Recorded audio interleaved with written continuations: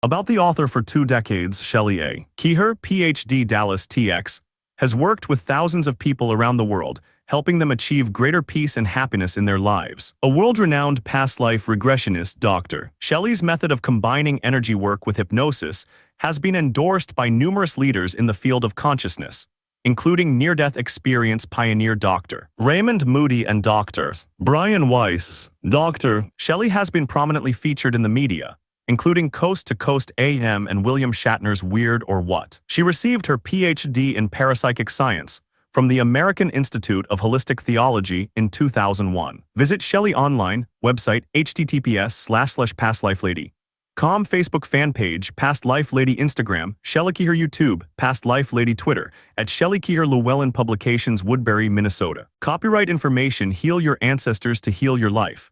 The Transformative Power of Genealogical Regression, copyright 2021 by Shelley A. Kaehr, Ph.D. All rights reserved. No part of this book may be used or reproduced in any matter whatsoever, including internet usage, without written permission from Llewellyn Publications, except in the form of brief quotations embodied in critical articles and reviews. As the purchaser of this ebook, you are granted the non-exclusive, non-transferable right to access and read the text of this ebook on screen. The text may not be otherwise reproduced, transmitted, downloaded, or recorded on any other storage device in any form or by any means. Any unauthorized usage of the text without express written permission of the publisher is a violation of the author's copyright and is illegal and punishable by law. First ebook edition, copyright 2021, ebook ISBN 9,780,738,764,603, cover design by Kevin R. Brown. Llewellyn Publications is an imprint of Llewellyn Worldwide Limited. Library of Congress cataloging and publication data, pending, ISBN 978-0-7387-6451-1. Llewellyn Publications does not participate in, endorse, or have any authority or responsibility concerning private business arrangements between our authors and the public. Any internet references contained in this work are current at publication time, but the publisher cannot guarantee that a specific reference will continue or be maintained. Please refer to the publisher's website for links to current author websites. Llewellyn Publications, Llewellyn Worldwide Limited, 2143 Wooddale Drive, Woodbury, MN 55125, www. Llewellyn.com, manufactured in the United States of America. Disclaimer: this book is not intended as a substitute for consultation with a licensed medical or mental health professional. The reader should regularly consult a physician or mental health professional in matters relating to their health, and particularly with respect to any symptoms that may require diagnosis or medical attention. This book provides content related to educational, medical, and psychological topics. As such, use of this book implies your acceptance of this disclaimer. Names and identifying details have been changed to protect the privacy of individuals. Exercise List Chapter 5. Talk with your mother, healing your inner child with your mother's ancestral line journey. Exploring past lives with your mother, current life healing with mom journey to meet with your birth mother journey to meet your birth mother before you were born, healing for your birth mother's ancestors past lives with your adoptive mother, ancestral healing for your adoptive mother. Chapter 6.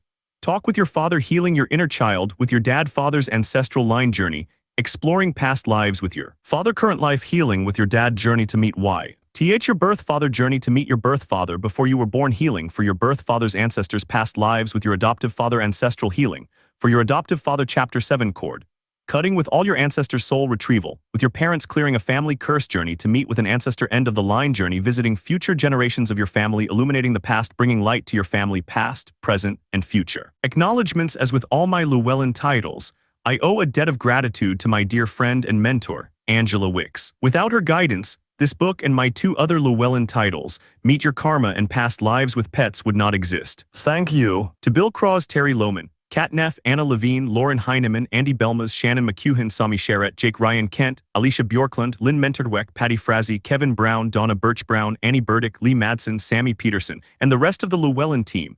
I extend my heartfelt thanks for your help and support on this and all my Llewellyn titles. To my family and friends, A simple thank you is not enough to express my gratitude for your loving support and belief in my writing passion all these years. Special thanks to Jim Meredith, Pat Moon, and Paula Wagner. Above all, I thank my clients and students who have entrusted me with guiding them into some unusual places over the years. I am grateful for the opportunity to serve, and am so awed by the courage and tenacity people display when traveling into the unknown aspects of their souls to achieve healing. You are all my heroes. Namaste. Introduction: Heal Your Ancestors to Heal Your Life is several years in the making, the byproduct of thousands of sessions I've done over the past 20 years. I believe in past lives, and the idea that our soul experiences many incarnations over thousands of years. After first learning of these ideas in childhood, and using past life regression to help alleviate many of my own personal struggles, I began doing past life regressions for other people professionally after receiving my PhD in parapsychic science back in 2001. My doctorate is in energy medicine, and I began developing a unique way to combine hypnotherapy to guide clients into past experiences while addressing memories at a holographic level. I found thoughts are things, and by working on memories at the energetic level, lasting change is achieved. I know for a fact my process works most of the time. I know that because I used these processes for myself first. During a guided journey years ago, I realized I had traveled down the wrong road into the past, and found myself observing one of my ancestors being scolded by her parent. I sent healing to everyone involved, and found my daily reality seemed lighter, brighter, and calmer. Like every single process I now teach, I found this so beneficial, and I began using a similar process with clients when needed. Unfortunately, like any method, my typical techniques don't work with every person I meet. What you will read in this book is a technique I use in my effort to assist certain clients who reported a different kind of challenge, one that seemed to originate from something far beyond themselves and their own soul journeys. The key to a successful past life regression is to find the true source of troubling events in the past, whether those events happened in your current lifetime or thousands of years ago. At times, I've been left with a deep sense the events described happened to someone else. In the rare event that happened, I would have clients call family members into their mind's eye to ask the family if the family unit needed healing. Other times, when I asked people to travel into their past lives like me, they accidentally found themselves visiting something that happened to an ancestor or immediate family member instead. That's when a generational healing is needed. Human beings share not only a planet, but also a collective experience of being alive. Not only are we aligned with all other human beings on Earth, but we're also deeply bonded with our families, more so than you might have ever realized. Have you ever stopped to wonder exactly how connected you are to your ancestors, your grandparents, cousins, and earlier ancestors who predated your existence by hundreds if not thousands of years? If you're like me, you typically go throughout your day not giving much thought to the struggles and turmoil, the triumphs and tragedies your ancestors suffered so that you might be here now to read this book. In reality, most people probably don't give those things much thought, but we should. Our forebears' battles, be they in war or in life in general, helped us become who we are today and should be considered more carefully as we go about our daily business. After reading these stories, you'll shift your thinking as I've done and come to a higher understanding of the simple fact that you are absolutely a living, breathing extension of everyone in your entire clan who came before you. What if the positive traits as well as the challenges, physical, mental, emotional, and even spiritual, you inherited could be better understood, explained, and healed? What's more, what if you were given a chance to not only alleviate suffering of those ancestors who suffered wars, famines, disease, and the like, but also extend a pure light of loving kindness to those future generations who have yet to be born in the material world? Would you do something to help if you could? You'll be given lots of helpful processes in part 3 of this book to help you do exactly that. Heal Your Ancestors to Heal Your Life will hopefully give you a new way to view the world and the people around you. Above all, I hope the book gives you tools you can use to empower yourself to build up the people closest to you, so you can all live a life filled with joy, happiness, and purpose. Contents: Part 1, Genealogical Regression Overview. Typical past life regression sessions begin with clients explaining why they came to see me. Some come for curiosity, to find out who they were in the past, but others have deep issues they want to heal and transform. We meet on the assumption that the source of the angst can be located somewhere deep within their own past life history. Most of the time, that's true, but occasionally, another kind of deep inner work is needed to resolve various life issues. The case histories in Heal Your Ancestors to Heal Your Life are different from those in all my other books. Instead of visiting past lives, clients heal past events that happened to their ancestors. By sending healing light through the family tree, clients positively affected not only their own well-being, but the lives and future happiness of everyone in their family. In this section, we will explore the differences between these two distinct areas of study to prepare you to go on your own journeys later in the book. Contents. Chapter 1, Comparing Past Life Regression to Genealogical Regression.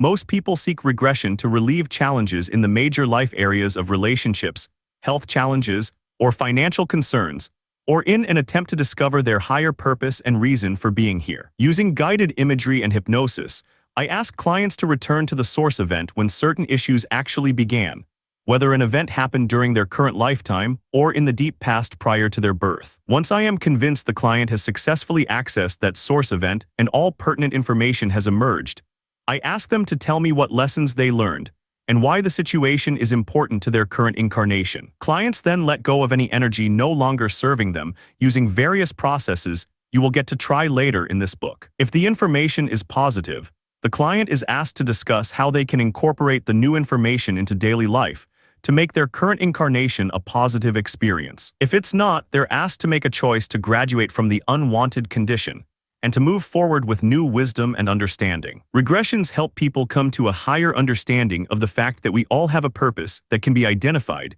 by uncovering the patterns found in all the past lives our souls have experienced before. Once those patterns are identified, a soul purpose can be identified. We are not always too creative with our purposes. They are often quite simple: learn to love, to forgive, to help others. People can easily uncover these details and leave a session with a feeling that they have indeed been doing what they were meant to do during any given lifetime. Sometimes clients affirm their soul purpose by recalling past events from their current life. I help them see that the challenges they faced in their current incarnation were often in alignment with their soul purpose. People find comfort in the fact that while things may not always go exactly how they'd like, things really do happen for a reason.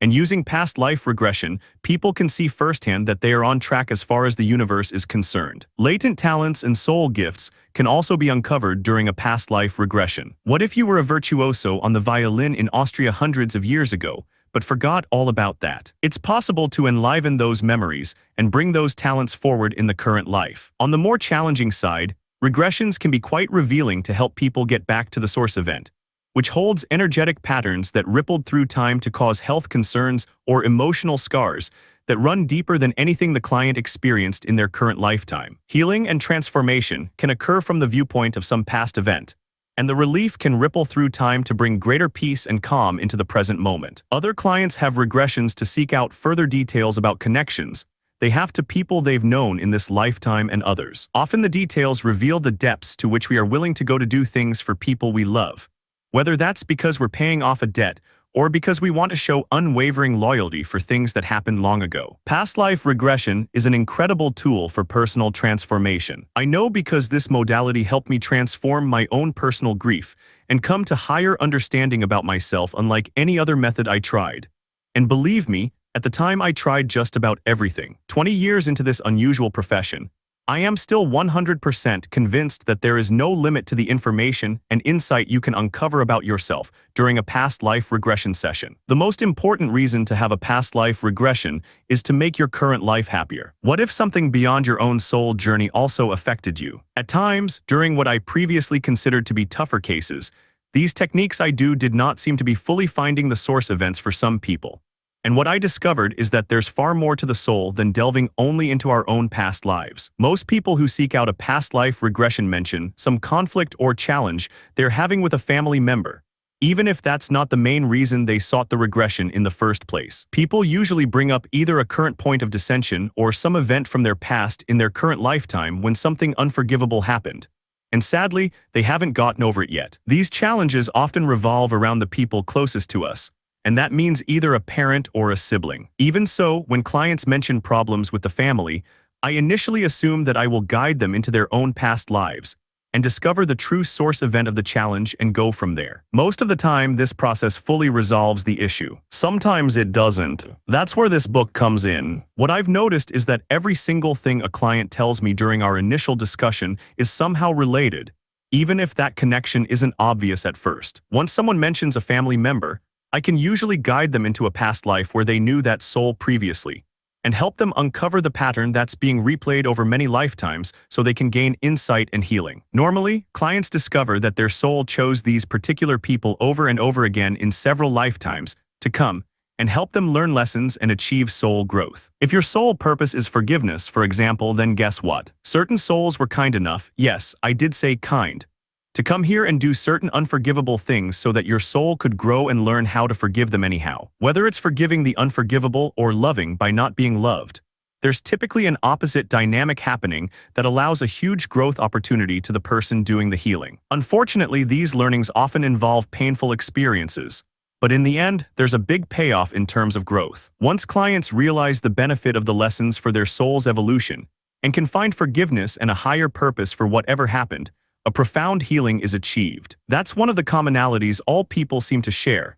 Most of the time we learn through pain rather than pleasure. I am not sure why this happens, but it's true. If you're lounging on the beach in the sun, you don't seem to get the lessons as well as when something hurts. I wish that weren't the case, and I know we could certainly choose to change our thinking, but for the most part, that's how we do things around here. And who better to help us with the toughest stuff life can hand out than our families? Soul lessons from our clan. Why are our families so difficult? There's no doubt in my mind that we're going around the block, so to speak, with the same characters throughout time until we identify and learn our lessons, forgive, and move on. We chose our experiences before we arrived in our current lifetimes. If you're like most of us, you're probably thinking, why in the world would I choose this? Great question. We don't consciously recall all the knowledge we gained in our past lives, but we chose what we would do before we arrived, and those things play out with our life lessons in order to help with our soul's evolution. There are no coincidences. It makes sense that the people who brought you into this world, your family, are here with you because they're the ones who really know how to push your buttons.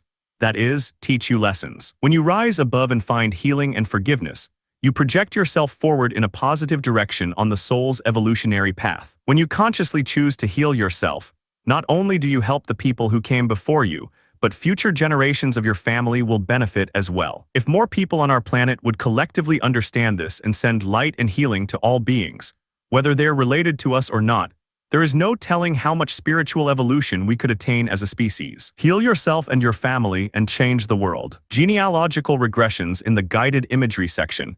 You will learn how to bring healing to events that did not happen directly to you, but to someone who is related to you. The journeys are kind of like eavesdropping into history through a window in time. Like a spiritual time traveler, you will travel into the past and hover over incidents your ancestors need to heal. You'll learn how to send the light of understanding to your own forebears and create miracles in your daily life. Many who experience these journeys walk away feeling a greater appreciation, which we all should, of the many challenges faced by ancient people. With the introduction of websites like Ancestry.com and various affordable mail-order DNA testing services, ancestral research is becoming easier and more accessible, and therefore more popular. These days, there are numerous television programs about baffled celebrities who go on a journey with a genealogist in order to discover keys to their ancestral heritage. Invariably, the special guest bursts into tears after learning details of the hardships their ancestors endured, so they could enjoy their current life. I love watching these programs, and yet I am also aware of the fact that these famous descendants could actually go back in time to offer healing light to their ancestors, therefore affecting every single person in their ancestral line. It's true. It's a noble aspiration to want to help your ancestors and your future family members, one I know you're up to achieving. Living for the family and paying homage to one's ancestors is something that's been an integral part of the cultural heritage of many people who came before us. Healing all time, even though past life regression and genealogical regressions take place in the mind rather than in the real world. When you visit an ancestor in the past, a great transformation takes place when you send light to and pardon others who have wronged you or your family. On the flip side, when you ask for mercy and forgiveness from those who you or your ancestor have harmed and send the light of compassion to all involved, profound and tangible healing occurs. There is nothing as beautiful as extending grace to others by doing this kind of work, even though such acts take place in the theater of the mind, in the realm of your imagination rather than in the outer world. I say imagination because so much of what my clients experience cannot be proven in a laboratory. The success in any journey involves each client making the personal commitment to trust in their journey. When you commit to creating a brighter future by believing that you can successfully let go of the past by healing previous events, you will successfully shift into a state of expanded awareness and greater oneness with our fellow humans that will enrich not only your own life, but the lives of your family and all others who come into contact with you. Belief and areas of exploration. What do we owe our ancestors? That's an interesting question. If our lives are wonderful, one might say we owe them everything. If things aren't going the way we'd hoped, perhaps we feel differently. The concept behind past life regression implies that when we leave this physical body, we will be one with spirit.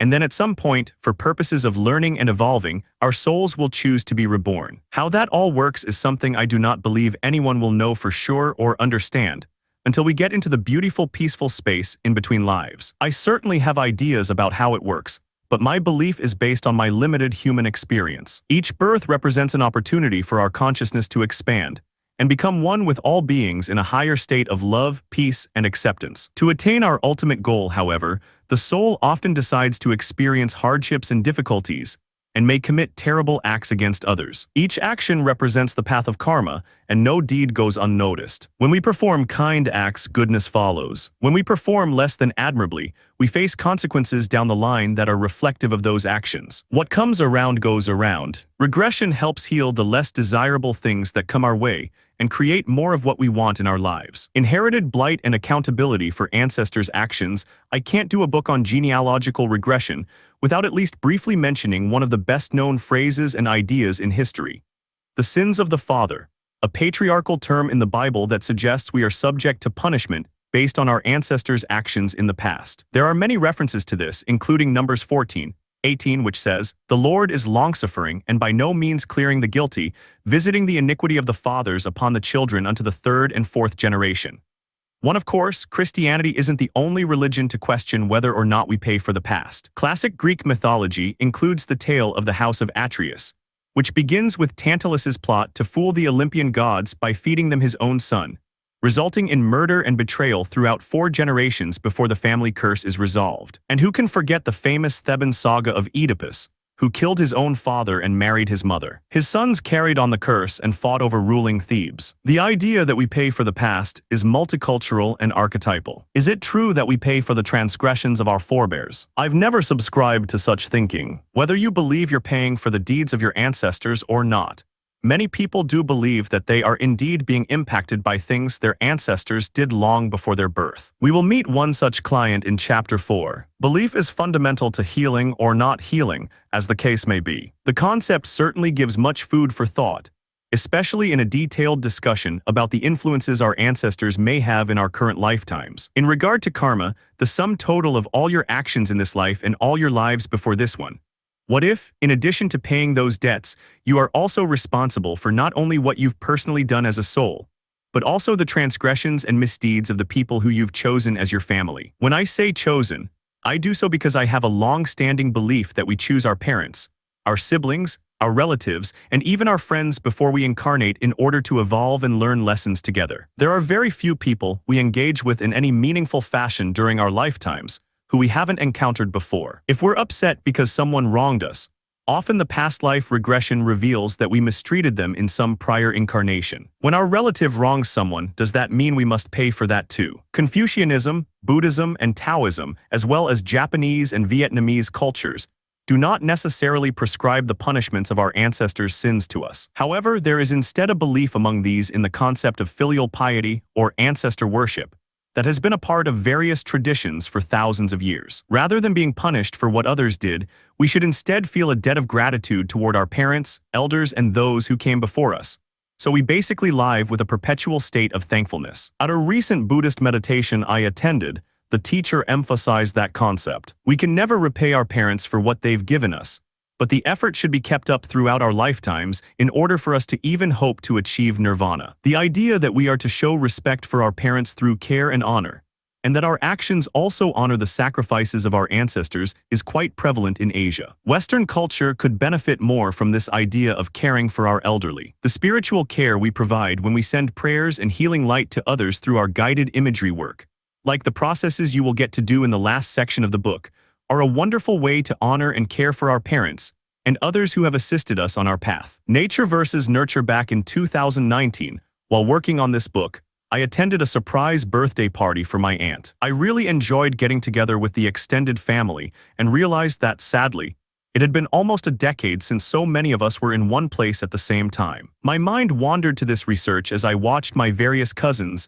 aunts, and uncles mingle around the restaurant. It's interesting when observing family to see which ones seem to resemble each other physically and notice others who don't look like anyone else within the same generation. I fit more in that category and tend to take after a grandmother rather than my parents. As I walked around chatting it up with everyone, I found myself wondering who some of these relatives take after and why. I am a believer in the idea that we chose what we're experiencing before we arrived. If that is true in the fullest sense, then we would not only choose our paths now, but also chose our parents, relatives, and ancestors as well. One of the major philosophical questions in life involves the debate over nature versus nurture. Are we primarily subjected to genetic predispositions handed down by our birth parents and ancestors?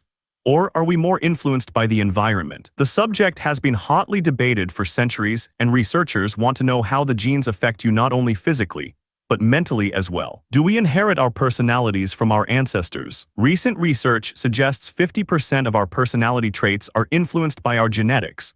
2. What if those quirky behaviors you have actually came down the line from a distant relative? Considering all the work we do in our lifelong endeavor to better understand ourselves and heal from our own past life situations, we could all benefit by turning some of that attention to our forebears. If this idea of inherited behavior holds up, then the soul would need to make a conscious decision to choose both to come to heal and work through its own past lives, and that this particular family or families, if we're talking about the maternal and paternal sides of the family, are the people whom our soul is willing to assist through challenges to help all former family members heal collectively. Being born is a far greater responsibility than we ever imagined. I've seen firsthand how paying attention to our extended family by sending healing light to all can dramatically improve the lives of everyone. We should want the best for everybody. The healings in this book can be used not only for your family and ancestors, but for all beings, for the betterment of all people throughout all time. Emotions link us to the past. While we may have inherited common personality traits from our ancestors,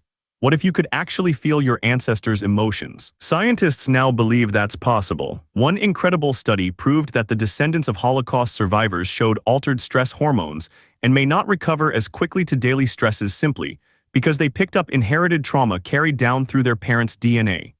3. When you think about that, it makes sense. How could someone survive such atrocities and not be energetically affected by it? We have energetic ties to the past, whether we're consciously aware of them or not. Every single soul who has come before us, and all who will continue on when we've crossed over, are part of ourselves. We all breathe the same air. We think some of the same thoughts, and we go through some of the same struggles and triumphs in life. When you bless the past and all who are in that past, you're actually sending that blessing to yourself. It's been said that whatever you say about others, you're also saying about yourself. Hold up the mirror and love yourself. Send light to all, and you will experience a lightening of your world that will contribute to greater happiness and peace for all. Genetic memories and the collective consciousness. Pioneer Carl Jung described the collective consciousness that all people share.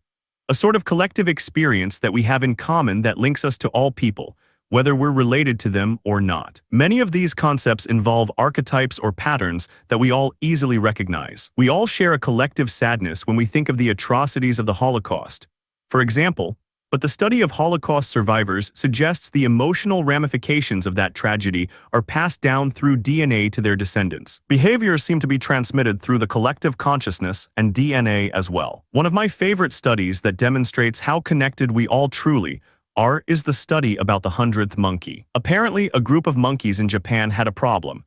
They would not eat a certain sweet potato found near the beach because the skins were bitter. One monkey learned to wash the potato, and collectively, after 100 monkeys learned how to do so through observation, subsequent generations began washing the potatoes and eating them.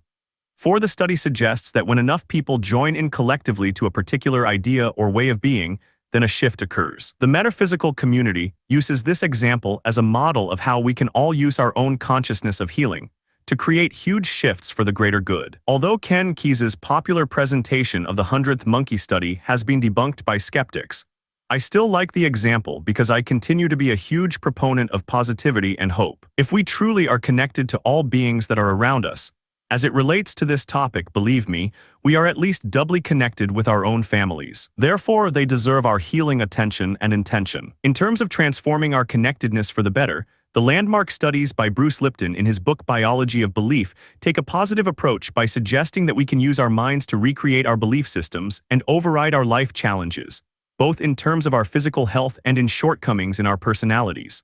5. So which is it? Are we suffering from past transgressions, or can we use our minds to reshape history? I've always believed in the idea that we can use the power of our minds to overcome just about anything. The belief in transformation is at the core of my life's work. Still, I've seen so much during my time in private practice that I am definitely convinced that our DNA and ancestors affect us more than we'd like to admit. The extent to which our own healing can actually heal and help our ancestors is something that hasn't been proven scientifically, but works wonders. Anytime we can go within and reshape the way we're viewing our world, it's bound to help not only ourselves, but everyone we come into contact with in our daily lives, now or in the future. My personal and albeit unscientifically proven theory is that we can go inside our minds and consciously reshape our attitudes about anything, including our current life, families, and forebears, and make a hugely positive energetic imprint that ripples throughout all time, past, present, and future. Hypnotherapy and meditation have transformed my life for the better,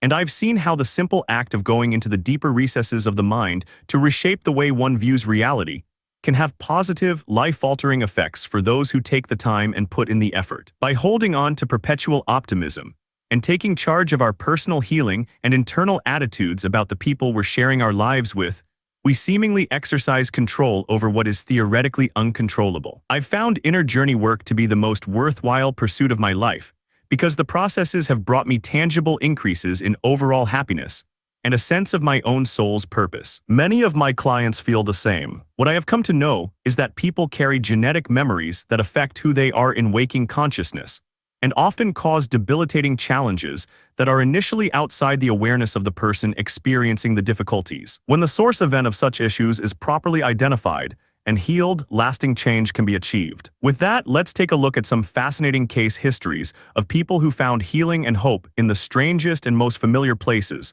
in their own ancestral past. Contents 1. King James Version. 2. Andrew Anthony, So Is It Nature Not Nurture After All? Guardian, September 29, 2018, https://www. The Guardian. com/science/2018/sep/29/ So Is It Nature Not Nurture After All? Genetics, Robert Plumman, polygenic testing. 3. Tori Rodriguez, descendants of Holocaust survivors may have increased stress hormones. Scientific American, March 1, 2015, https://www. Scientific American. com/article/descendants of Holocaust survivors have altered stress hormones/ 4. Ken Keyes Jr. The 100th Monkey Scent. Mary K.T. Vision Books, 1982. 5. Bruce H. Lipton, The Biology of Belief, 10th Anniversary Edition. Carlsbad Ka, Hay House, 2016. Part 2 Case Studies. Next up, you will have a chance to read some of the most interesting genealogical regressions I've collected from my clients who traveled into past events involving their ancestors and sent healing and light to all concerned. When clients take this journey, as you'll have a chance to do later in the book, they arrive at a place where they meet with the higher selves of their mother and father and receive guidance about which ancestral line needs the most healing at the time of the session. Please note that, as usual in all my books, all the case histories you'll be reading have been altered to protect the privacy and identities of my clients. Enjoy. Content. Chapter 2, Physical Healing. We will begin our case studies section by highlighting some of the examples of clients who experienced physical healing, either for themselves or for an ancestor. Hunger pain affected generations of Peter's family. Peter came to see me because of chronic stomach problems that could not be resolved through traditional medical avenues. Doctors scanned and tested for anything and everything they could think of, but in the end, they found nothing wrong with him. Some believed he made up his symptoms, while others thought he suffered from extreme stress that damaged his health. He explained, "I have deep, sharp pains in my gut, and no matter how many scans I do, nothing comes up. I've tried keeping track of my diet to the point of writing down everything I eat. I even kept a log to see what time of day it happens, and it always seems to be around the same time, early evening. I watch what I eat and try to make sure I'm sticking to healthy foods and nothing too acidic, but nothing's helping. You name it, I've been there, done that. I'm starting to think this is deeper than something I'm doing myself. I'm sick of it and I intend to get to the bottom of this once, and for all so I can move on with my life."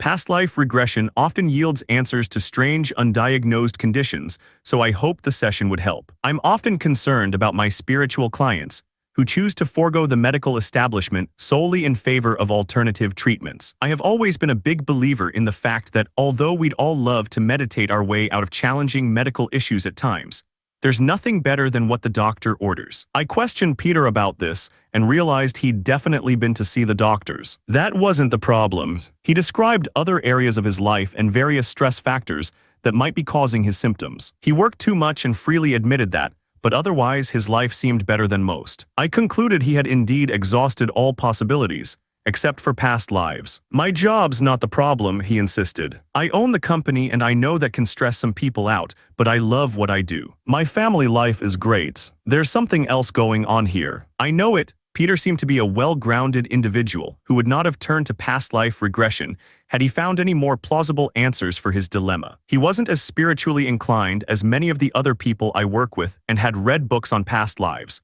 never initially thinking that would have anything to do with him until his situation became so unexplained he realized that maybe the only answer that made sense. Regression for many people is a last resort, and Peter had that mindset when we met. Peter easily traveled into several of his past lives. His soul had been through several wars where he reported sustaining severe injuries, including being stabbed in the gut. I felt sure this was the source of his problem.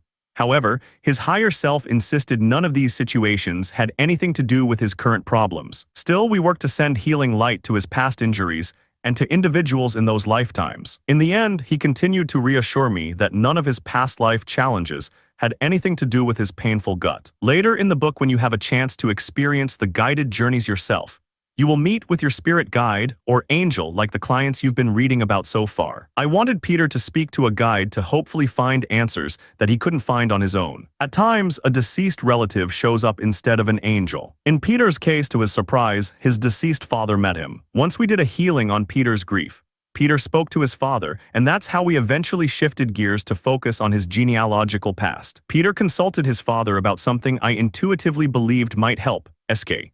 Ask your dad if this injury is yours, or does this possibly have to do with an ancestor? Peter, an ancestor. SK, very good. Ask your father if the source of this injury originates on his ancestral line. Tell me what he says, yes or no. Peter, surprised, yes. Come to think of it, Dad always complained of stomach issues before he died. So did my grandfather. SK, very good. Float with your father now into the past to the source event where this issue became a challenge for your ancestors and family members. Be there now. Notice what's happening. What year is this? Peter, sometime in the early 1800s or so in the Philippines, where our family's from. I see a mob fighting over fish. The weather and tides are affecting their ability to find enough for everyone. I see a man. He's poor, incredibly thin, and fighting for his family. There's nothing to eat. SK, how does this relate to your family's stomach issue? Peter, I don't know. Hunger, I guess. SK, is that the source event of your stomach issues? Peter, kind of yes, but there's more to it than that. SK, fast forward through these events to the most significant event that relates to your pain in your stomach. Be there now. Notice what's happening. Peter, oh, he's being attacked by the hungry mob. He steals a small piece of fish and manages to get away. SK, what happens next? Peter, he takes it home and the family shares it, but it's not good. They all get ill. His kids die and he believes it's all his fault, even though they would have probably died of hunger anyway. SK, what happens to the man? Peter, he's sick and he's having sharp pains right near where I've been having my pain. He dies at about the age I was when this first came on. SK, what time of day did this happen? Peter, early evening, the same time when I've been having my pains. My dad too. It's like we're feeling his pain. Neither of us had the problem until we reached his age. What's so sad is he didn't do anything wrong. It's not like anybody wouldn't have tried to feed their family, but he watches most of his family die there. He leaves this world in horrible pain and in a complete panic. SK, allow a healing light to come down from above and wash over this man, taking away his fear, his panic and hunger, his worry for his family, and his pain from his wounds. Feel that light moving through him, neutralizing and healing this issue. Let me know when he feels better. Peter, after a moment, yes. SK, very good. Now imagine your grandfather's higher self can float up to you, and that light can move through him as well. And then it moves into your dad's higher self. Allow the light to relax both of them, relieving any pain or anxiety, bringing a peaceful calm to both of them. Let me know when they feel better. Peter, yes. SK, nice. Now allow that same peaceful light to move through you as well. Bring it straight through the top of your head, through your neck and shoulders, and allow it to move into your arms and hands, down your spine and into your stomach. Imagine that light is moving into every single cell in your body, healing and relaxing, filling those cells with peace and light, resolving this pain and completely removing this issue. Then notice a beam of light connecting you, your dad, and your grandfather to your ancestor. Imagine you can cut that cord and release yourselves from this pain, knowing you no longer have to experience the suffering of the past. Peter, it's better. We resolved this, thank God. SK, great.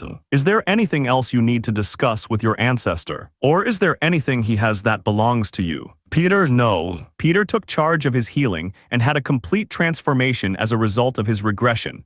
That is, once he found the real source event of his challenges. I heard from him a few months after his session, and he reported that he never once had those pains again. He also expressed extreme relief that his 13-year-old son would not be subjected to the same kinds of issues once he came of age. Peter showed what the real power of determination and the family line can do in terms of healing not only ancestors, but future generations as well. Armand's overseas illness connected him to an Asian ancestor. Armand's family hailed from Spain originally, but from the earliest times, he had an unexplained childhood obsession with everything Asian: food, programming, clothing, and even music. In his mid-30s, Armand finally had a chance to travel to China and fully expected to have a positive experience. Unfortunately, things didn't go as planned. He returned home more confused than ever and came to see me for a regression. He said, "Nobody in my family understands what I see in China. I've always loved it, but now that I'm home, I don't know what to think. I had a terrible time there. I felt sick to my stomach the whole time I was there. The pain was so bad I almost vomited. When our tour group arrived to Tiananmen Square, I started getting so dizzy. I had to wait in the bus until I felt better. I eventually stepped outside and walked into the square, but the strangest thing happened. All the modern surroundings faded away and I couldn't see the buildings anymore. It was really weird, like I was standing there in the middle of some war. I heard loud blasts and people crying. Am I losing my mind?" Armand wasn't losing his mind at all. In fact, his experience sounded quite similar to stories I've heard from dozens of other people. Armand experienced something I call retrotrophy, an externally induced past life memory triggered by travel. The phenomenon is actually quite common. Many people recall vivid details from their past lives while traveling. I explained all of this to him and told him that we could easily travel into his past life experience in China and send healing light to all involved. The solution sounded simple enough, and yet like all of the cases in this book, things were not at all common. Armand attempted to find a past life in China, but none existed. I asked him about Asia in general, and again, nothing came up. I was perplexed. Initially, I concluded sensitive Armand likely picked up on the suffering of others who experienced horrific wars in that area in the past. Certain places in the world are hot spots for paranormal activity,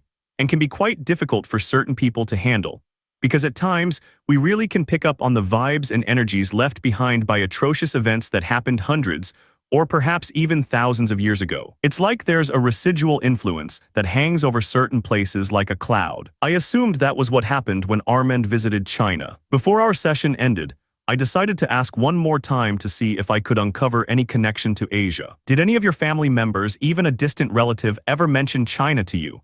There's a story we're not sure is true, Armand said. Our aunt from several generations ago may have been part Chinese. I've never looked into it though. I decided it was worth pursuing. Here's what happened, SK. Which side of the family was this aunt supposedly on? Armand, my mother's. SK, very good. Let's go meet with your mother now and your grandmother. Imagine you can talk to their higher selves and see if they have any more details about this aunt. Armand, this is what they were told, but they're still saying they do not know anything for sure. SK, imagine that your angel, your mother, your grandmother, and you can all float back to meet with this aunt. Be there now. Notice what's happening. Armand, yes. I see her. SK, very good. Ask her if she has an Asian ancestor, yes or no. Notice the first answer that pops into your mind. Armand, yes. SK, was she from China? Armand, hesitating, I want to say yes, but it feels like I'm making it up. SK, ask your angel, was she Chinese? Yes or no? Notice the first thing that pops into your mind and go with that. Armand, yes. SK, good job. Is this ancestor causing the experience you had in Beijing? Armand, yes. SK, very good. Which side of your aunt's lineage was Chinese? Armand, on her mother's side. SK, nice. Imagine you and your angel and your aunt can travel back in time to the source event of where this challenge started. Be there now, float over the events, and notice what's happening. Where are you? Armand gasping in that same place. SK good. What year is this? Armand 1600s. The word Ming comes to mind. SK what's going on there? Armand, the people are angry at the government and there's fighting. People are dying. SK,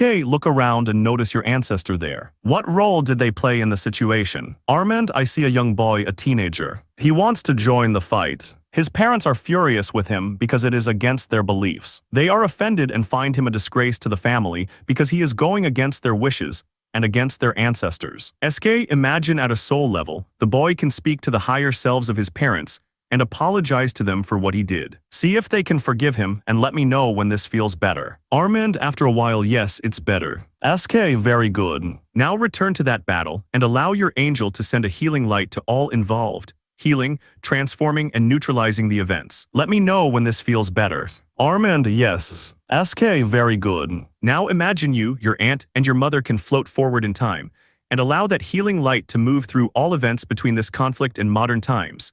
Healing, shifting, and transforming everyone involved. Arrive at today and imagine you can notice how much lighter and brighter your mother is, and then extend that energy to yourself and feel lighter. Earlier in the book, I briefly mentioned the deeply ingrained Chinese cultural belief system of ancestral veneration. In Armand's healing, the forebear needed to receive forgiveness for offending the ancestors.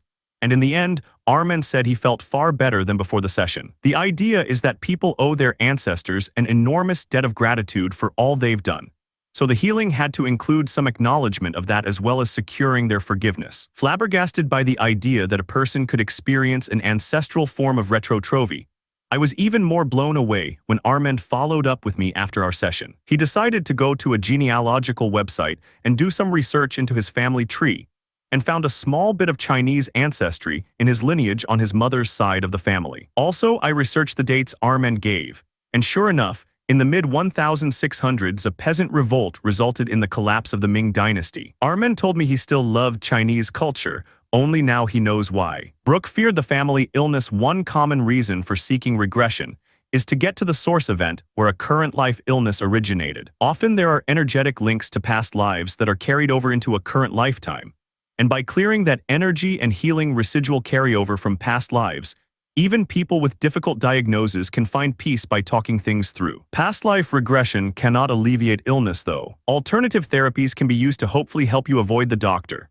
However, when a diagnosis such as cancer has been made, modern medicine is required to heal, and the regression becomes a tool to help the cognitive aspect of the client come to terms with what's happened and gain the strength and acceptance to accept what is, and to go forward with healing intentions. Unfortunately, there is a prevalence among many of my spiritual clients to want to forego the medical profession altogether. I've found that medicine is necessary at times, and it's important for people to accept that. Once the situation is stabilized, alternative treatments, including hypnotherapy, can be hugely transformational. Another way I work with clients using the genealogical regression is to help people find answers about how they can avoid contracting a genetically inherited illness. My client Brooke came to see me for this reason, and she knew her family history and worried she may eventually take on a disease that claimed the lives of both her mother and her grandmother. I'm concerned because I'm turning 40 next year. That's the same age my mother and grandmother were when they died of cancer, Brooke said. Do you have cancer now? I asked. No, but I'm worried.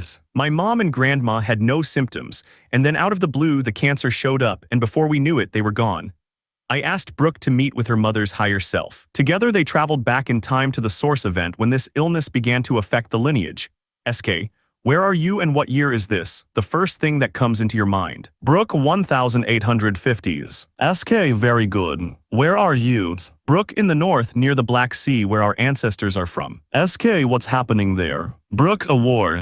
It must be the Crimean War. I know that because our family did research online. It's awful. I'm floating over a battle in a field. There's lots of blood. There is a man slumped over in a heap. He's dying a horrible death. Crying, I can't imagine anyone going through anything so terrible. SK, who is this man you're seeing? Brooke, an ancestor. I can't quite see how, but he's like a grandfather several generations back. I can feel his thoughts and he's so sad. He doesn't want to die and leave his family behind. The last thing he thinks of is his wife and kids. During sessions, a supportive and healing angel typically guides clients on the journey. The angel helps with healing, and in Brooke's case, her ancestor clearly needed help. SK, imagine you and your angel can bring a healing light to your ancestor now. Envision this light as it slowly relieves his physical pain and suffering. Allow that light to calm his fear and worry about his family, and allow your angel to send him a deep feeling of peace. Let me know when it's better. Brooke, yes. He's passing away now and the light is overcoming him as he leaves the world behind. SK, good job. So tell me, is this incident in the Crimean War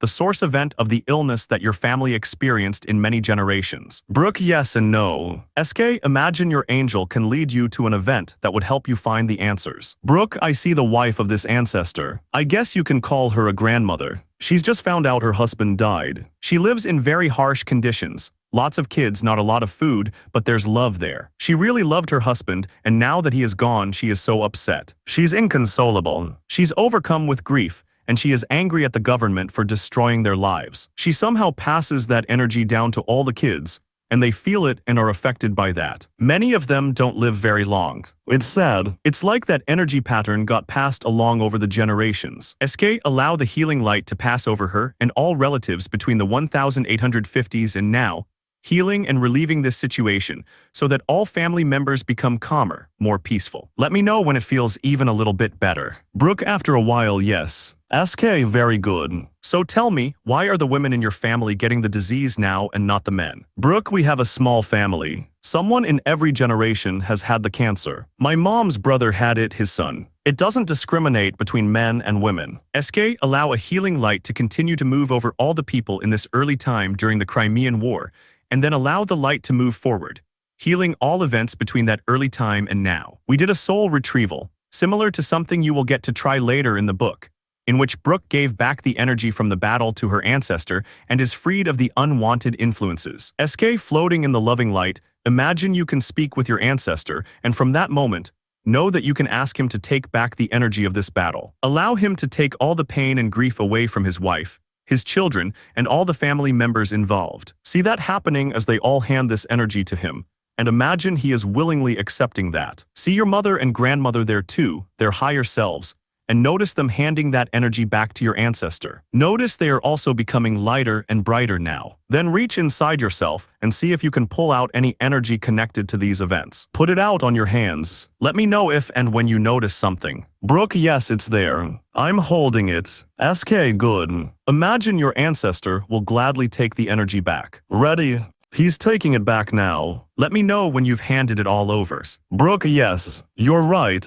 He's happy to take it. He actually wants to help, and it's making him feel better knowing we're not suffering over him anymore. SK, very good. Notice there's an energetic cord between the two of you. Next, imagine your grandmother and mother are floating out in front of you again. See if there is any residual energy you're carrying that you can give back to them. Yes or no? Brooke, oh yes. SK, allow them to take back the energy of the illness now. Let me know when this is better. Brooke, yes. Better. SK, imagine there is a cord of light connecting you with your mother, grandmother, and all ancestors, everyone in your whole family line, both healthy and those who have passed from this cancer. Your angel has a pair of golden scissors, and in a moment when I count to 3, your angel will cut those cords between you and free you from this energy. Ready?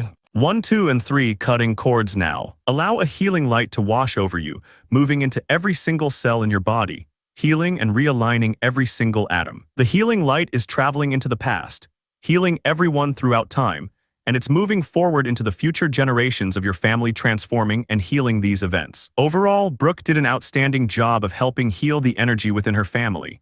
And because she did, I'd love to give you a completely glowing report of the results of this case. As it turned out, Brooke still came down with a milder case of cancer. The good news is that she survived. After going through chemo and radiation, the cancer eventually went into remission. The last I heard, she's still living a great life and moving forward. Did her session help her shift just enough to avoid death? I can't say. Healing is multifaceted, and there's no way to ever know for sure which one of the many steps you take leads to the solution. The soul is so complex that I truly believe, at times like these, The combination of several different things makes the difference. Keeping a positive attitude through it all is crucial though. How you think about things and keeping faith and hope can make a real difference. Brooke seemed so positive when we met, and thanks to her optimism, medical treatment, and keeping faith in her own survival, she kept going. Life throws challenges at all of us, and Brooke's example showed that you can overcome just about anything and move on. Tracy's migraines helped her reconfirm her soul's purpose. Tracy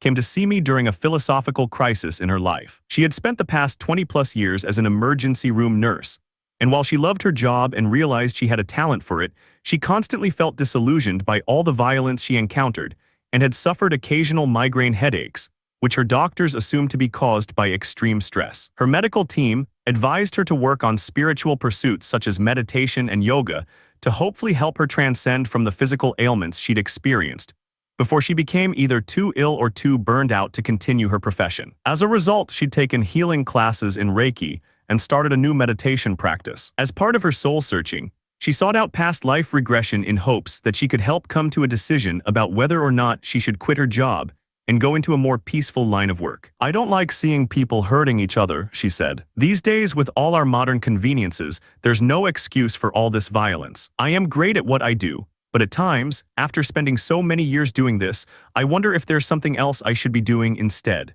Tracy came from a family filled with a long line of nurses on her mother's side. The profession was in her blood, so to speak. After exploring her past lives, I guided Tracy into a space where we spoke to her mother, who took her back to a bloody battleground during the American Civil War. SK.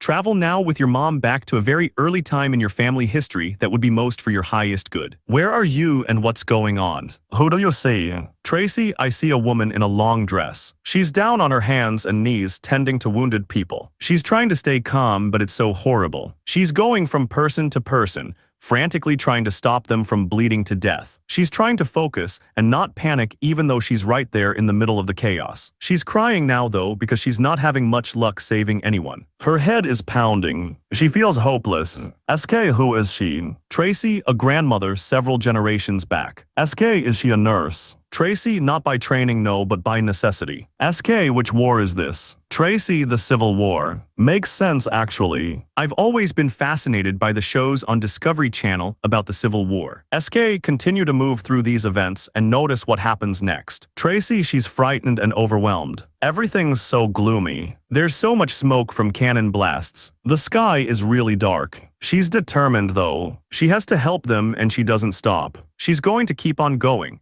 even if she gives her life doing so, and she doesn't have time to worry about anything but what she's doing in the moment. SK, fast forward to the next most significant event. Be there now and notice what's happening. Tracy, the following day the battle is over. Daylight's come. There are bodies lying everywhere. It's horrible. She's crying. She lost several people in the war just like everyone else did. She's placing a hand over her stomach. She's pregnant. Now that the battle's over, she's thinking about her future again. She wants to live for her child, but if it wasn't for that, she would want to be dead. SK, imagine your angel can send a healing, loving light to her and allow that light to extend to all people in the battle, those who lived and those who passed away. Let me know when this feels a bit more peaceful or at least neutral. Tracy, yes, it's a little better. SK, very good. How has your ancestors' experience influenced your family members since these events? Tracy, we're all nurses or in healthcare. My mother's my grandmother's. I'm not sure before that, but seeing this makes me wonder. I'll have to do more research. We have a family motto: to help others is the most noble thing to do in life. SK, how are those events linked to your current stresses and migraines? Tracy, I get discouraged at times, particularly when I'm working on holidays. There are so many gunshot wounds, stabbings, and needless acts of violence in our modern society. I wish it wasn't like that. I can see now that my several times great-grandmother faced the same thing, only worse. We want change, and we should continue to strive for that and pray for peace.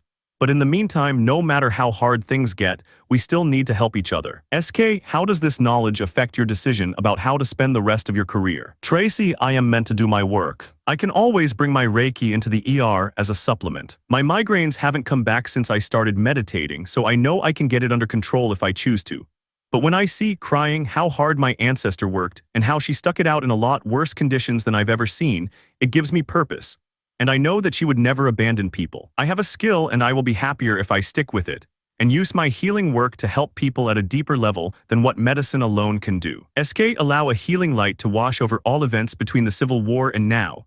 Healing, transforming all members of your family and everyone on the battleground. Allow the light to continue to heal all events between this early time and today. Let me know when this feels better. Tracy, when the light started to shine on everybody, they were happier by the time we left. The energy is improved. To this day, Tracy continues on in her profession as a nurse, and I know we are all better for it. Sometimes a regression session is good for clarifying our lives and reminding us that we're actually on the right track after all. Cliff's health scare helped him bond with his grandfather. Cliff was a successful banker and businessman who came to gain clarity about his life after a recent health scare had him concerned. He considered taking an early retirement and wanted to know what he might do once he stepped away from his lucrative career that had taken up so much of his time for the past 30+ years. Cliff explained, I had an incident at work recently. Everything worked out okay, but I had to have several tests run on my heart. We have a long family history of heart disease, and although the doctor said things look okay now,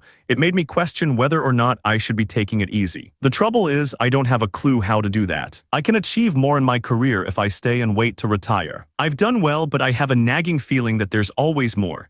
Something bigger, better always around the corner. It's like I can't ever get enough. I don't want to run myself into the ground though. We don't need the monies. I'm successful now, but part of the reason I can't walk away is because of my childhood. Having money wasn't part of our lives. We grew up poor, but my parents instilled a good work ethic into us kids. And that's how I got to where I am today. In the old days when they were growing up, you didn't go home and sit around like we do now. You worked your whole life until you died. My wife wants to travel though, and if we don't get going, we'll be too old to enjoy ourselves, or worse, we won't be in good enough health. You can't count on what may or may not happen in the future, but somehow if I do leave the company, I need to be at peace about that.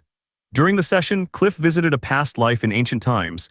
SK, what's happening? Cliff, I'm in India. I'm a military officer during the reign of Alexander the Great. I'm very high up in the ranks, like the equivalent of a modern-day general. I'm respected and command hundreds of men, fierce in battle. SK, how does your life during the time of Alexander relate to your current life? Cliff, business is a battle. I did what I needed to do to succeed. Only in my current life, it hasn't involved killing anyone. You have to step on toes once in a while to get ahead. SK, rewind to an earlier time in this general's life, to a significant event that would give you further insight into your soul journey. Be there now. Where are you? Cliff, I see a tiny home filled with kids. Not much food or money. Similar to how I grew up in my current life. Just goes to show that it's not where you start that matters. With determination, you can do great things. SK, fast forward in time to the very last day of this officer's life. Notice how he passes into spirit, and do that now. Float into the peaceful space in between lives. What lessons did you learn there? Cliff, a short time later, I died in a battle, and for what? We were taking over every place we could, and we had to go to India on a hardship tour. Cliff used a modern explanation for the ancient dilemma. Hardship duty involves military personnel being assigned to extremely difficult posts, and as a result, they are entitled to extra compensation. Cliff, the men were furious, and I wanted to change course, but I couldn't have disobeyed orders and walked away. If you abandon military duty, you may as well sign your own death warrant. SK, what lessons did you learn, and how are they applying to your life now? Cliff, I couldn't leave in that life. Now I can choose. I should do something else before I'm killed by stress in a battle I can't win. I want more in my life than just working. Love and family are all that matters. There's no real life or death reason not to stop now while I'm ahead, and there's a whole world out there to explore. Cliff's soul spent his life working hard and paying the ultimate price. Even though he seemed to find answers about the fact he needed to retire soon, I still sensed he had more to uncover, but what? Before the session began, Cliff briefly mentioned his mother had passed away a year earlier. Once we were finished with the past life journey, I guided him to a place where he could meet with her higher self to finish anything that may have been left unsaid between them. You'll have a chance to do a similar process later in the book. His mother's soul had a lot to say, including something she wanted to show him. Cliff journeyed down his mother's ancestral line and discovered something unexpected. SK, Where are you and what year is this? Cliff, I'm in Ireland, where our family came from several generations back. Not sure the date. SK, what's happening? Cliff, my grandfather several greats back is there. He's younger and he got someone pregnant. He disgraced his family and hers. The girl is banished from society and he can never see her again. It's bad enough what happened, but she's also from a lower station than him. Like a lower class. His family says she's not good enough. The ancestor carries that guilt with him throughout his life, and this idea that he's not good enough. He's been tarnished by this even though they were talking about her. They made her disappear. He loved her though, and even though he moved on, he never quite got over it. SK, how does this relate to your current life? Cliff, hesitating, clearing his throat. Well, I've never told anyone but my wife about this. I got my high school girlfriend pregnant, and she was also sent off to a home by her father. He forbade me to have any contact with her ever again. I didn't see the baby either, and I never found out what happened to them, but I've always wondered. It's strange to think that one of my ancestors went through the same exact situation. SK, bring a healing light to your ancestor and allow that light to wash through your whole family until that light fills you with love and peace. Let me know when this feels better. Cliff, after a moment, yes. SK, does this knowledge about your ancestor help you in your current experience? Cliff, yes, actually it does. I think that's where my indecision comes from. Once I saw how he felt about what happened, I realized I felt the same about what happened to me, but I never told anyone that. It's kinda like I didn't want to acknowledge any of those thoughts. After not hearing from him for several years,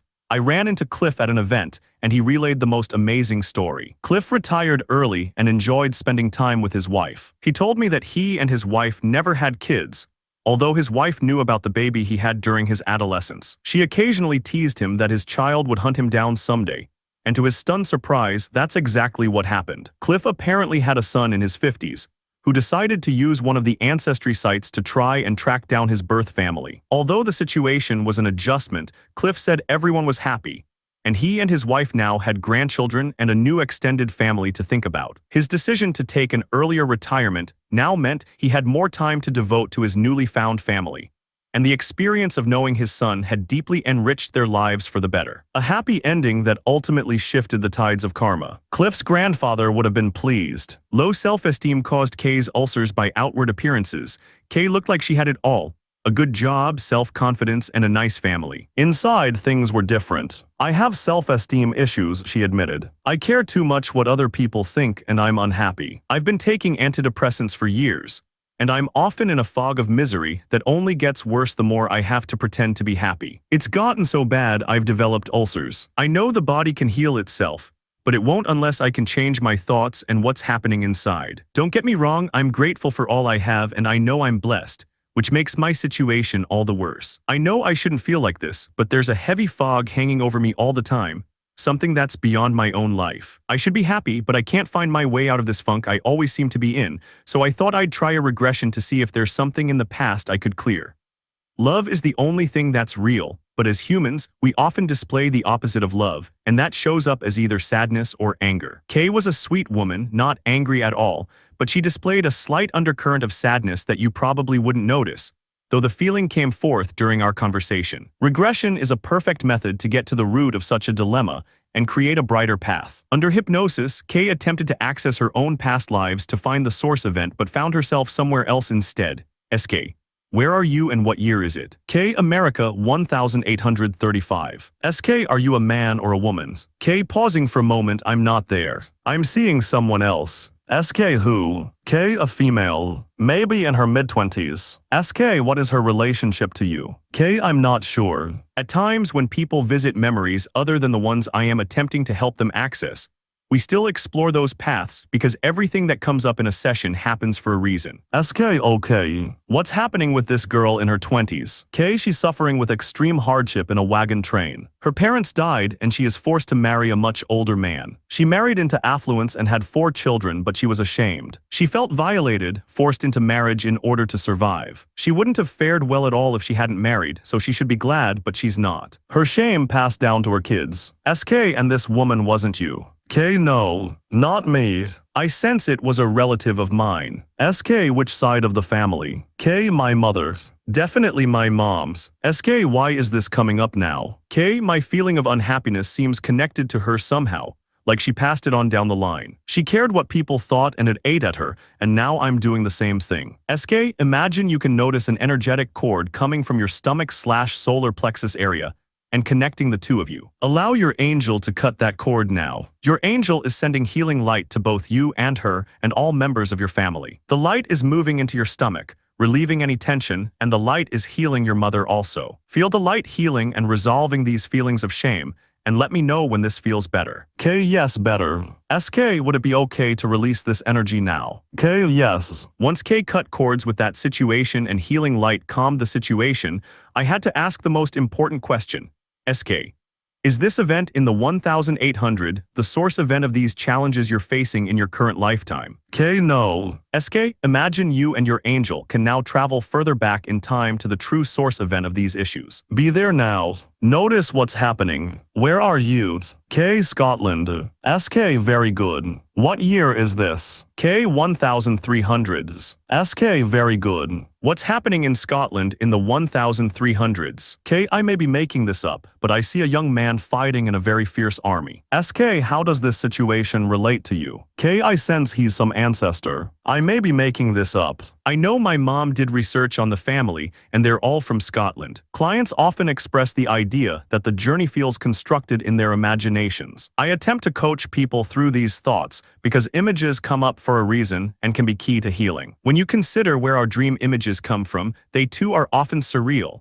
Yet all concepts presented in our minds have validity and should be honored. SK, yes, I understand it feels like you're making this up and that's fine. Imagine you can go into the event anyway. What's happening? K, there was a lot of devastation and death. He fought hard, but he couldn't save his family. SK, how are those events affecting you now? K, that feeling of failure is the key. The energy passed down the line and shows up in different ways for everyone in the family. My mom struggled with poor self-esteem and felt intellectually inferior. She passed that on to the kids. There's also something about the struggle and not succeeding. Things are never easy for us. We're always fighting for this or that. SK, imagine you can speak to your ancestor's higher self. Sending him healing light, ask him what he needs to feel better and to let this go. K, he wants to be forgiven by the family, by God. He believes he is responsible for their deaths as if he killed them himself. SK, can you tell him that's not true? He did his best and he is not to blame. K, after a moment, okay. I told him. SK, does he feel better even just a little bit? K, yes, but he still wants absolution for what he sees as his sins. He keeps apologizing and doesn't want his failure to continue to affect the family anymore. SK, can you tell him again that he's forgiven? K, yes. SK, and will he accept that? K, yes. SK, good, so go ahead and allow a beautiful white light to encompass the battlefield and wash away the pain from those events. See your ancestor lifting up, relieved of his burdens, and let me know when this feels better. Allow a beautiful healing light to pour down over these events and heal everyone involved. Extend that healing to all ancestors from that time period all the way up to the present lifetime. Imagine that every event between then and now is completely realigning in light of this forgiveness. Let me know when it's better. K, a few minutes later, okay, he's better now and everyone seems better. K never did visit her own past lives during this session. Clients go where they need to in order to heal. Fortunately, our higher selves are great at steering us in the right direction. I never heard from K again, but I hope by aligning with her ancestors and recognizing the source of her self-esteem issues, she moved forward with greater confidence and found happiness. Summing up, when physical challenges occur, seeing a doctor is critical. Past life and genealogical regression can help one find the deeper issues behind physical problems, so hopefully, they can become a thing of the past. Working with the ancestral lines assists everyone throughout time, and can often bring much-needed physical healing to those who experience the journey. Next up, we will explore cases involving one of our toughest challenges as human beings, our emotions. Contents. Chapter 3, Emotional and Spiritual Healing. This chapter will explore more interesting cases where clients found resolution, insight, and healing of emotional challenges, and receive spiritual insight by working on the positive transformation of the ancestors. Emotional challenges are undoubtedly at the core of why many people seek spiritual counseling and past life regression in the first place. What people don't widely understand is the fact that when negative emotions surface in our own lives, they may be carried over directly from the experience of our ancestors. By extending the light of healing to our lineage, lasting change and dramatic improvement can be realized, as my next set of clients discovered. Likewise, our ancestral predecessors can often shed meaningful light on our spiritual path, and help us solidify our purpose for our current incarnation by experiencing the journeys of those who came before us. Joyce feared her psychic abilities. Joyce was an office worker who longed to do psychic readings professionally, but a deep fear kept her from pursuing her passion. "I love the tarot," she explained. "Everybody says my readings are better than ones they've received from professional psychics. Why don't you join a psychic fair or put up a website?" I asked. Joyce sighed. "I don't know. Something's holding me back. I have a feeling of dread."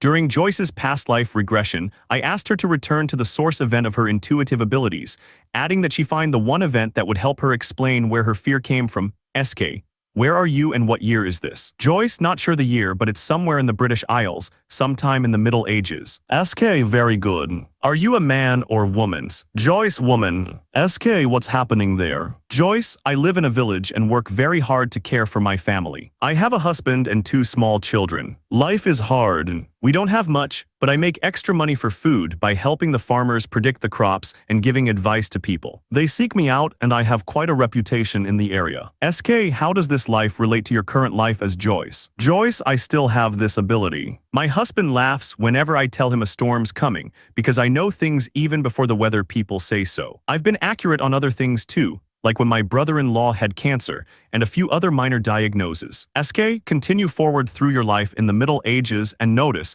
if there are any events that relate to your fear and difficulty in accepting your abilities. Joyce, no. I embraced my true self in that lifetime. SK, what lessons did you learn there? Joyce, to be yourself. You can offer more to others by using your gifts authentically. SK, can you see how this lifetime can empower you to pursue your highest potential in your current incarnation? Joyce, I can, yes. The situation seemed easy enough, yet I was not satisfied with the answers she gave, because she expressed such a deep feeling of fear when we talked before her session and nothing significant emerged. The success of any regression comes when the true source of troubling issues is identified and healed. I knew we needed to explore other areas to uncover something more difficult that might assist her transformation and help her actually live her purpose by using her talents. I decided to ask her to go back further in time. SK, is this the source event of your challenges with doing your spiritual work? Joyce, no. SK, continue back in time to an even earlier experience in your soul's history when you had difficulty expressing your gifts. Be there now.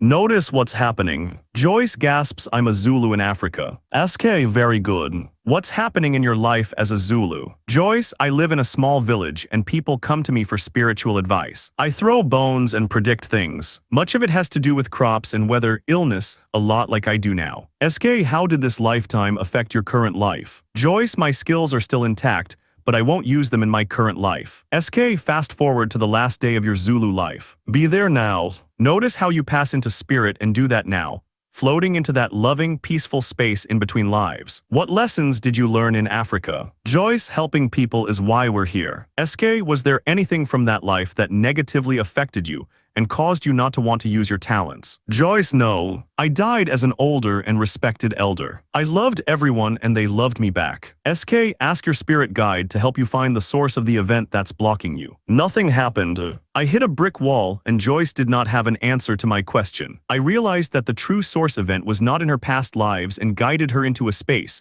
where she met with her spirit guide and both of her parents. SK, imagine you are with your guide and the higher selves of both of your parents. Ask your mom and dad if either of them need to receive a healing on their side of the family. Notice what they say. Joyce, my mother says yes. SK, what about your father? Joyce, no, only my mom. SK, very good. Imagine you and your guide and your mother's higher self can float through a door and over a long line of light that represents the past of the ancestors on your mother's side of your family. Moving quickly back in time, travel to the appropriate event. Be there now. Where are you? Joyce, a castle. SK, good. What's happening? Joyce, I see a woman in a long flowing gown. There are dozens of other people around. We're at court and I see the king and queen on their thrones overlooking some kind of party. SK, who is your ancestor in this event? Joyce, the woman. SK, fast forward through these events and notice what needs to be healed. Joyce, my ancestor was a seer. She goes to the king and tries to warn him about someone betraying him. She told him that his closest allies were going to assassinate him, but he did not believe her. He laughed it off. SK, what happened next? Joyce, there was an assassination attempt, and it was so similar to what she described that there. Crying, it's horrible. They carried her away and executed her. SK, why was she punished? Joyce, they assumed she was in on the plot to kill him, which of course she wasn't. She had been a trusted advisor to both the king and queen, but they turned on her in the end, and she paid with her life. SK, how is this event affecting your family in your current lifetime? Joyce, those abilities were passed down to many of the women in our family. Most tried to hide their talents over the centuries in order to survive. It's like somehow the idea of being persecuted is embedded into our DNA. SK, how has this impacted you personally? Joyce, I'm afraid of what I see and know, and I haven't used my abilities as much as I could have if I hadn't been afraid. SK, very good. Imagine your guide can send a beautiful healing light to your ancestor, healing this energy, and notice now that this light moves into your mother, lightening and brightening her higher self.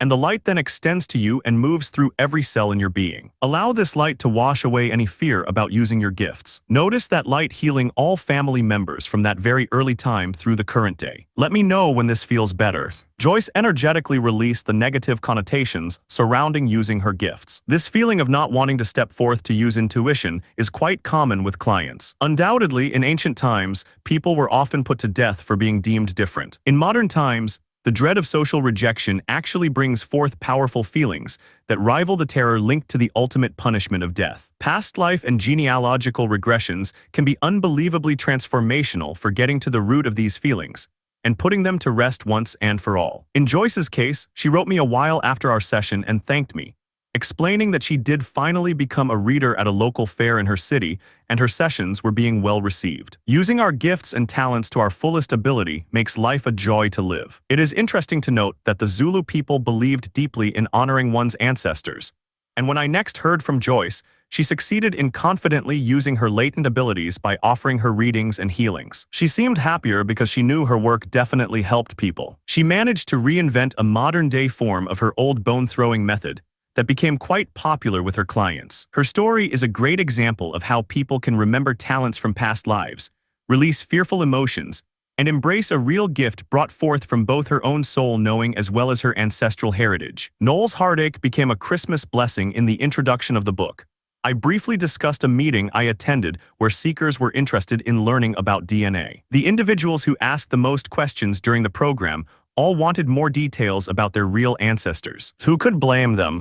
When she made her appointment with me, Noel didn't initially reveal the fact she was adopted. She came to me after a relationship breakup, sad and confused. My parents are happily married, always have been, but no matter what I do, I can't get any of my significant others to stick. Maybe I'm naive to think that just because they set a good example, I'll be able to find love easily. I know from watching them, though, how great a good relationship could be. I've tried everything from being myself to compromising on issues I really shouldn't. But either way, in the end, things don't work out. I want to see if there's something I can do to change myself or my thinking so I can have the kind of love my parents showed me growing up, Noel said. The request appeared simple enough. Noel described her loving family in great detail and explained how they named her after their favorite holiday since that's when she arrived. I made some comment about her being a December baby and what a bummer that probably was in terms of receiving gifts. And that's when she shared more details that would become critical to assisting her with her relationship challenges. Actually, my birthday is in October, she told me. My parents adopted me around Christmas, so they named me Noel and always called me their Christmas baby, even though that's not when I was born. During the session, I proceeded to work on Noel's own past lives to try and find a proper source event that related to her relationship challenges. She became interested in energy healing, and she wound up going into a couple of past lives, one during the times of the Irish Celts and another in a remote village in Australia where she used her intuition to prescribe medicinal plants to people. Nothing she came up with suggested anything about poor relationships at all, other than the fact she seemed to be a bit of a loner who valued her work of helping many more than participating in one single relationship. Noel mentioned that idea of working too many hours and realized that theme passed down through her soul's journey. She admitted that had been a challenge in her recent relationship that ended and expressed a desire to heal that so she would have more time to invest in a future partner. We did some healing around that to make room for another person in her life. And although we made some progress, I intuitively felt we were not hitting the real source of her issue, the one thing that would cause a transformation to occur. After some time, I intuitively felt Noel needed to meet with her birth parents. SK, be there now with your birth parents. No, these are their higher selves. Have a conversation with them. Feel the love they have for you and ask them if there's anything you need to know at this time. Noel, crying, they said they are sorry and they wanted me to have a better life than they could have given me. They were too young to raise me. SK, can you forgive them? Noel, I never was mad at them. My adoptive parents have been really open about everything, and they already said that my parents were kids themselves when I was born. I'm hugging them now and letting them know it's okay. SK, very good. Let me know when you're all done talking. Noel, yes, we're done, and they feel better knowing I'm not upset with them. Noel's attitude impressed me, and she actually comforted her birth parents, rather than the other way around. Overall, the healing relaxed the energy around her and seemed quite transformational. If you were adopted or were otherwise not raised by biological parents, you'll have a chance to do a similar journey later in the book. Meanwhile, we still needed to find out why Noel's relationships went awry. So I questioned her about which of her birth parents most needed healing. At that moment, her dad stepped forward. Here's what happened. SK. Imagine your angel can go with you and your dad and float into the past over time to a source event in his ancestors' history that will most assist you with your relationship challenges. Be there now. What's happening and where are you? Noel, I'm not sure. It's so early, like in the times of cavemen, prehistoric. SK, very good. What's happening? Noel, there's a man. Well, he looks like a Neanderthal and he's with his mate. But then he leaves to go hunting. He gets lost and never returns. The woman is there with a baby, and she wonders where he is and has to fend for herself. SK, very good. How does this event relate to your current lifetime? Noel, my dad was young, but he also has a hard time committing. His father wasn't around when he grew up, and his grandfather wasn't around for his dad. It's a pattern that runs through the family on the male side. The women get left behind and nothing sticks. SK, how does this show up in your relationships? Noel, even though I'm not male, I have to admit, I'm the one who calls things off. There's a part of me that can't stick with someone. That's a carryover from my dad's side of the family. I complain about the relationship problems and sometimes I act like it's other people. But I am the one who says no. I don't want to be hurt, but more than that, there's a part of me that can't stay. It's like I can't help it. SK, are you ready to release this old pattern so you can invite a lasting relationship into your life? Noel, yes. We did a healing on all people in the family line and cut cords with the old energy of the past. We all have deeper patterns of behavior that we carry around with us either from our own past lives or the influences of our ancestors.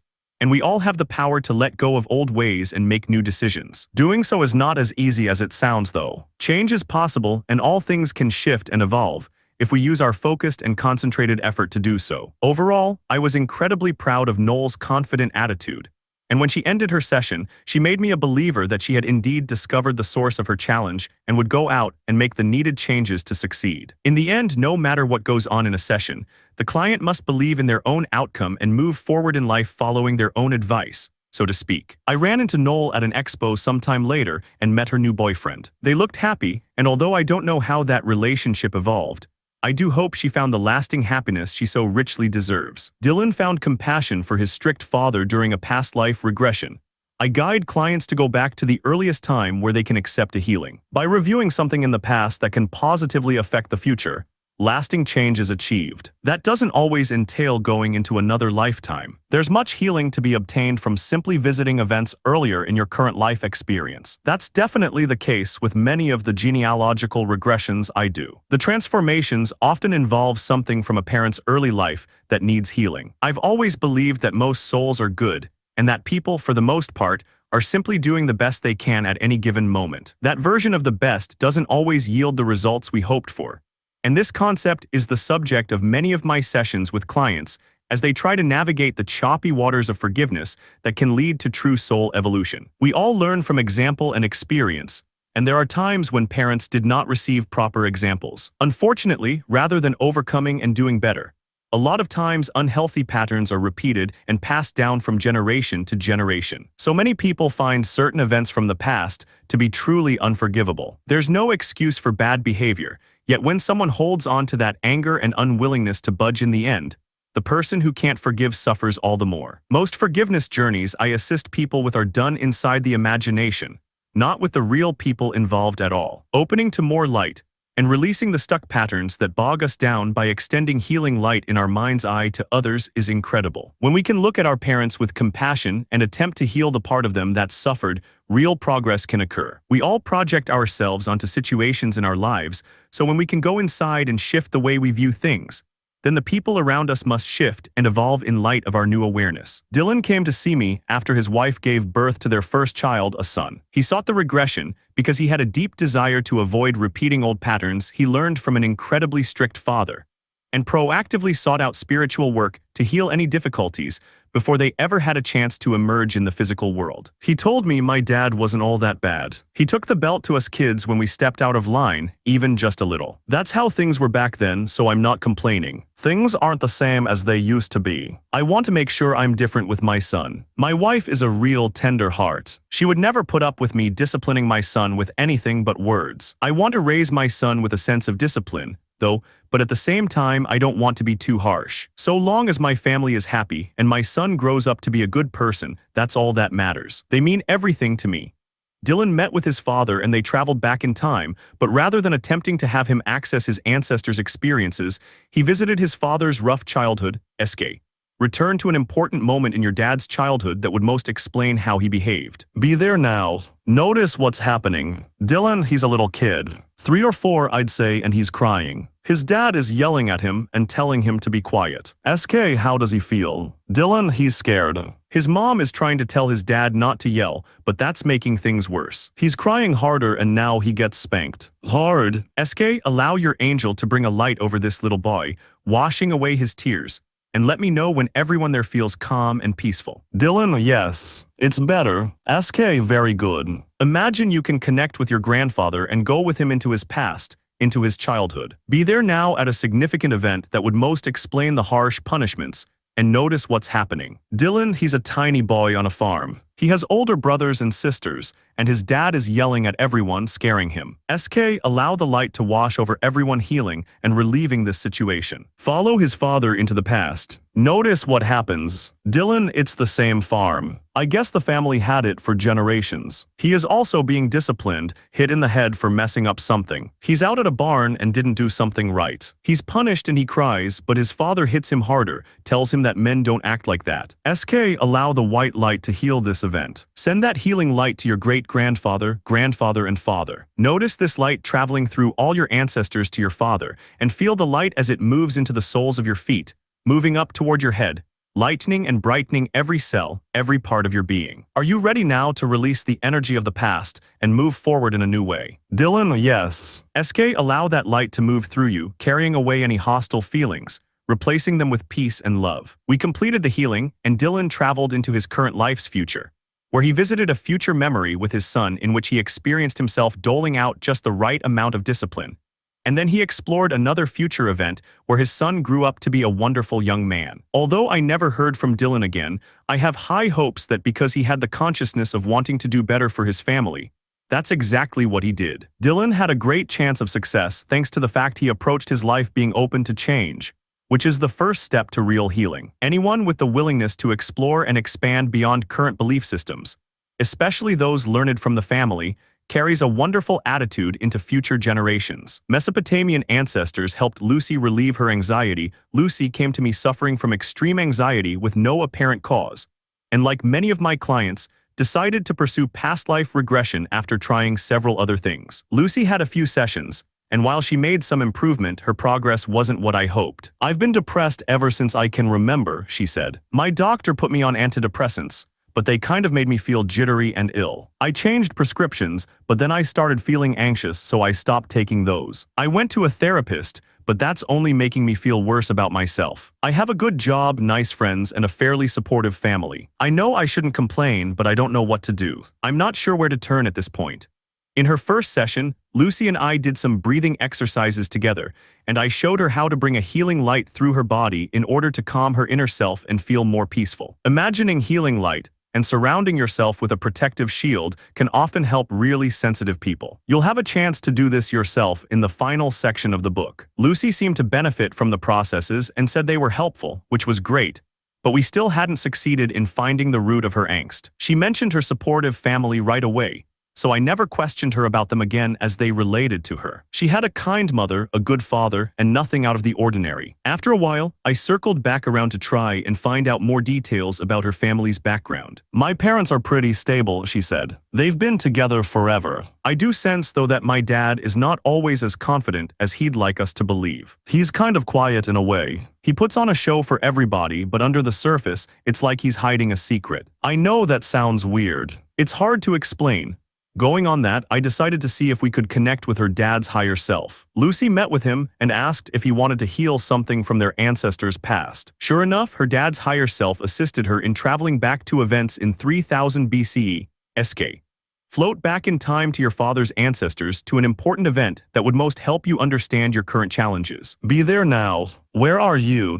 Lucy, this sounds strange, but I want to say Mesopotamia, 3000 BCE. SK, very good. What's happening in Mesopotamia? Lucy, I see people working with fire and minerals. They're learning things, testing to see how this works. It's never been done before. SK, very good. Who are these people and how are they related to you? Lucy, some kind of early ancestors on dad's side is what I'm feeling. SK, nice. How does this relate to your current situation and anxiety? Lucy, they are very smart and inventive. Kind of like my dad is now. Still, even though they're creating something the world has never seen before, there's a lot of pressure. The rulers are threatening them and they have to perform and create something everyone likes. If they don't, they'll risk being killed.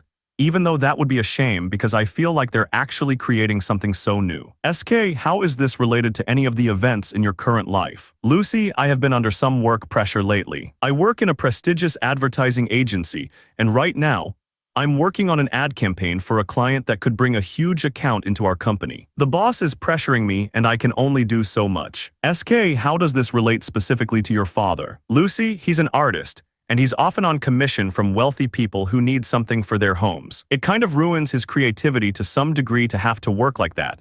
But then again, he's lucky because he's one of the few artists actually making a living from his work. That's kind of where his quiet nature comes in. He has to be quiet to create things. We sent a healing light to all involved and worked further to get Lucy in alignment with techniques and mindsets of calming peace that would help her to create without becoming overwhelmed. She said she felt better and emailed me a while after the session to say she landed the account and received a much-deserved promotion. Using the breathing strategies and the meditation of surrounding herself with a protective light shield that insulated her from the outer world also helped her feel better. The key to her success involved her newly found connection to her artistic roots and learning how to embrace her heritage by valuing the long line of creative ancestors in her family tree. Kaehr received a spiritual surprise on his 50th birthday through any regression process.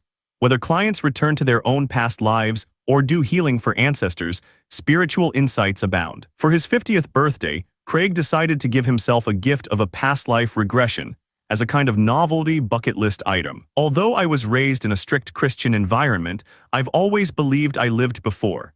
And it's something that's been in the back of my mind for years. I'm not getting any younger, so why not of a regression, he said. Many clients have come seeking regression for curiosity's sake, and more than you think do so on their birthdays, particularly during a milestone year. As we age, people accept themselves more and hopefully come to more peace about who they really are and how they've chosen to live their lives. Regression is instrumental in helping people get to know themselves like never before. Kaehr easily ventured into past lives and discovered his love of team sports began during the times of the ancient Aztecs. SK, where are you? Kaehr were playing ball in a stone complex. In fact, it's not the same one I visited, but similar to those found in Central America. I love the team aspect of the game, but things can turn deadly. SK, what lessons did you learn there, and how does this affect your current lifetime? Kaehr, sports can be fun. The team mentality can be really supportive, but at times, it's no laughing matter. People got killed back then. I am a high school football coach, and I see now why everybody thinks I'm so serious about everything. I take the kids' safety very seriously, and at times people don't think I have a good enough sense of humor. I'm just concerned, that's all. I see now this is where that feeling comes from. Kaehr also did some healing with his recently deceased father who showed up and had a meaningful discussion with him where they had a chance to say things that were left unsaid. Kaehr, my father was a man of few words, very strict. Not much humor there either, so that's another reason why I am what I am. SK, ask your father if there's anything from his ancestral line that needs healing today.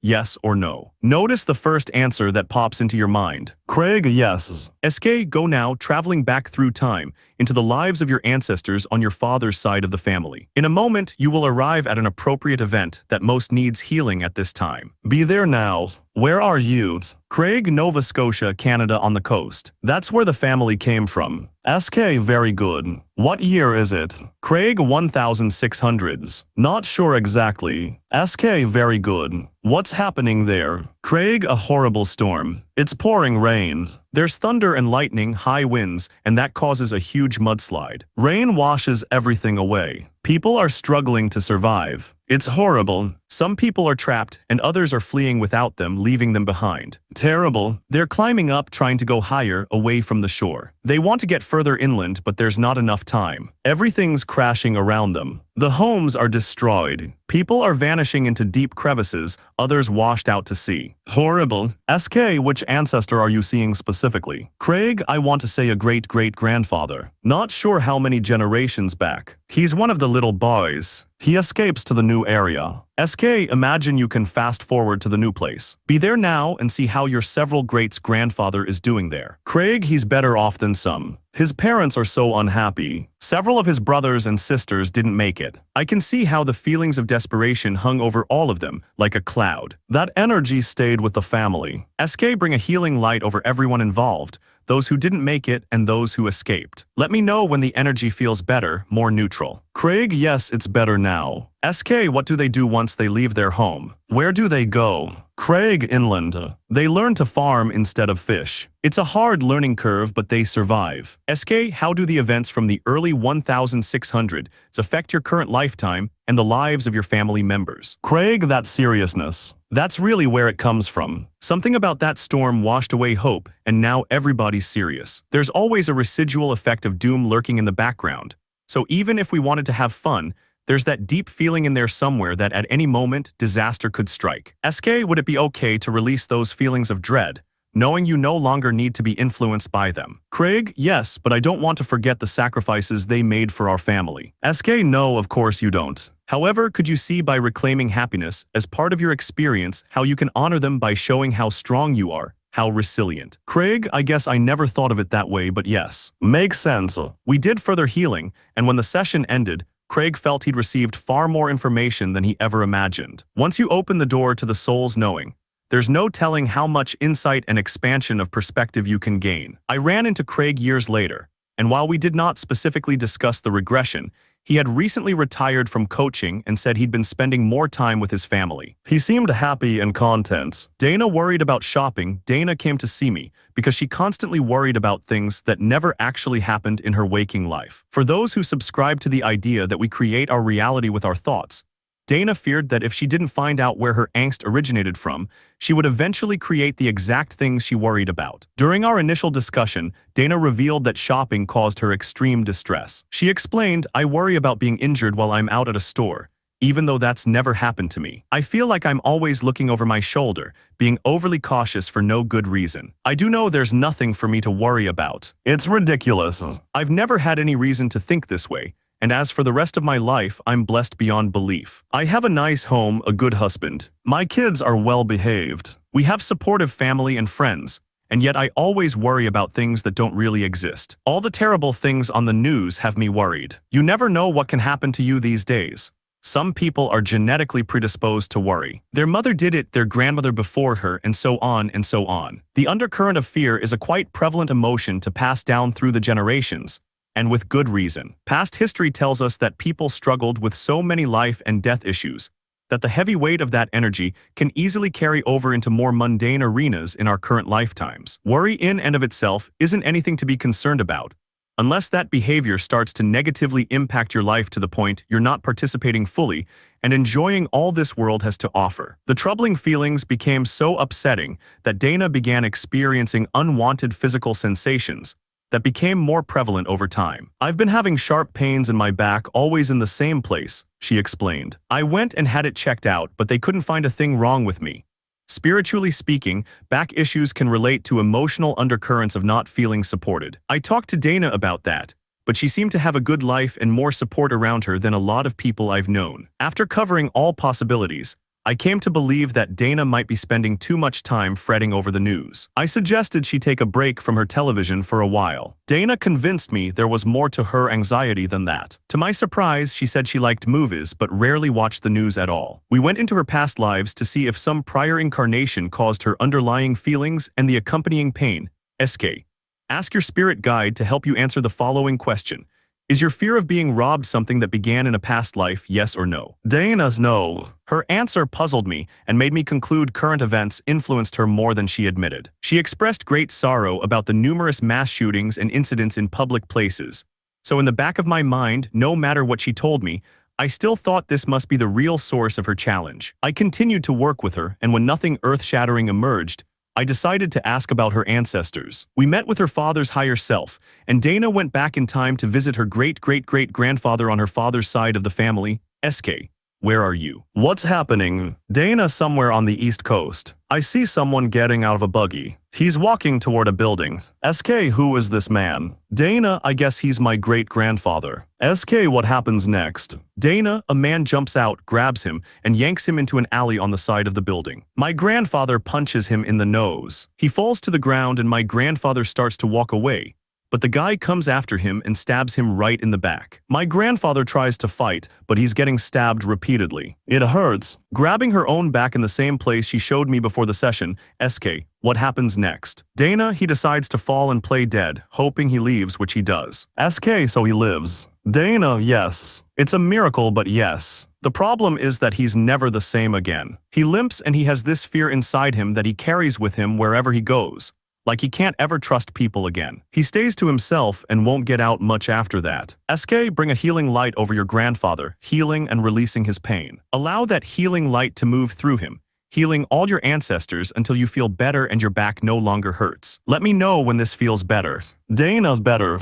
Yes. SK, fast forward through your great-grandfather's lifetime to the very last day of his life. How is it that he passes into spirit? Dana, he's in bed. He died of some kind of complication from an ulcer caused by his worrying. His back's always been a problem, but in the end, his worrying killed him. SK, imagine you can go with him as he lifts up into that peaceful space in between lives. Is there anything you have that belongs to your ancestor? Dana, yes, a dagger. It's kind of like the one used to stab him. SK, very good. Go ahead now and put the dagger out on your hands and allow your ancestor to take it back. See if your dad and your grandfather also have daggers or anything else they want to give back to him. Dana, no, they've actually been passing the dagger down the family line since this happened. Not intentionally, mind you, but it kind of just happened that way. SK, ask your dad and grandfather if they're ready right now to give this dagger back and be finished with this pain. Would it be okay to stop passing this on now? Dana, oh yes, absolutely. SK, wonderful. Do that now. How do these events relate to your life? Dana, I inherited that energy of worrying. We all did, everybody in my family. I picked up his pain too. I don't have to carry that around anymore. Are we really that attached to those who have come before us? Is there a genetic memory we carry from things that happened to our forebears? Dana's case certainly suggests we are forever linked to past generations. In an email, she reported feeling better and more confident after the session,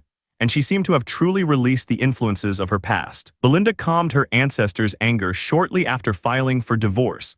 Belinda came to see me to resolve some spiritual issues she said were accentuated during her not-so-amicable separation from her husband. I've been going to traditional therapy for years, me and my husband, she said. We hash over everything and still he says I'm always angry. I owned up to what I did. I tossed a few things around the house and I do get super mad. Sometimes for no good reason. I don't want to be like this. I've tried to change, and I do what my counselors recommend.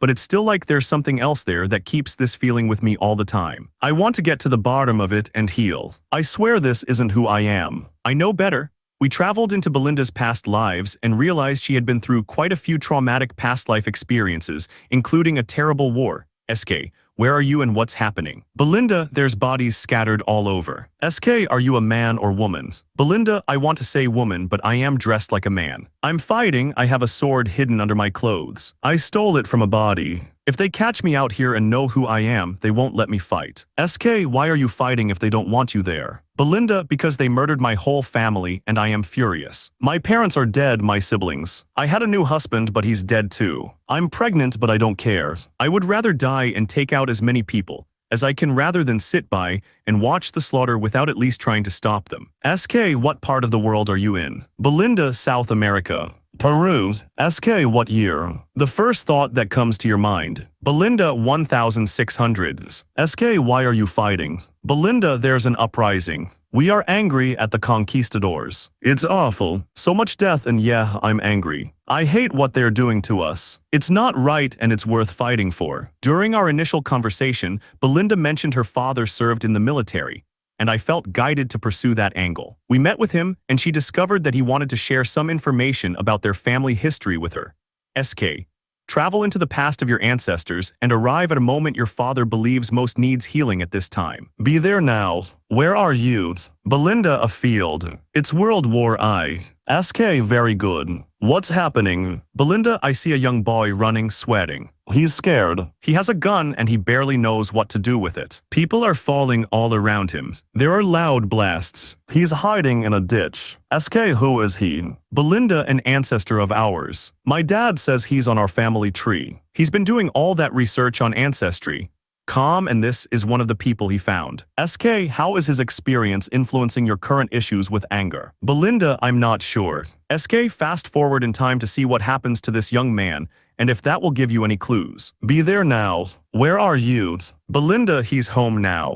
He's old. He has a family and he did survive the war, although there's something wrong with his leg. That's funny. My dad has a bad leg on that same side. Also, he's not scared anymore. He saw a lot there and it made him bitter, angry. His anger carried over. He wants to be a good person. He was a nice young boy once, but the war changed him. He doesn't want to be jaded.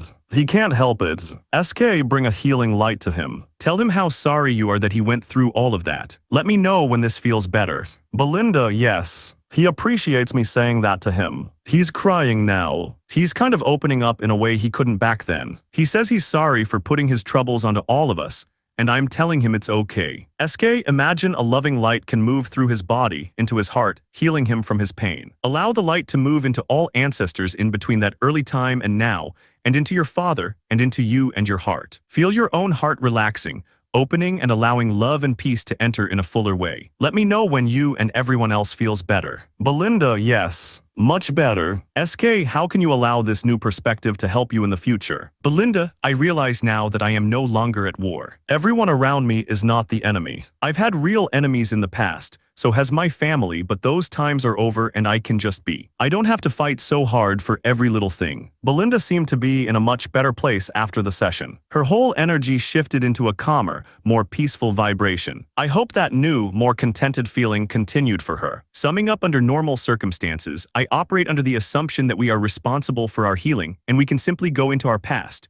be it from our current lifetime or thousands of years ago, identify a challenging event, heal, reframe the circumstances, and go forth in a more empowered way. Healing the past is not often as straightforward as that. We are truly one, and we are intricately connected to our ancestors. When we take the time and put in the effort to get to the painful source events of things that have hurt others and send light to those events, amazing things can happen. We may discover that our emotional pain is shared by others, and by so doing, we transform our reality for the better. Contents. Chapter 4, Curses and Vows. Years ago, I accidentally became involved in helping people remove curses. I say accidentally, because the whole situation began after I asked my mailing list to let me know if they felt blessed, cursed, or lucky. As someone who feels incredibly blessed, I assumed everyone else felt the same. To my stunned amazement, several of my clients told me they were cursed, so I developed methods to help them relieve these challenges. Are curses real? This is a question we can grapple with from now until the end of eternity,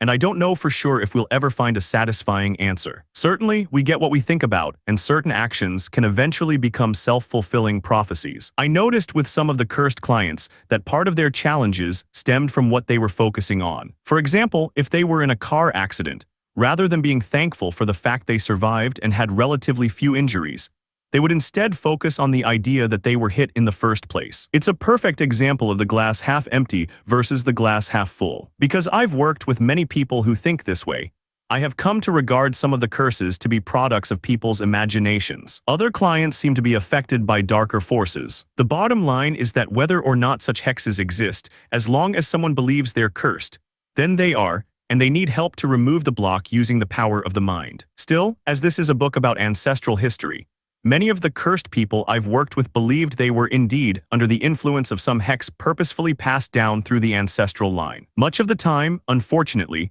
I found that a well-meaning relative started telling the client about the family curse when they were a child, and the idea that their hex stayed with them into adulthood. This becomes a kind of self-fulfilling prophecy. When things don't go their way, they can simply recognize that it's probably due to the family curse. Rather than feeling empowered that they could do a ritual or bless whoever was wronged in some past ancestral time, they tend to carry the burden of their curse around with them until they invariably find their way to me and decide that enough's enough and they want to change. It's unfortunate to say, but many people, myself included at times, will not make an effort to change unless things become glaringly painful. Such is the case with many of the clients in this chapter. Another variation of this phenomenon of being cursed happens when the soul is subjected to a past life vow. Your soul can make agreements or declarations in past lives that sometimes carry forward into your current life and go against what you actually want for yourself. For example, if you vowed thousands of years ago to never love again, you may find yourself unable to hold on to a relationship in your current lifetime. If your soul said, "I will never leave my country,"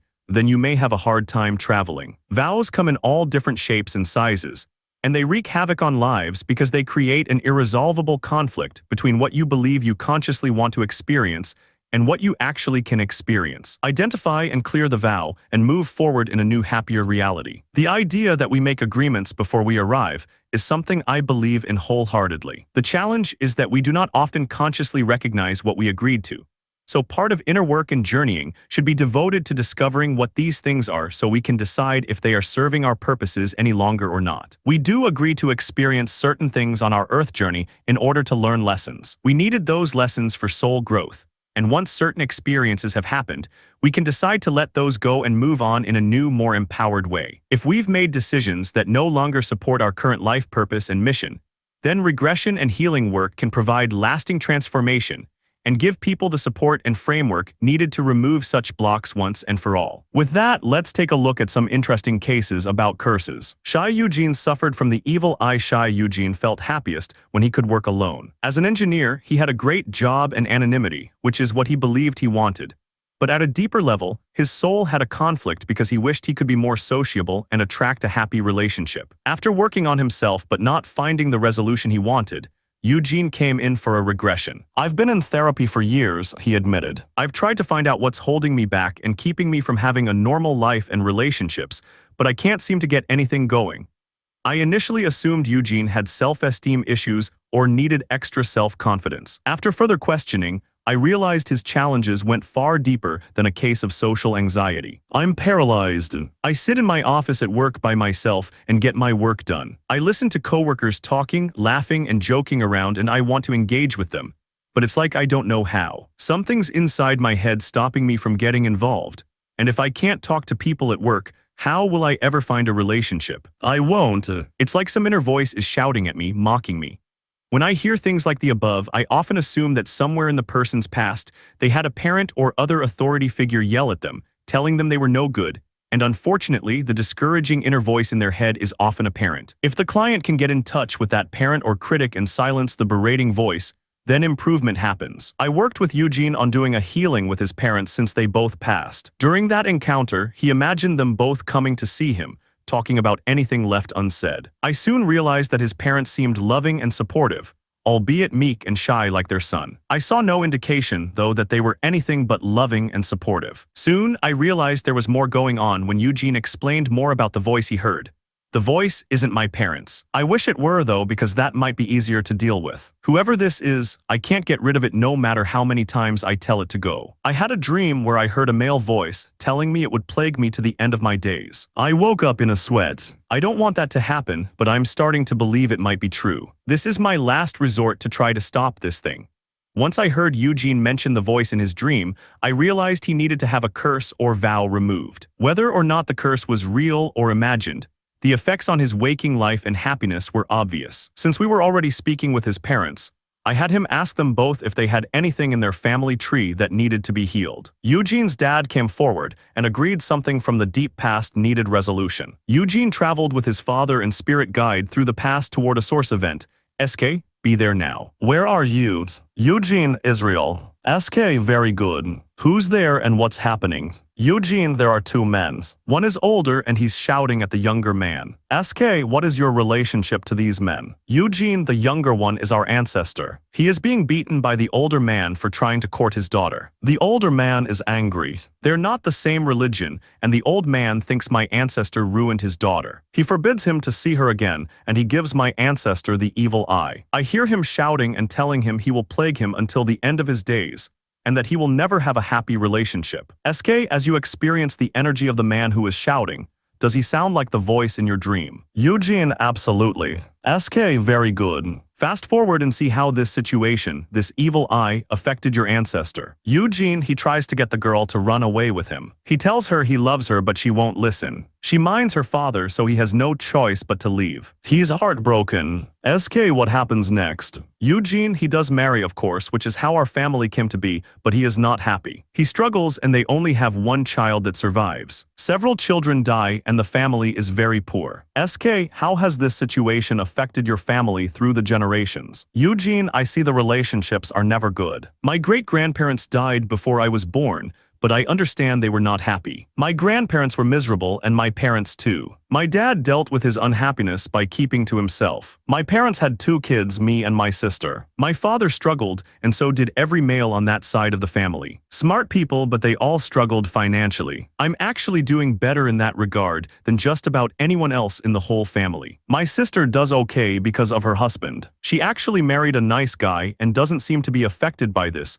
because it's only passing down to the males. SK, imagine you can rewind, going back in time to the source event where this man gave your ancestor the evil eye. Be there now, back in that moment when you saw your ancestor being hit and told he would suffer. Imagine your ancestor can sincerely apologize to the man for the perceived wrong. Take your time. Let me know what's happening.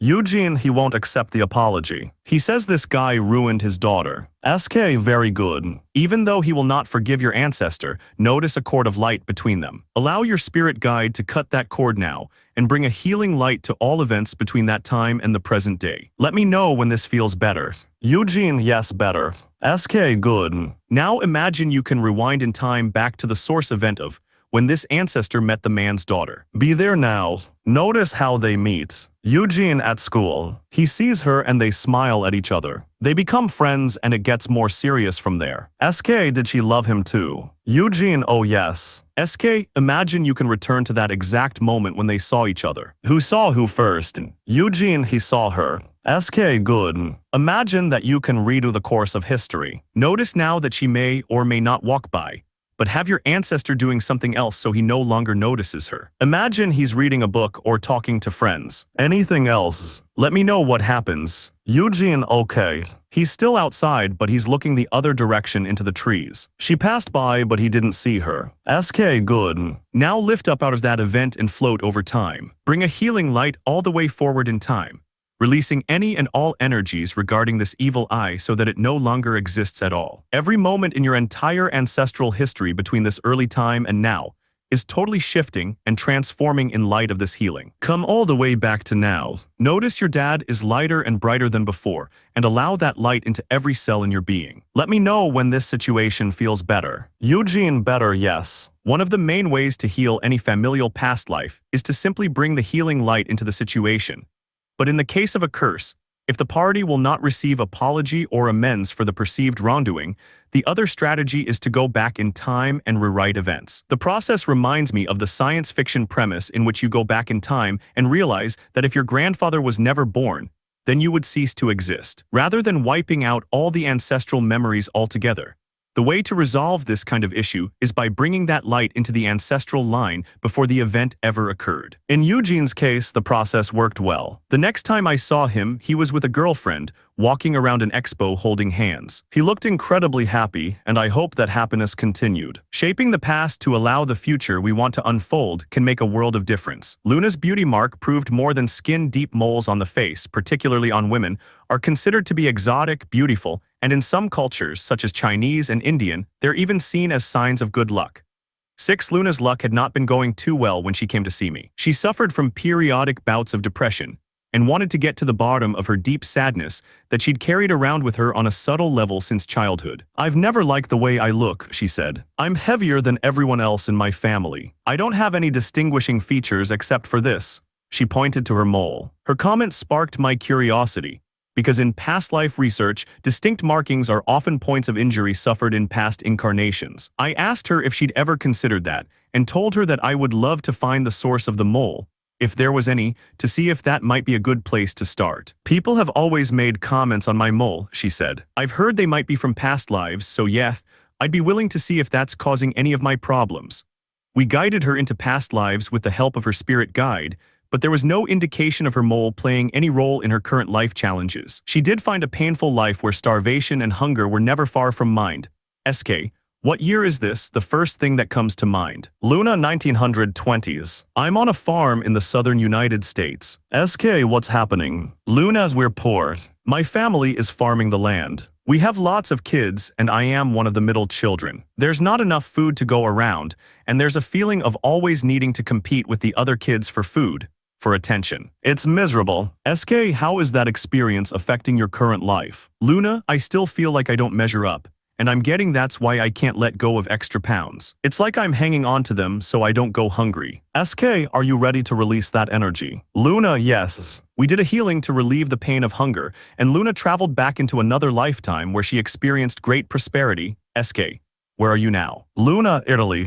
I want to say Rome." "SK, when?" "Luna, 1700s. "SK, what's happening?" "Luna, I'm wearing a long velvet dress. Very expensive." "I'm married and my husband and I just got out of a carriage, and we're going into some kind of gathering." "SK, as you experience the energy of the people around you, is there anyone there you know from your current lifetime?" "Luna's, no."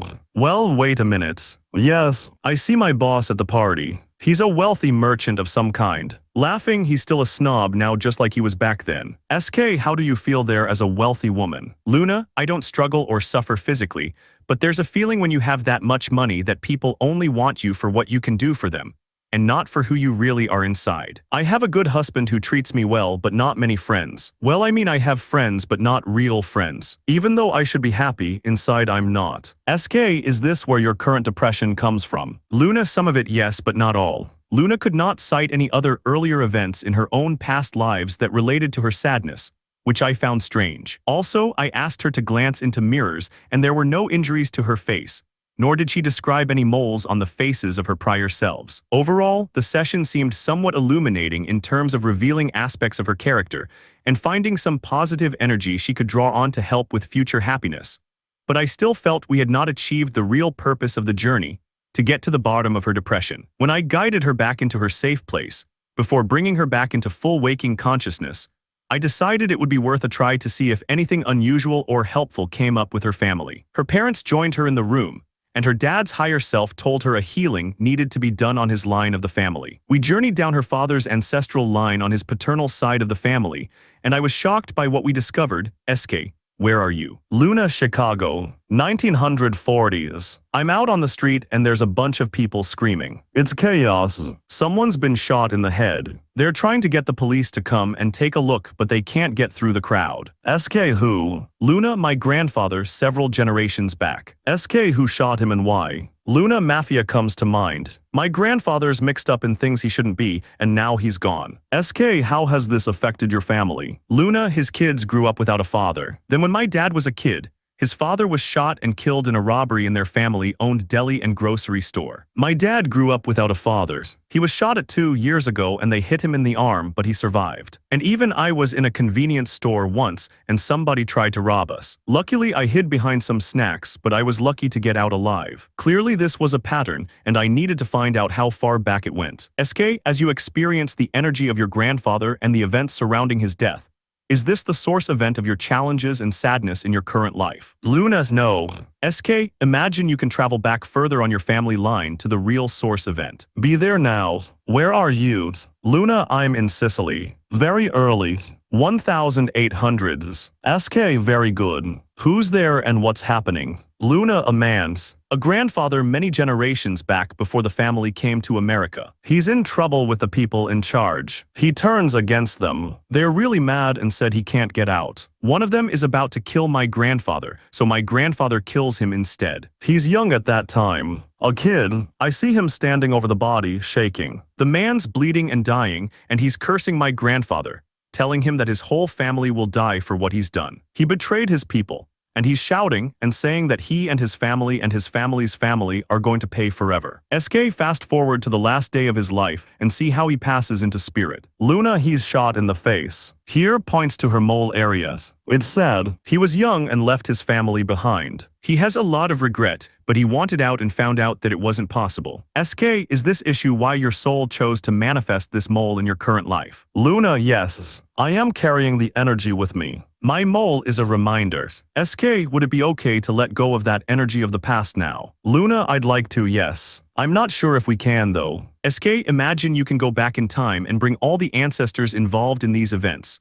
Your father, grandfather, great-great-grandfather, and all family members affected by this first event. Allow your ancestor from Sicily to apologize to the man he killed, and see if he can now make amends for all of you. Let them have a discussion. Luna, my ancestor is telling him he's sorry and that he should not have been involved in this business in the first place. But he was poor, and this family showed him kindness. They wanted him to kill people in return for their favors. My ancestor couldn't do that. He didn't even mean to kill this man, but he had to survive. He felt terrible about it, but he was soon murdered for what he did. He did not mean to betray anyone, and he certainly didn't want his future family to suffer. The family in the early 1900s was still tangled up with the mob. It's something my parents told me about. Our family finally left the Chicago area so they could build a new life elsewhere.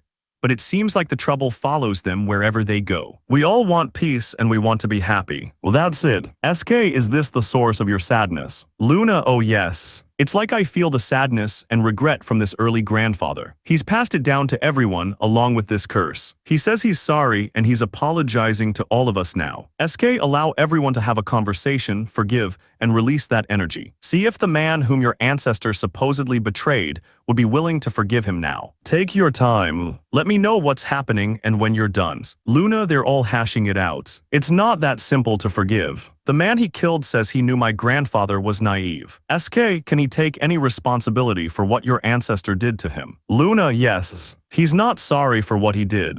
He does say that although he was angry back then, he feels like enough time has passed. He can move on and forgives. SK, imagine sending the ancestor and the man he shot into the light. See them passing completely into spirit and feeling at peace. Allow any sadness that you and your ancestors carried in from that early time to be transmuted into peace and love. After a lengthy healing, Luna also discovered another interesting dynamic about her family ties. SK, did your soul make an agreement with any of your family members to be with them in this lifetime? Luna, thinking yes and no. My soul wanted to be in Italy because I loved it there, and I feel like I couldn't go to Italy this time around for some reason. There were things that this family could teach me, and I liked them because they are from Italy. Close enough to being in Italy without actually living there, I guess. By acknowledging she chose to participate with her family in her current lifetime, regardless of the reasons, Luna received a deep healing. She traveled through time, sending healing light and energy to everyone in her family. The idea that her birthmark was not a byproduct of her own past lives, but stemmed from an event in the ancestral line fascinated me. Of course, physical traits can be passed down the generations, but to think that may be caused by more than mere physical genetics is incredible. At the end of the session, she said she felt better. I ran into her a while later, and she told me that the session helped her more than anything else she'd tried up to that point, and she was feeling much better. She also had a trip planned to finally go to Italy and see the place her soul loved so much in times past. Toby's birth family was cursed. Toby was in his late 20s and fresh out of grad school when he came for a session. He explained that his family was awesome and that he always had more than he needed in life. Life is good, but still, I am always getting into bad situations. I have a car wrecked. I lose my job even though the bosses say they like me. I fail a test at school because I somehow miss a critical section. I could go on and on. Although we all go through downturns at times, I've found that much of our success or failure in life depends on our attitudes and our ability to rise above challenges. Toby seemed like he had a stable enough family, but how would I know for sure? It was highly probable that he caused most of his difficulties himself, whether he was aware of his actions or not. Finally, he shared more critical information about his real beliefs. I forgot to say I was adopted. I don't think much about it. I've never tried to find my family or anything. I have a good life and I don't want to know about people who obviously didn't want me. Is that what you were told? I asked. That your birth parents didn't want you? No, Toby said. But that had to be the case, right? I tried to be encouraging by mentioning the fact that people put children up for adoption for any number of reasons, and that much of the time, it's with the infant's best interests at heart when people feel they couldn't provide a proper home and care. Toby seemed to appreciate that sentiment, and then went on to tell me he had a weird feeling deep down inside. It's like we're cursed. Our family, I means. Not my family, but my real parents. There's something that makes me think they've got bad juju. Why do you say that? I asked him. My younger brother and sister, the ones who were born to our parents, have straight as lots of friends. They're always winning at competitions and excelling at everything they touch. But for me, nothing ever goes quite right even though we're all treated pretty much the same. It's like I've got a storm cloud hanging over me that never passes, no matter what. It's like I'm cursed. Belief is critical to healing. If you believe you can improve, that's the first step toward transformation. On the other hand, if you believe as Toby did that you're cursed, a huge healing needs to happen to shift that belief and get you going in the right direction. Later in this book, if you were adopted, you will have a chance to go on a journey to meet birth parents who you may not know. To help Toby round the corner and see the sun shine again, I guided him into a space where he could meet with his birth parents' higher selves and talk things through. We did a healing in which Toby could ask them why they put him up for adoption in the first place, SK. Imagine you can notice what they tell you. Toby, my birth mom says it was her idea because her family is cursed. SK, how so? Toby, she says her mother told her they were cursed, and nothing ever went right for any of her family. She thought if she gave me up for adoption, I might have a chance in life. Also, my father was not around and she didn't have a choice. SK, can you forgive her? Toby, yes. SK, is there anything from her ancestors' pasts that needs to be healed at this time? Notice if your birth mom says yes or no. Toby, yes. SK, can she take you to the source of this family curse, so you can receive more information about this and heal? Toby, yes. SK, go back to that time now, to the source event where this family curse first began. Be there now. Where are you?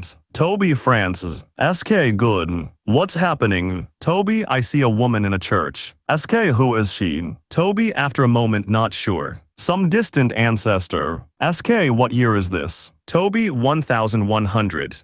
SK, very good. What's happening there? Toby, she steals a book. SK, what kind of book? Toby, thinking, a very valuable book of some kind filled with sacred texts and religious scriptures. The book has a warning and it says that if anyone takes it, they will be cursed forever and die. SK, why did she take it? Toby, her family is ill and they're dying. She can't read it. She doesn't know how to read. She's hoping the prayers in the book will help her family to live even if she doesn't know what it says. SK, does she know she's cursed? Toby, no, but bad luck starts right after she takes the book. SK, like what? Toby, several family members die. She has a hard time finding food. She gets sick and doesn't die, but she suffers and never fully recovers. SK, how has this affected you and your birth family through the centuries? Toby, we're just scraping by. SK, can this woman who stole the book take it back? Imagine she can do that now. Notice her going into the church, touching the book, but then making a new decision to leave it where she found it. Let me know once you imagine this new reality. Toby, okay. SK, now fast forward in time and see what changes as a result of this new decision. What happens to the woman's family? Toby, they still are sick and they die. SK, sooner than they would have if she had taken the book. Toby, no.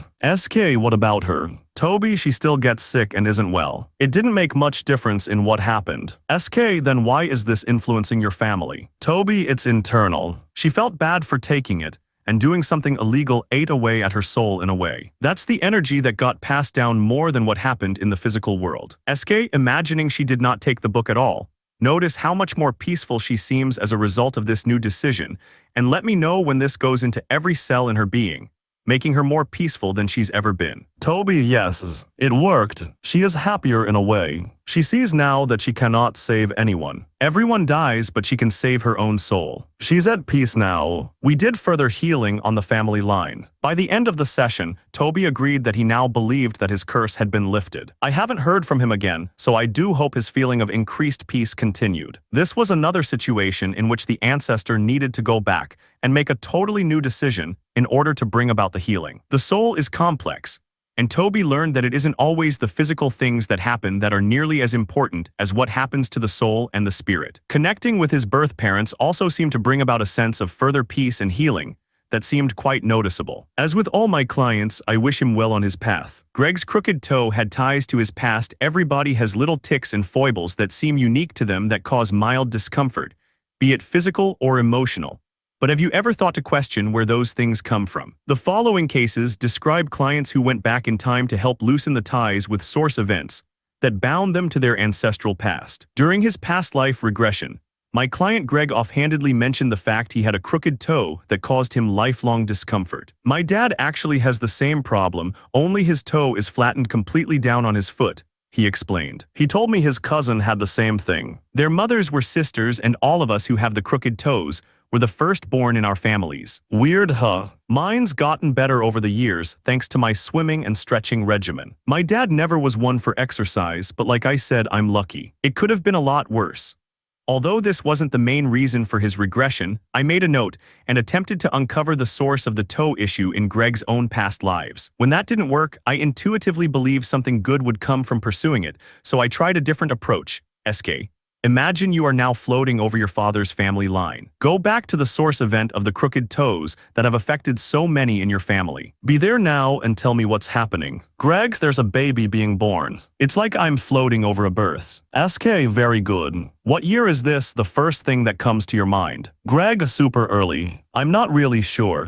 1200s comes to mind. SK, where are you in the world? Greg, somewhere in Europe. Closer to Ireland, I'd say. SK, what's happening? Imagine you can continue to watch these events. Greg, the baby, is also the firstborn. The family is happy at first, but when he's born, they realize he's deformed on the left foot. The same one as my dad and me, only instead of the problem only being with the one toe, his whole foot is completely messed up. SK, so it's a boy then. Greg, yes. The baby's father wants to take him outside and let him die, but his mother won't let it happen. She begs them to let her keep him overnight, and while they're sleeping, she runs away to save him. SK, fast forward and let me know what happens next. Greg, they go to another village where nobody knows them. She tells them her husband died. She raises her baby, but she always keeps him covered so nobody can see him. SK, why? Greg, they're like, I want to say pagans.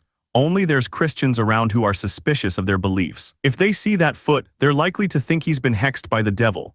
Only that's not true, so she has to teach him to hide and to never tell anyone about it. SK, what happens next? Imagine you can observe this boy's life. Greg, he manages to fool everyone, although he does walk with a slight limp. He never lets anyone see him without a shoe. He has a good, fairly normal life, although times are hard. He never told his wife until their wedding night, and he feels very ashamed and self-conscious. She doesn't care about his foot though. She loves him. SK, move forward to the very last day of his life. Be there now. Notice how he passes into spirit. Greg, considering the hardships, he lives quite long, has several children, and is fairly happy. He never did return to his real family though. He never knew his father, so he made sure to be there for his kids. SK, did any of them have the foot issue? Greg, yes, the firstborn, also a son. SK, very good. So what lessons did he learn from that life?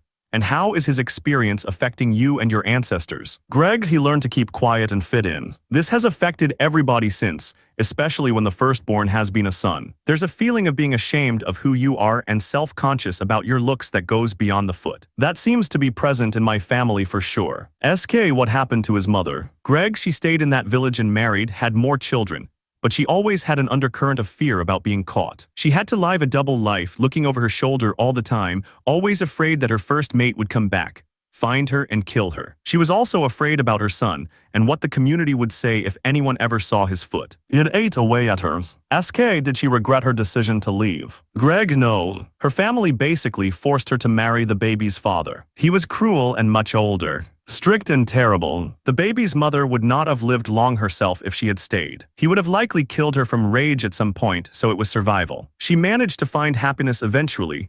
Well, not like we have now, but you know. Better than most could expect. And she did the right thing by not letting them kill her son. SK, how did her courage carry on through the family line? Greg, thinking, yes, I could see that, although how, that's hard to put into words. But yes, she did affect everyone in a good way, I'm sure. SK, imagine a healing light comes down from above and washes over that boy.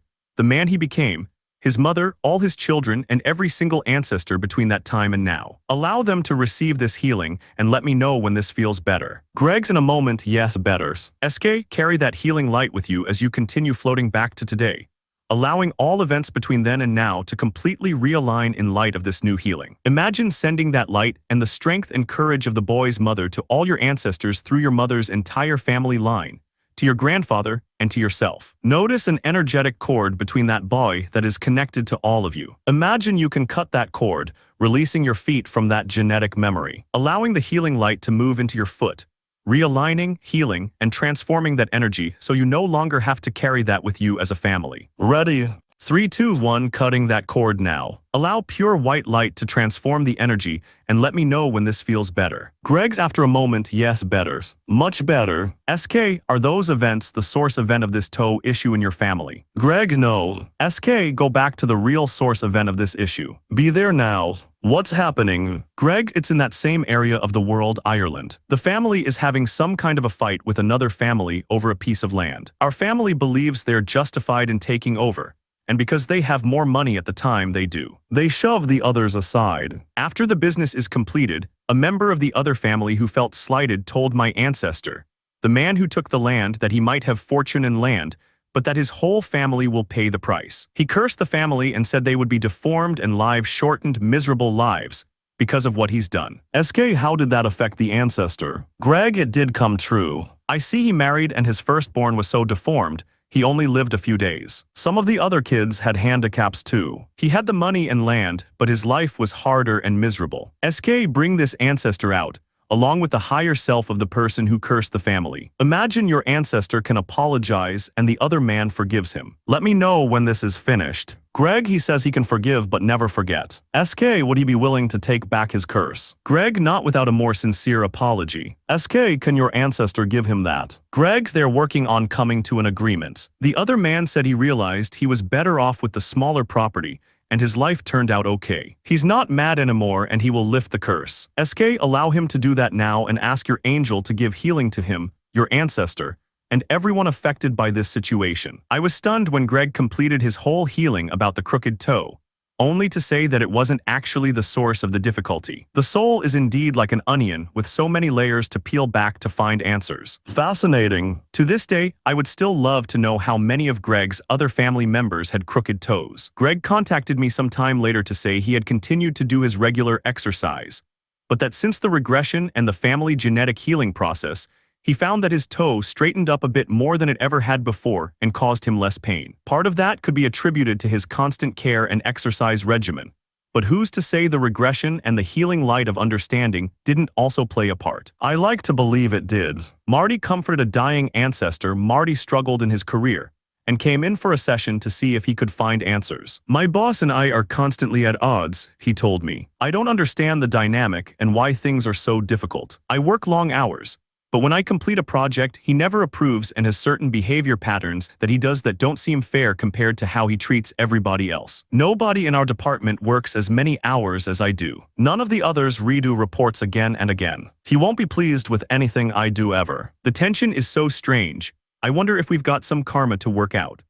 Although I asked Marty to visit a source event connected to the issue with his boss and assumed this would be somewhere in his own past lives, he instead traveled back to an early lifetime where he saw an ancestor working in a royal court. He couldn't name the date other than to say the ancestor was a musical performer who spent countless hours rehearsing and attempting to anticipate the demanding nature of what his king would or would not want him to play in terms of musical selections. SK, you're sure this is not your own past life? Marty's definitely. It's some ancestor. SK, mother's or father's side of the family. Marty, my dad's side. SK, very good. What's happening there with this performer? Marty, he had a tough life. He always had to be one step ahead on everything so the king would be happy. He never ever considered himself, only his survival and taking care of his family. SK, as you sense the energy of the people there in that lifetime, is there anyone you know in your current life? Marty, that demanding and unappreciative king is my boss. It sounds weird, but he knew my ancestor, and he's just doing the same thing to me that he did to him. SK, how has this affected your family over the generations? Marty, I can see this is affecting my dad. He's had back issues for years, lots of pain, and nothing seems to help. My grandfather had issues, and so did my uncles. Marty's interesting case became even more so when he realized that his ancestor had received a verbal hex put on him by another jealous performer, SK. What's happening now? Marty, my ancestor, finished playing a song. The king is pleased. He's being stared down by another musician who hoped to replace him. She corners him outside the palace wall and tossed some kind of herbs on his face, and vowed that he would endure back-breaking labor and his whole family would suffer if he didn't step aside voluntarily. SK fast forward. What happened? Marty, he laughed at her and kept going. Then later, he fell from a carriage in a freak accident and broke his back. I see him on the ground. He's dying. It's weird, but I feel like I am there, like an invisible observer. It's like I can comfort him. He's so upset, he knows he can't make it back to his family. He's not going to live. I'm sending him energy. SK, very good. How has this event affected your family? Marty, we've all had back surgery. All my siblings and me, my dad, his dad, a couple of my uncles from what I remember. This affected everybody. Early in my career while studying quantum physics, I speculated about the idea that perhaps our supposed spirit guides might actually be future versions of ourselves coming back in time to either give warnings to us or comfort us. Have you ever considered such an idea? We've all had feelings of some unseen force or presence comforting us during difficult times. What if the energy that comforted you was actually you? Sounds incredible, right? It's quite possible that our past or future selves can and do step in to assist us. Time is illusory at best. What if your future self saved you from making a wrong turn that would have resulted in a car accident? What if another version of yourself held you while you cried? The idea is interesting to ponder, and Marty's case reminded me of the idea and why that may actually be a fact. Once Marty experienced a healing on the back issues and cord cutting with those who were wronged, he left the session feeling better. I saw him a while later, and he had made improvement in terms of his back feeling better. As for his job, he reported an immediate improvement between him and his boss, who no longer pestered him to redo and rethink all his projects. The healing appeared to have been received and working for the betterment of all concerned. Emily took her upbringing to heart. Emily was one of the sweetest people I'd ever met, but despite her kind soul, she had deep troubles. Raised in a super strict religious home in rural Middle America, Emily believed with every fiber of her being that she was irreversibly cursed. Emily turned to spirituality in her 20s and had since become quite open to different possibilities other than the teachings she was raised to believe. But from talking with her, I realized deeply embedded belief systems from her childhood were more ingrained than she probably realized. She came to see me about her finances. She liked to gamble and had recently lost the extra money she'd been saving to buy a new car. We visited a few of her past lives to get to the source of her unhealthy relationship with money, and during the session, something quite revealing came up. I can't expect to do better, she explained. I'm cursed and there's nothing I can do about it. I had to get to the bottom of her limiting belief and hope to somehow help Emily find a more empowered view of reality. Here's what happened, SK, who told you that you're cursed. What happened to make you think that way? Emily, it's in the Bible. The sins of the father are replayed on the son. SK, was that what you were taught? Emily, my daddy was a preacher and that's what we believed. I set those ideas behind and I've tried to move on with my life. But no matter what I do, I can't seem to get ahead. Something's bogging me down and every time it does, I'm reminded of what he told me. You can't do anything about it. It just is what it is. SK, imagine you can bring your father's higher self out in front of you, and that you, your father and your angel can travel back in time to a source event where this curse happened. Be there now. When is this? Emily, 4th generation. Just like he told me. SK, who do you see? Emily, a man's. SK, where and when is this? Emily, not too far from my hometown, sometime in the 1800s. SK, very good. What's happening? Emily, the man's got a wife and several kids, but he drinks and he goes out to town without them, loses all their money. SK, bring his higher self out and speak to him. Ask him if it would be okay to release this energy and live your own life in a new way where money stays with you. Emily's nope. I'm carrying his burdens. He says he's sorry, but there's nothing he can do to help. He's holding up his Bible, reminding me of that. There's nothing I can do. We spent the remainder of the session attempting to bring light to various situations and cutting cords between her higher self and any unwanted energies from the past. I spoke with Emily about how to choose new possibilities, and no matter what I tried, she insisted on her beliefs and that there was no way out of them. At times that happens. In therapy, we call it secondary gain. What would Emily possibly gain by spending her life in such financial turmoil? I managed to uncover a vow Emily made in her own past lives that led to an answer. SK, where are you and what's happening? Emily, I'm in a monastery in France. I'm a nun. SK, very good. What year is this? Emily, early 1200s. SK, very good. What's happening? Emily, prayer and work.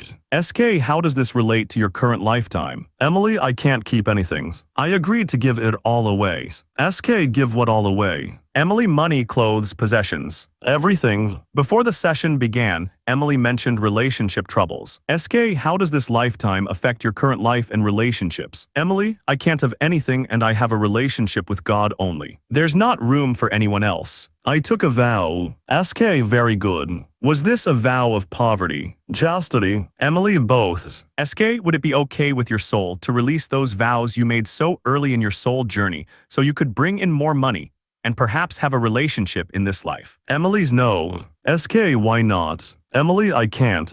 SK, who says you can't? Emily, I made a promise and I have to keep it. SK, imagine you can call in the higher self of the nun who you were in the 1200s, along with your spirit guide and your own higher self. Allow all of you to have a conversation about your past life and your current life purpose, and see if you can come to an agreement so you can be released from those agreements. Let me know when you're finished. Emily, after a moment, we're done. SK, good. Were you released from the agreement? Emily's no. SK, can you understand that you're not living in the 1200s anymore, and you are having a new experience now as Emily? Emily, yes, but I chose my family. SK, I'm sure you did. Emily, I can't.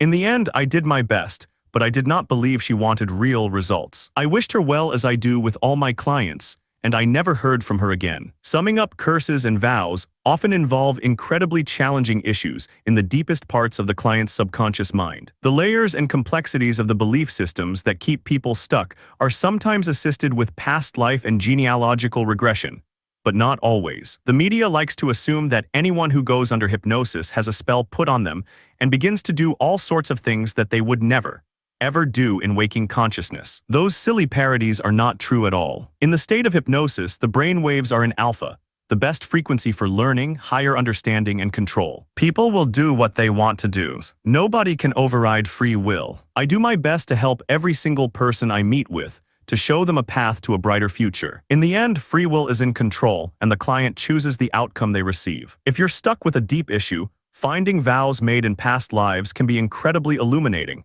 and can often lead to the resolution and answers you seek. Content 6. Lucky Moles on Face. Your Chinese astrology accessed August 31, 2019, https://www.yourchineseastrology.com/face readings/moles/lucky moles. HTM. Part 3 Guided Journeys. Now that you've read the case histories, you will have a chance to experience some of these interesting processes yourself, using the guided imagery exercises included in this next part of the book. There is no doubt that working on these matters with a qualified professional can be extremely helpful to you. When my own healing journey began over 20 years ago, my first real breakthrough in self-understanding came through a private session I had with a past life regressionist. Still, there is much you can do on your own. The material in this section is quite similar to how I would work with you in a one-on-one session. The main difference is that when consulting a practitioner, that person can serve as a sounding board for your thoughts and a mirror for your healing journey. While working with a practitioner can be more helpful for some, I don't believe it's necessary for everyone. I am a big believer in self-help and keeping your own counsel. No outside opinion is more important than your own inner guidance. By working through the book yourself, you become empowered to transform your life for the better. The first time I had a past life regression, I was not able to see much. That is the other valuable reason for using the book. I've told clients for years that accessing this information is similar to working out at a gym. You develop muscle memory that strengthens over time, and the journeys open the door to more understanding as you go, depending on what is most for your highest good at any given time. Doing work on your own develops your subconscious mind, so private sessions you may choose to do can become even more informative. Everyone is different, though, so as with anything, always follow your own guidance for what is best for you. You can study the journeys and attempt to memorize them, or have a trusted friend read them to you. What I highly recommend is downloading an app and recording them yourself. Your subconscious mind loves to hear you speak, and once you make your own recordings, you can keep them handy and play them back whenever you'd like to go through an experience. Previous chapters featuring my case histories were presented from my perspective as the personal guide for each of my clients. Likewise, you will get the most out of this section by recording the journeys and acting as though the recorded voice is a trusted practitioner who has your best interests in mind for your highest good. Especially when doing the recordings yourself, You will always have your best outcomes in mind. Pay attention to anything that flashes in your mind's eye. Don't judge yourself, just go with what emerges, and know that everything is important. Regression processes can be like dreams. Your dream imagery often seems strange and confusing at times, but each image represents something important, so know that journey work is the same. Trust yourself and your process, and I know you'll do great. I also recommend keeping some kind of journal to record the insights you get during the course of the book. You can refer back to your notes later down the road to gain further clarity and see how far you've come in your understanding of your soul's journey. For best results, create a comfortable space where you go to take the journeys, and use that place each time. I do this during meditation. I have a certain place I go to, and so each time I'm there, the experience gets deeper simply by the energy of all the times I've used it before. Likewise, I also have a special chair I call the chair of trance. I use that same chair every single time I do a regression with clients, and over the years, it's developed a tangible vibration to support anyone who sits there. All my books have self-help processes, and I hope over time you will get into the rhythm of how my journeys flow. Having the same place to do your work adds to the effectiveness. Another consideration is the fact that for most of us, family trouble and difficulty is often one of the most common challenges we face during our lifetimes. I am of the belief that we choose our parents before we arrive so we can learn specific lessons and develop soul growth. I'm sure you'll agree our families often provide us with tons of opportunities to stretch the boundaries of patience and develop a stronger soul. With that in mind, please remember that during these processes, you will be working with your parents' higher selves, the most evolved aspects of their souls. I mention this because if, let's say, you have a parent you don't get along with in real life, then I want you to consciously acknowledge that you will meet with their soul, the highest aspect of their mind, so you can frame the experience that way, knowing that their soul loves you and wants what is best for you, and hopefully find greater healing as a result. What is the difference between your real-life parents and their higher selves, you may ask? The higher self is calm and neutral, loves you unconditionally, and has come into your soul journey in your current life for very real and meaningful reasons that always contribute to your highest and best, even if their real-life actions don't always seem that way. Parents do the best they can for the most part. Depending on your background, you may disagree, I realize. And yet, no matter how hard they try, parents are likely to have said or done something that hurt the little child who resides within each of us. So some of the exercises will focus on healing that part of yourself. Over time, if some forgiveness and healing can be achieved, then much has been accomplished. Take your time and do your best. Transformation doesn't always happen in a day, and that's okay. You will notice that some exercises require you to meet both parents at the same time, and then choose one to continue on with on the journey. Know that any exercises can be replayed, so you can go through those again with the other parent and get deeper healing and transformation. Another important factor is that even if your parents are no longer living, or perhaps you've never met them if you were, let's say, adopted, that doesn't matter. You will simply connect to their energy, even if you don't know what they look like, and go from there. This healing will happen either way. In the early days when I worked with clients in private session, I would have them meet both parents and choose which one needed the healing. But over time, I evolved the process. In the next 2 chapters, you will actually get to go into spaces where you meet with each of your parents and travel down their ancestral lines. There is no telling how much healing you can do by visiting both sets of ancestors. Further, you will have a chance to ask your parents whether you need to heal their father or mother's line. We will begin with your mother first, and then move to your father in the next chapter. Journey work makes real changes in the outer world. If your parents are still living, you will have the chance to see how helpful all these processes are by simply noticing the subtle shifts in their energy from the work you're doing in the unified field. You won't likely notice anything too drastic, but you may begin to sense a kind of mellowing, like there's now a greater sense of peace that emanates from their souls. Life isn't always easy, particularly in the realm of personal relationships. For the most part, people do the best they can. If your parents were hurtful toward you, perhaps you can use these experiences to come to a higher understanding that while there is never any excuse to behave badly, at times people become a product of the environments they were raised in. We saw some examples of that earlier in the case histories. To get the most from your genealogical regression journeys, you'll want to be in the most neutral headspace possible. Above all, honor yourself, your process, and your time frame. Be kind to yourself. You deserve the very best this life has to offer, and I hope these exercises help you on your path. Contents. Chapter 5, Maternal Healing Exercises. This chapter includes several journeys for healing with your mother that I hope you will find helpful. Each exercise builds on the others. Remember to keep your notebook or journal handy to write down any pertinent information, as you go through the processes. More helpful information may occur to you over time. Talk with your mother in this first journey. You will visit your mom's higher self and receive special insights, or perhaps an apology or explanation about troubling situations from your past. Hopefully, this process will help bring healing to unresolved issues so you can move forward in life. Ready? Find a peaceful place to sit or lie down where you won't be disturbed. Close your eyes and begin to breathe in through your nose, breathing in peace and healing and exhaling any tensions. Very good. Notice a beam of pure white light is coming down through the top of your head, moving through your neck, shoulders, arms, spine, and legs, and moving out the soles of your feet. Imagine the light pours from your heart, creating a beautiful ball of light that surrounds you by 3 feet in all directions. Feel the loving energy of the protective light and know that within this light, only that which is of your highest good can come through. Imagine there is a doorway in front of you. See it, feel it, or know it's there. When I count to 3, you will open the door. Ready? 3, 2, 1, opening the door and stepping inside a peaceful room. Take a look around. Notice what you notice. And as you do, you see another door on the other side of that room. The door is opening now. Your mother is walking through the door. Imagine this is her higher self or her soul, so she is very peaceful and is smiling and happy to see you. If she's crossed over, notice that here she is in perfect health and looks wonderful. Allow your mother to come up to you so the two of you can have a conversation. If needed, imagine mom is apologizing to you for something from the past. Take your time and listen to all she wants to say. Pause. When you're ready, see if you can ask her about lessons the two of you came here to learn together, and see if you can notice why the past had to happen for your soul to grow. Can you understand now? Can you forgive mother and let go? Very good. Even if you have a healthy relationship with your mother, allow her to talk to you about your journey together and all that your souls have come to learn through your current lifetime. Feel the unconditional love that your mother has for you in this space, even if those loving feelings have not been apparent to you during the time you've shared on Earth. When you're ready, imagine you and mom can hug. If she's crossed over, allow every cell in your body to totally reconnect with her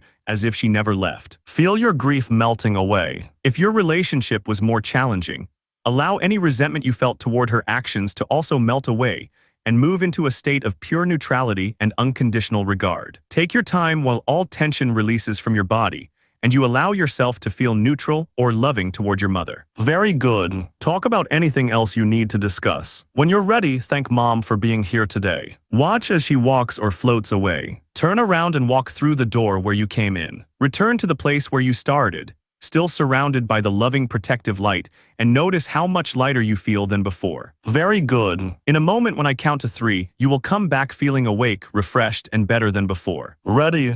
3, 2, grounded, centered, and balanced, and 1, you're back. How did that go? What insights did you come up with? Were you surprised? Did you resolve anything, or is there still more work to be done? Forgiveness is often a lifelong pursuit, so if you aren't completely transformed, know that's okay and you can keep working on the journey for as long as you need. Healing your inner child with your mom. This next journey will help you heal anything your mom may have done or said to your inner child, so you can grow and move forward. Your inner child is the part of you that recalls things that happened during your formative years. We all have an inner child, but as adults, we often don't acknowledge it, which is too bad. Your child loves to play, explore, and express joy. When the child was scolded in the past, often those hurts got pushed down into the subconscious and remain with us as we age. The pain often emerges when we least expect it through triggering events that remind us subconsciously of what happened long ago. This journey will help you go and identify these tender places so you can finally release them and move forward. Go easy on yourself and allow whatever comes up to present itself, and know that this too can be a multi-layered process. Opening your mind and heart to forgiveness and deeper understanding of your mother will help you later on as we attempt to go into the realm of the ancestors on her side of the family. Sit in a comfortable chair with your feet flat on the floor and your hands in your lap. Breathe. Feel peaceful energy as you take deep breaths in through your nose, exhale out your mouth, and close your eyes. Notice that with every breath, you're becoming more and more at ease. Imagine a beam of pure white light coming down through the top of your head. Allow that light to move into your forehead, then into your eyes, nose, and jaw, into your neck and shoulders, down your arms, through your spine, and into your legs and feet. The light is pouring through your body, surrounding you with a protective bubble. Float within that bubble, feeling safe and secure. Very good. As you bathe in the warmth of this light, imagine there is a doorway in front of you. See it, feel it, or just know the door is there. Open that door now and step inside a beautiful room. Look around the room and notice this is a familiar place where you were as a child that feels safe and secure. Very nice. Comforted by the familiar surroundings,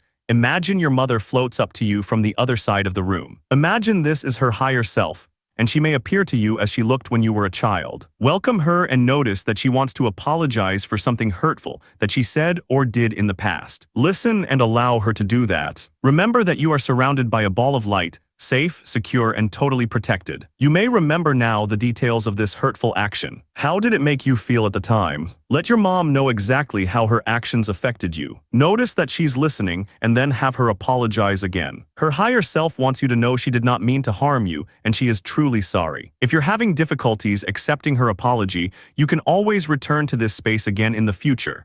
But for now, would it be okay to feel at least a little bit better about this upsetting incident? Imagine that you can definitely feel at least somewhat better, and notice your mother is happy about this. She truly wishes to make amends, and she wants you to know that at soul level she loves you dearly and has agreed to be in your life this time for a reason. She is happy for her choice. She is happy with you. She loves you. Allow her words to heal you. Feel the forgiving energy moving into all your cells, making you feel lighter and brighter than before. If you need to apologize to mom, go ahead and do that. Imagine she also forgives you and that she becomes lighter and brighter as well. Nice job. Take your time to discuss anything else you need. You can hug each other if you'd like or not and finish up your conversation. When you're ready, imagine that mom is floating away, and you can turn now and walk or float back through the door where you entered. In a moment when I count from 3, you'll be back, feeling awake, refreshed, and better than before. Ready? 3. You are processing all this new light tonight, so by tomorrow you're feeling better than ever before. 2. Grounded, centered, and balanced. And 1. You're back. How was that? What did mom bring up? Was this something you remembered? Could you forgive her completely, or is there still more to be done? How much lighter are you now as a result of the journey? Remember, healing is definitely a journey, not a destination, so keep going and no more will unfold over time. Mother's ancestral line journey. We are finally to the journey you've likely been waiting to experience. This exercise will allow you to meet with your mother to do a healing on her family line. Remember, this is your mother's higher self, the most evolved aspect of her, so she is neutral and loving. And here she will be your guide as the two of you journey into a place somewhere in her ancestral past that needs healing. Sit in your comfortable space, breathe, and relax. Notice that the pure white light floating down from above moves into your head, flowing into your neck and shoulders, your arms, your heart, and stomach, and moving down into your legs and feet. Breathe in peace, healing, and love, and exhale any tension as you allow that light to surround your body. Know within the light you are safe and secure. Very nice. Now notice a doorway in front of you, the same door you've seen before. Know that you may see the door, feel it, or just have that inner knowing that this is the door you've walked through before. Do that now. Open the door and step inside a peaceful space. This may be where you've been before, or it could be someplace new. Either way, know you are totally secure and at ease here. And once you step through that door, you see your mother in front of you, waiting for you, welcoming you. Say hello. Know this is her higher self and she is happy you're here. Imagine mom has something important she needs your help with today. She wants the two of you to journey into the past of your ancestors to provide healing to a place that most needs that energy at this time. Imagine you can ask your mom if this healing will be on her mother's side of the family or her father's. Wait and receive her answer. Very good. Imagine it is quite clear whose line you will be visiting today. And as you realize that, there's a doorway behind your mother, which is opening now. Mom takes your hand, and the two of you float through that door into the clouds. You're floating over today, and as you look out before you, you will be traveling into the past of your ancestors on the line of the family your mother told you you'd be visiting, and you will float out to the event that most needs healing at this time. Ready?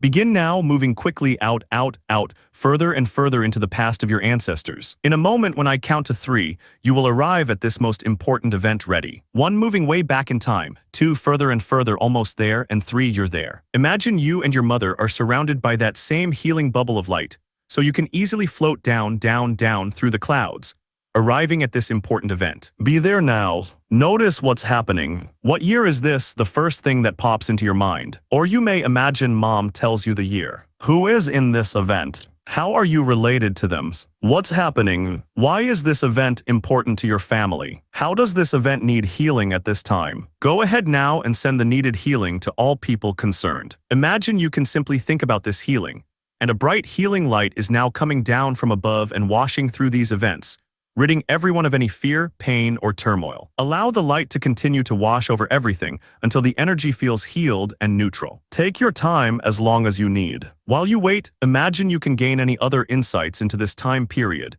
and how it's affecting you now in your current life. When the light has neutralized the scene, imagine you and your mother can float up, out of those events and begin now to float back toward today, but only as quickly as everything between that early time and today is healed and transformed by your energy and attention. When I count from 3, you will be back to today. 3, floating toward your current lifetime. 2, bringing healing light that affects all your relatives from that moment forward.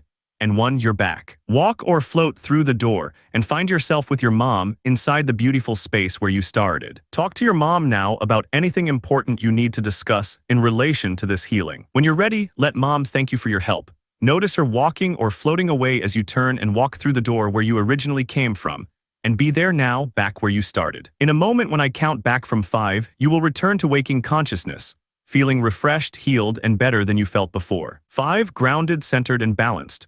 4, processing all this new healing in your dreams so by tomorrow morning you are fully integrated into this new energy. 3, driving safely and being safe in every activity. 2, 1, and you're back. How did you do? What event were you able to uncover? Did you recognize this ancestor as someone you'd heard about before, or was this a surprise? How did the event from the past affect your current lifetime and the lives of your relatives? What improvements do you think you will receive as a result of this healing? Take notes, and if you've never researched your genealogy before, perhaps now would be a good time to learn more about the person or people who you visited today in your inner mind. Exploring past lives with your mother next, you will travel into your mother's past lives, either to a place where you knew each other or to one of her past lifetimes that would be for the highest good of not only her, but everyone in your family. Anytime transformative work is done on behalf of someone, all people who interact with the recipient benefit from their new, lighter energy. Theoretically, though, it is quite possible you knew your mother in a past life, so that may also come up, and a new way of being can be established as a result of the process. Knowing your deeper connection to your mom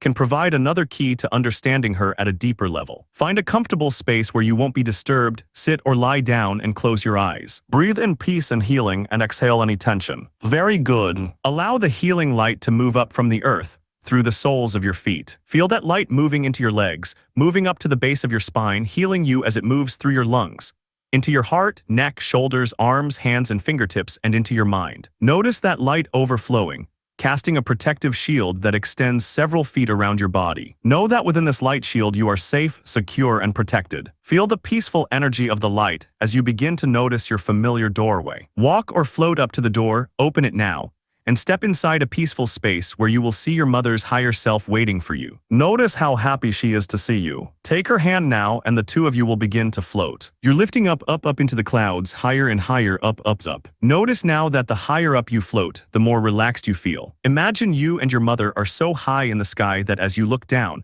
you notice a wave of light below you, and find that you are floating over today. Gaze back down the line and know that this represents your mother's soul's journey, her past lives. In a moment, you and your mom are going to go together to a very important event in her past lives that would be most for your highest good at this time. It might be a time when the two of you knew each other before, or it could be an event from her past incarnations that is most affecting her, the rest of your family, and therefore you in your current lifetime. Ready? Float back in time now, moving further and further back. In a moment when I count to 3, you will arrive at this important event. Ready?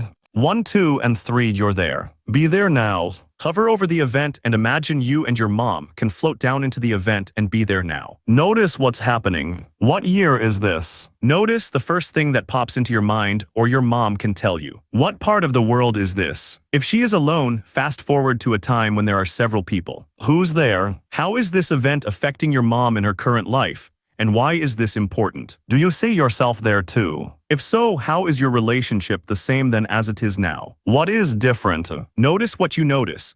And when you're ready, knowing you and your mom are surrounded by protective light, fast forward to the very last day of that lifetime you're visiting. Be there now. Notice how it is that your mom and others pass into spirit and imagine they are doing that now, floating up, up into that peaceful space in between lives. Very good. Allow everyone involved in this healing to float up to you and your mother now. What lessons did this soul learn? And how is this affecting you and your mother in your current life? What lessons are you and your mom learning together as souls? Take a moment and receive any helpful information needed for your healing and understanding. Very good. When you're ready, you and your mom float higher and higher until you are once again floating over that light wave, moving swiftly back toward the present day. Be there now, floating over today. Then begin to float down, down, down, back through the clouds until you land back in the space where you started. Thank your mom for sharing this helpful information with you today. Notice that she is lighter than before, and you are also becoming lighter and lighter and lighter, brighter and brighter. Very good.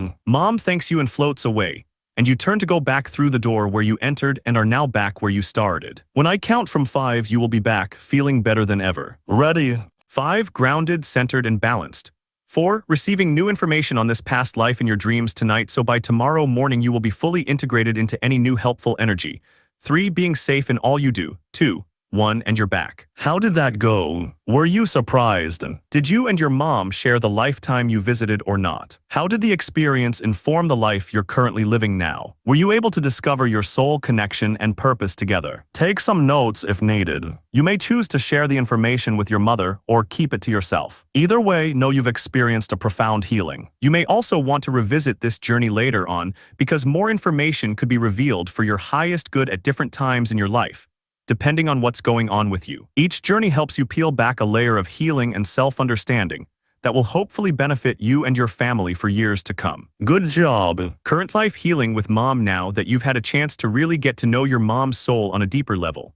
In this next exercise, we will go back to where we started to see if you can view your mom in a new light, based on all you now understand about what her soul has been through in the past. This journey will help you bring more compassion and empathy into the mix as you deal with your mother in daily life. Ready?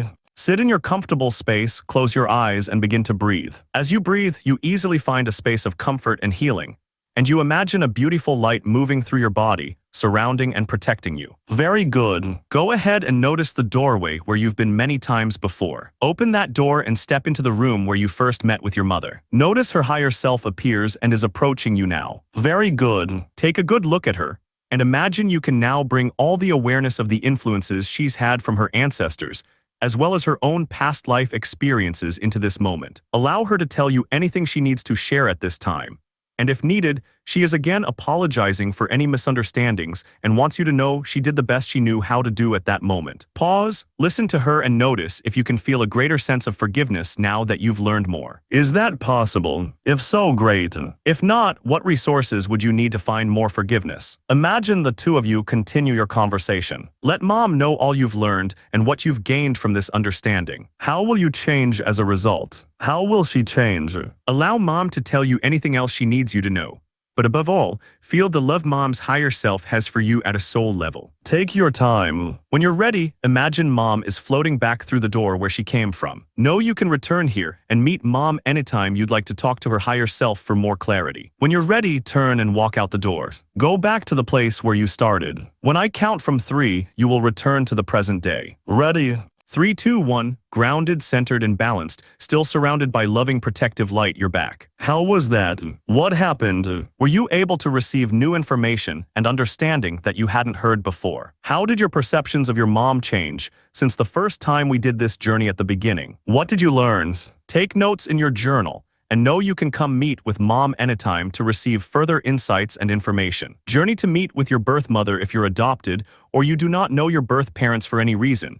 This next exercise can have a profoundly healing impact on your life. There could be any number of reasons why you weren't raised by your birth parents. These days, it's more common than ever to find people who were conceived by a surrogate or through an egg or sperm donor, or whose biological parents died, or were unable for any number of reasons to raise them. The only time this becomes an issue is if the child grows up wondering or feels any sort of resentment about what happened. Being adopted is a real gift of the spirit, and many adoptees yearn to learn more about their origins. At times, that's not possible in real life. If you find yourself in such a situation, journey work can help you go to the spiritual source of information to find healing and comfort. In this exercise, even if you've never met your birth mother in person, we will go to a space where you can connect energetically with her higher self to gain healing and insight. In the following chapter, we'll do the same with your birth father. Sit in a comfortable chair with your feet flat on the floor and your hands in your lap. Close your eyes. Take a deep breath in through your nose and exhale,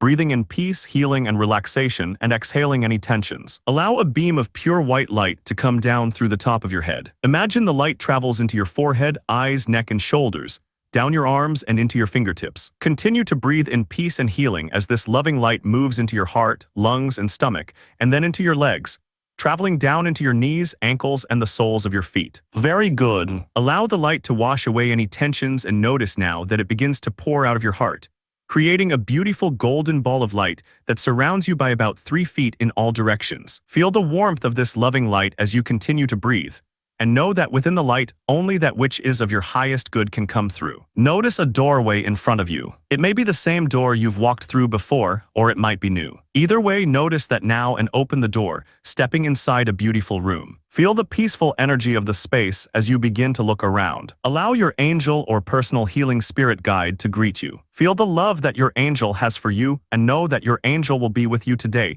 to assist you in this journey. Now take a look around the room or sense the energy there. Notice there's a door on the other side of the room. The door is opening now and here comes your birth mother. Allow her to walk or float into the room to greet you, and notice that this is her higher self, her soul. You may have a visual image of her, or she may appear as a light, but either way, know this is the woman who gave birth to you. Go ahead now and talk to your birth mother. Tell her how you feel about meeting her today. Feel free to share your feelings and thoughts about meeting with her and take your time. Pause. When you're finished, imagine that your birth mother can discuss the circumstances around your birth and the many possible reasons there may have been for her not being in your life beyond your birth. Allow whatever it is to come through easily. Was she an egg donor or surrogate? Did she pass away? Whatever the reason, allow her to explain it. Imagine you can accept whatever she tells you and understand that all things happened for a reason. If she feels a need, she may apologize to you for having to give you up. Imagine you can notice the true sincerity of her apology. The apology may not even be necessary, as she is explaining now that her higher self did the best she could,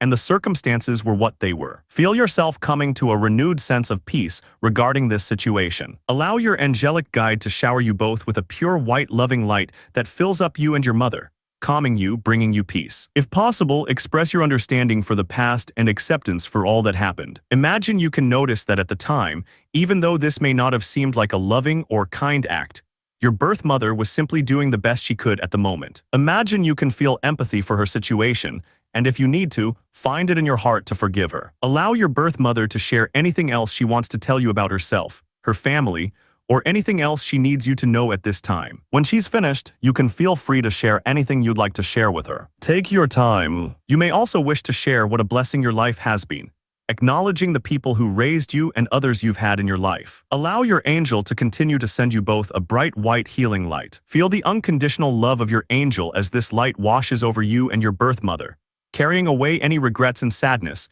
and bringing a sense of peace, understanding, and acceptance. Very good. When you're ready, you can say goodbye to your birth mother. Know we will come see her again later. Thank her for coming here today. Watch as she walks or floats back through the door, and know you can always come back here again to receive more information from her. For now, wish her well and notice how much lighter and brighter she seems as a result of this healing. Notice also how much lighter you feel. Good job. Thank your angel for helping you today, and notice your angel floats away. When you're ready, turn and go back through the door where you started. In a moment when I count back from 5, you will come back into the room, feeling awake, refreshed, and better than you felt before. 5. Grounded, centered, and balanced.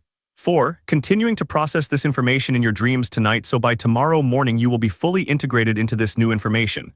3. Being safe in all activities. 2. 1. And you're back. How was that? Were you surprised by your birth mother or anything she said to you? Later we will go visit your birth mother's ancestors. But for now, you've made your first connection and that's great. I hope you were able to find peace in what is likely a very complex issue. At times, people have no idea why they were given up for adoption. So it's likely you either received new information or were able to build upon things you've been told. Either way, I hope the journey can bring you a greater sense of acceptance in your life. Journey to meet your birth mother before you were born in this next exercise.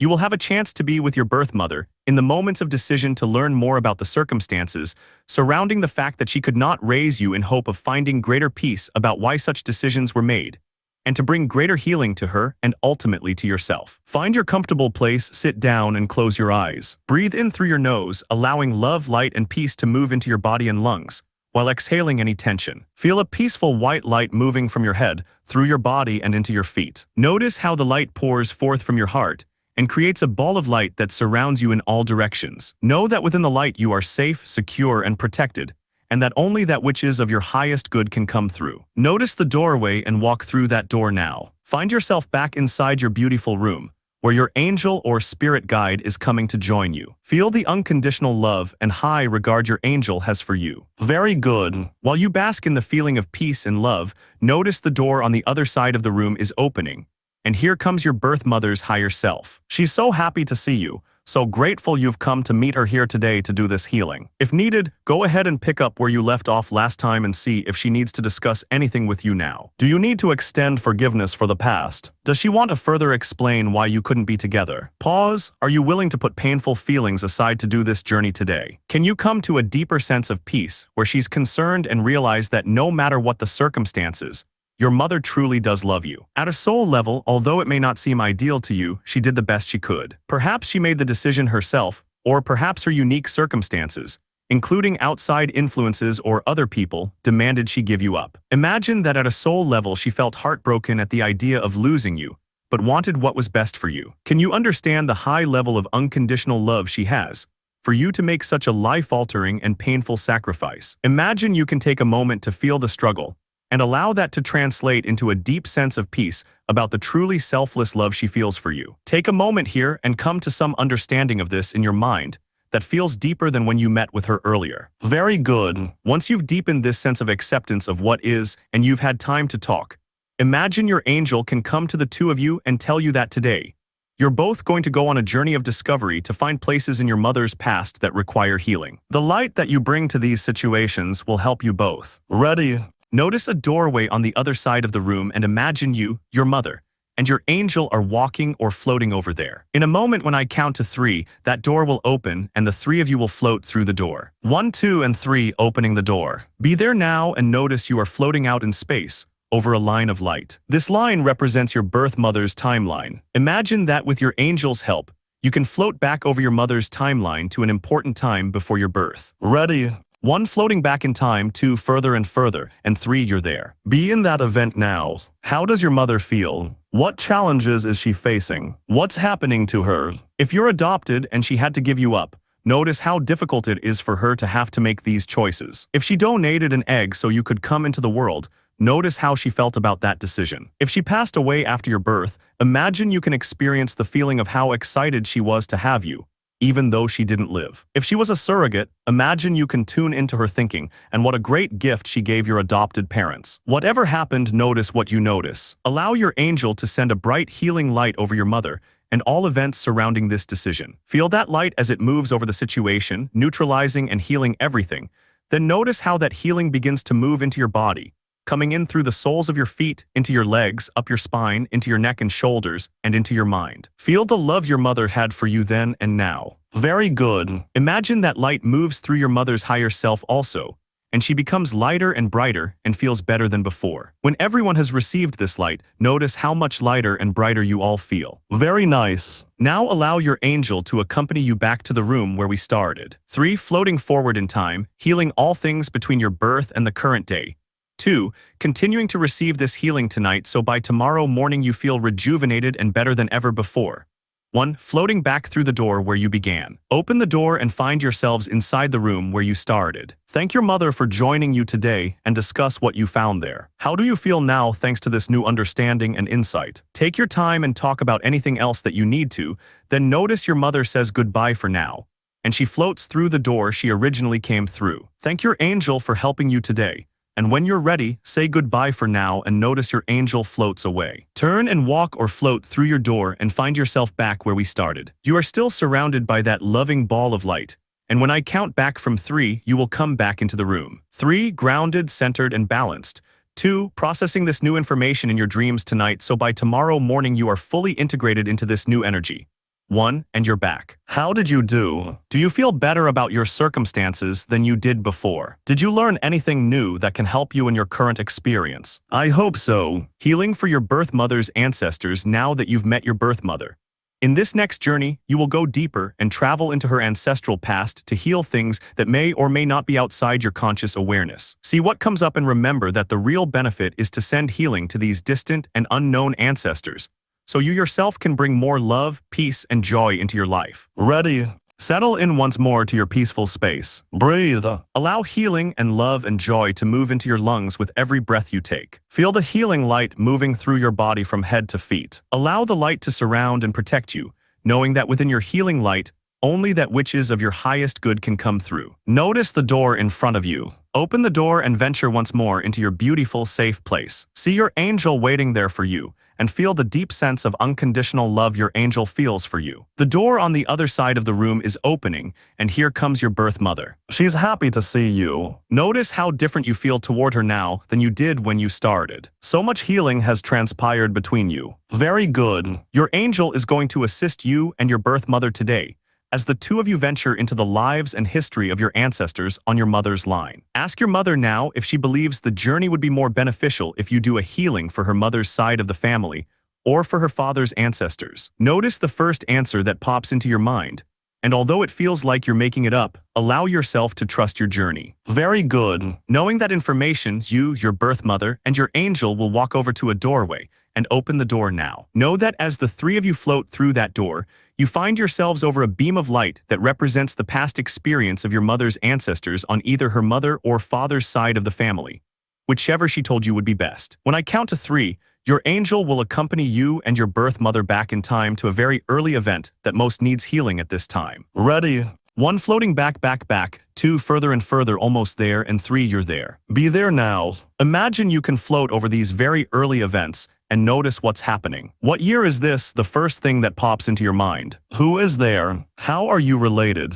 Allow this scene to play out before you. What's happening and why does this situation need to be healed? Allow the angel to send healing light to all events in this early time. The light washes away any pain or other unwanted energies, and you notice your ancestors receiving the healing, feeling more neutral than before. Glance at your birth mother and notice how this affects her energy as she begins to release tension and heal. Finally, feel this energy in your body as cells expand, relax, and open up to this new healing light. Very good. Now imagine you and your birth mother will float over time from this very early moment in your family's history, moving forward in time until you're back in the present day, but only as quickly as all events between this early event and today totally heal and realign. The angel sends a loving light to your family, and all people are receiving this healing throughout time. Find yourself back at the door where you started, float through the door, and go back into your safe and beautiful room. Thank your birth mother for allowing you the opportunity to assist the family lineage in this way. Say or discuss anything you need to say, and then watch as she floats back through the door once again. Only this time, you can see how much lighter and brighter she was than before. With each meeting, she is getting lighter and brighter. Likewise, you feel lighter and brighter, better than ever before. Thank your healing angel for helping and ask for any clarity you need. When you're done, your angel floats away again, and you turn and walk through the door where you started. You are grounded, centered, and balanced. When I count back from 3, you will come back into the room. 3, grounded, centered, and balanced. 2, processing this new information in your dreams tonight so by tomorrow morning you are fully integrated into this new energy. 1, and you're back. How did that go? How do you feel? Were you surprised by what you found? It's likely that these ancestors were totally out of your awareness before you did this journey, and yet they are important souls in your experience. By assisting the healing of your ancestors, you are lightening your own path and the experience for people for generations to come. Awesome job! Past lives with your adoptive mother, the people closest to us, are the same folks we've known in prior lives. There's no doubt you and the woman who raised you share an important bond. Regardless of whether your mother adopted you or perhaps was a grandparent or other relative who took you in when you were younger, making a conscious choice to raise someone is an incredible gift. Could your connection come from past lives? In this journey, you will travel into your own past lives to see what connections you can discover. Ready?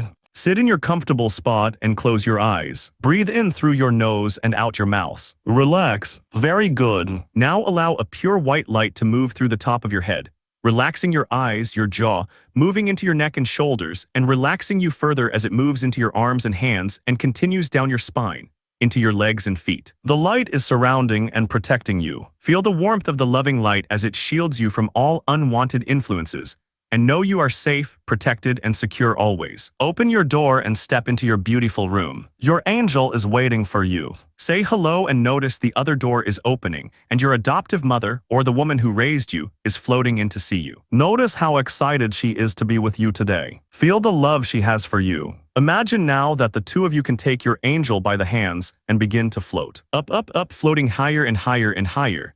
Moving out the roof of the rooms, you're floating up, up, up into the clouds. Notice that the higher up you float, the more relaxed you feel. Higher and higher and higher, up, up, up. Imagine you've floated so high in the sky that you notice a ray of sunshine below you and realize that you're floating over today. Be there now over today and notice how relaxed you feel. Turn and look out in the direction of your future and notice how bright your future is. Then turn the other direction and notice your past. As you notice the past, it's getting brighter and lighter. So bright and light. In a moment when I count to 3, you and your angel and adoptive mom will float back over time to the source event. The first time your souls ever met each other. Ready? 1, floating back quickly, 2, further and further, and 3, you're there. Surrounded by light, imagine you can float into that event and notice what's happening. Where are you in the world? What year is this? How do you feel? Are you alone or with other peoples? Fast forward to an event that gives you information about your connection to each other. Be there now. What's happening? How does this affect your relationship in your current lifetime? What lessons are the two of you learning about together? Take your time and allow yourself to receive answers and clarity. When you're ready, lift up, up, up, and quickly move all the way back toward today. Notice your angel sending healing love and light to all events between then and now. And once again, find yourself floating over today. Ask your angel for any clarity you need.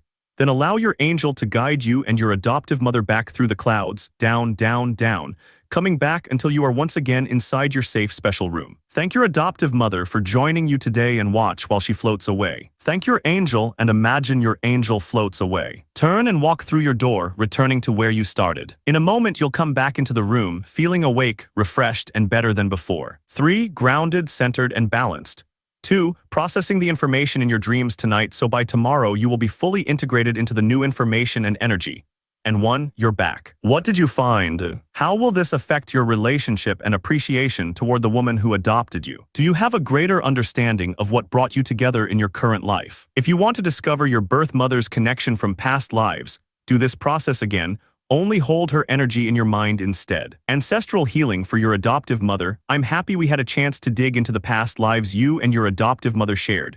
But of course, we can't have a book about ancestors without doing another experience to assist your adoptive mother with her own ancestors. Whether you're related by blood or not, you're tied to the woman who raised you on a soul level, regardless of your specific circumstances. The bond is real and important. And the happier and more healed she is, the better everyone will be around you. Find your comfortable place. Close your eyes. You're sinking and relaxing into your lovely space, preparing to take another journey. Breathe. Send a gorgeous bright white light through your entire body from the top of your head through the tips of your toes. Relax. Surround yourself with light and know that you are always protected. Very good. Walk through your door into your room. Be there now. Your angel and your adoptive mom are there, and both of them are so happy you've arrived. Go ahead and ask your dear mother to tell you which side of her family most needs healing at this moment, her mother's side or her father's side. Notice what she says. Walk with your angel and your adoptive mom's higher self to the special door and open it now. Notice a ray of bright light that represents the past experiences of the ancestors in your adoptive mom's family. Float together over the energy of the past generations of her family to the source event. The event that most affected her family, that most needs healing at this moment. 1, floating quickly, 2, further and further, and 3, you're there. What year is this? The first thing that comes to your mind. Where is this? Who is affected and what's happening? Notice what you notice and allow your angel or mom to clarify anything for you. Notice your angel begins to send healing light to all involved. Allow that light to move to all people in the family, past, present, and future, and see how your adoptive mom lights up and receives this healing. Notice that once she responds, even you sense a lightening and brightening of your own energy. Good job. Now the 3 of you can float back toward your room. And as you do, your angel continues to send healing and light to everyone in the family from that moment forward. healing all situations between that very early time and now. Nice. Float into the room and take your time discussing the information you received with your adoptive mom and your angel. Take your time. When you're ready, they float away. Turn and go through your door and be back where you started. You're grounded, centered, and balanced. And when I count from 3, you'll come back into the room, feeling awake, refreshed, and better than before. 3, grounded, centered, and balanced. 2, processing the information in your dreams tonight so by tomorrow you will be fully integrated into the new information and energy. And 1, you're back. Can you see why healing your adopted mother's ancestors can be helpful for your whole family, whether you're related by blood or not? Anytime we send healing light into the world, particularly to someone as special as the woman who raised you, only good can come. Nice job. Summing up, healing work takes profound courage. What you've accomplished by going through these exercises cannot be understated, and you will be rewarded for your efforts. Hell, if you're in touch with your mother in your daily life, you may notice when you see her next time that real changes in the outer world happened as a result of all the work you've done. When you go inside and change the way you view reality, everything in the outer world shifts and evolves to support your new insights. Wonderful work. Content. Chapter 6 Paternal Healing exercises. Now that you've spent some time working on your mother, next up you will have a chance to do healing with your father and ancestors on your father's side of the family. The processes will be similar, so hopefully they become easier over time. The information and healing that emerge from this section are likely to be completely different from what happened in the last chapter, although I hope it's equally as beneficial in terms of your soul journey. Enjoy. Talk with your father just like we did with your mother. Now it's time to go have a talk with your dad. In this first journey to meet with Dad's higher self, you will have a discussion that will make the rest of the journeys in this section more meaningful and effective. Ready.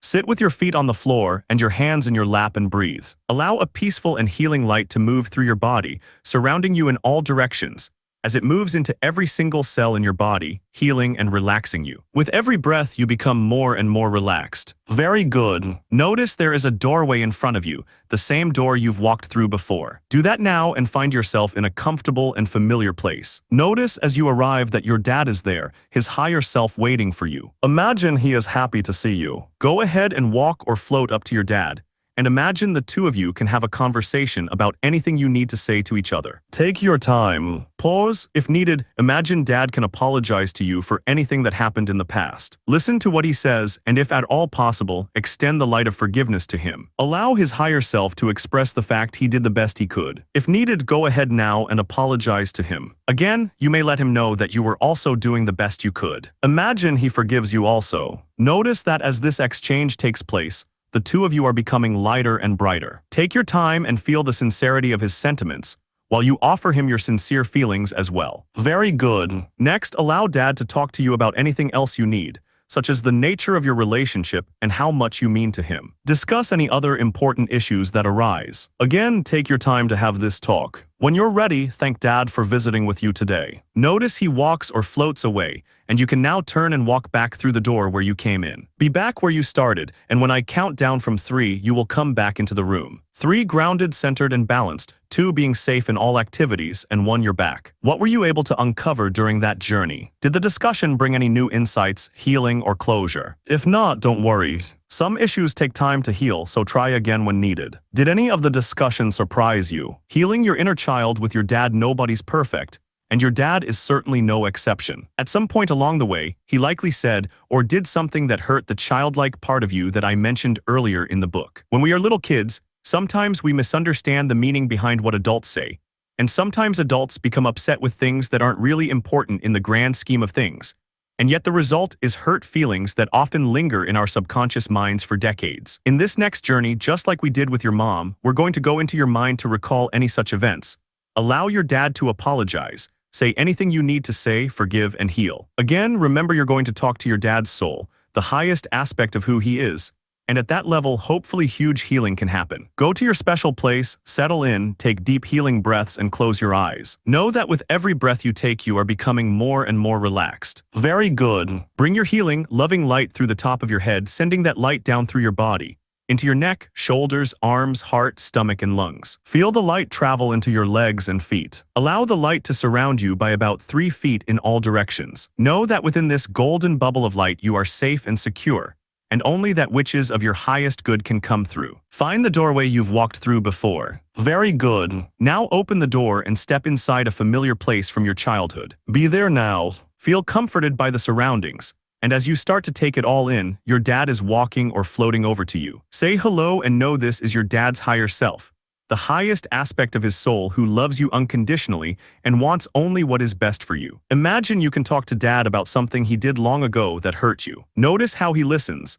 And when you're done explaining how much this hurt, allow him to tell you how sorry he is for causing you pain. He did the best he could at the time, and he is truly remorseful. Take your time to discuss your feelings and let dad tell you what he needs to say. Pause. Notice that hearing this causes you to soften a bit, and you begin to receive the light of forgiveness that washes over you from head to toe. If you have anything to say to your dad, do so now. If you need to also give him an apology, go ahead and do that now. Imagine he too can forgive. You can hug each other if that feels okay, and know that over time, dad truly hopes you will completely recover from your hurt. Allow the discussion to make both of you feel lighter and brighter than you did when you began. You're both so bright now that dad is floating away. Know you can come discuss anything with him here at any time you need. When you're ready, turn and go back through the door where you began. Still surrounded by that healing light, feeling better than ever before, you will return to full waking consciousness, feeling better than you have in years when I count back from 3. 3. Grounded, centered, and balanced. 2. Processing the healing vibrations of forgiveness and becoming fully integrated into that energy by tomorrow morning. And 1. You're back. Great job on that. Does your inner child feel better? Did you remember the incident you talked to your dad about, or were you surprised by what emerged? Know that you may need to do this more than once, and that's perfectly normal and okay. Father's ancestral line journey, now that you've had a chance to get to know your dad better through the previous 2 exercises. Next up, you will embark on a journey to help heal the family line on your father's side of your family. Just like you did with your mom in the previous chapter, you will meet your dad and ask him to help you identify a place in your lineage most in need of healing at this time. Sit or lie down, close your eyes and relax. Go ahead and breathe in healing, love, and light, and exhale tension. Notice with every breath you are feeling more open and relaxed. Very nice. Notice a strong grounding light moves up from the earth into your feet and legs, moving up into your spine and into your neck and head. Allow this light to fill every cell in your being, healing and relaxing you until it pours out of your head, surrounding your body with a protective shield of pure white light. Know that within this shield, only that which is of your highest good can come through. Open the door you've walked through before and find yourself inside a special place. Your father is there. He greets you and you're happy to see each other. Know that his higher self needs some help today visiting events from his ancestral past. Go ahead and ask your dad if you will be visiting his family line on his father's side or his mother's side. Wait for his answer and notice the clarity of his answer. Very good. Behind your father, there's a doorway. That doorway is opening, and the two of you hold hands and walk or float through that door now. Be there now. Notice you are in the clouds floating over today. In a moment when I count to 3, you will begin to float in the clouds over the past of your father's ancestors to a moment that would be most for your highest good. Ready? 1, 2, and 3 floating there now very quickly. On the count of 3, you will arrive at the event that most needs healing at this time. 1 floating back in time, 2 further and further, and 3 you're there. Be there now. You and your father are surrounded by a bubble of light, and you can easily float down, down, down into those events. Be there now. Notice what's happening. What year is this? What's happening and who do you sense is there in need of healing? How are you related? Imagine you can ask the people how you can help and notice that a healing light pours down over all involved, healing, cleansing, and neutralizing that energy, until the whole scene feels peaceful and relaxed. Good job. Imagine you and your dad can ask questions of the people there. How is this incident affecting your family and your current life? Other than healing light, what else can you do to assist? Go ahead and do anything you can that was requested, and continue the discussion until you finish. Continue to allow the healing light to fill up the scene and notice, now that you and your dad are becoming lighter and brighter, as a result of this new healing light and understanding. When you're ready, lift up, up, up, and float all the way back to today, but only as quickly as all events between that early time and now are realigning themselves thanks to this new energy. Feel all the cells in your body healing and filling with loving light, and notice your dad is also continuing to receive this incredible energy. Very good. Float back through the door where you first met with your dad and be there now, back to the place where the two of you started your journey together. Imagine dad thanks you for helping him with the family, and he fills with even more light and floats away. Go ahead now and float back through the door where you entered and find yourself back where you started. When I count from 5, you will come back. Ready? 5. Continuing to benefit from this healing light. 4. Processing all the new energy in your dreams so by tomorrow you will feel better than ever before. 3. Being safe in all activities. 2. Allowing new insights to continue to pop into your mind for the benefit of all concerned. 1. Grounded, centered, and balanced, and you're back. How did that go? Which side of your dad's family did you visit? What happened there? How did those ancient events affect you and your relatives through the years? How do you think the healing will benefit you and your family? As always, be sure to take notes. You may also receive more insights and ideas over time about how all the new information fits into your overall healing and sole purpose for your current life. Exploring past lives with your father, next we will go see if you and your dad shared any past lives together. In a similar fashion to how we worked with your mom in the previous chapter, this journey will keep all options open. You and your dad likely shared past lives together, but if not, you will be able to help your dad's higher self go back to an early time and heal something that most needs to be addressed at the present moment. When we work to help anyone with such deep healing work, especially an immediate family member, everyone around that person will benefit, including you and your entire lineage. Also remember that our souls are so vast.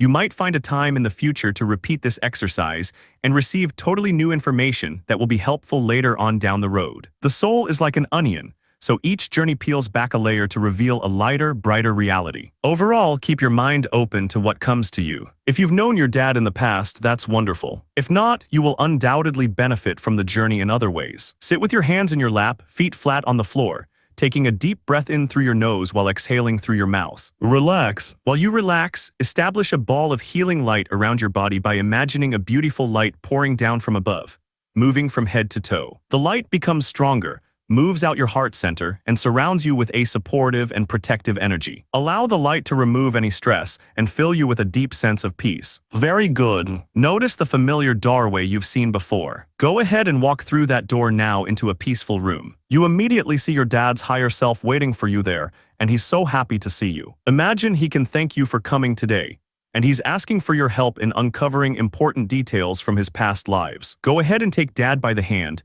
and the two of you lift up, floating through the ceiling, moving into the clouds, floating higher and higher and higher, until you find yourself floating over a light that represents today. Gaze back into the direction that Dad tells you is his past. Know that in just a moment, the two of you are going to visit either an important lifetime that you and your dad shared together, or one of your dad's past lives that would be most healing for your family at this time. It might be a life where you knew each other, or a life that would best explain who Dad is and deepen your understanding of each other. Ready?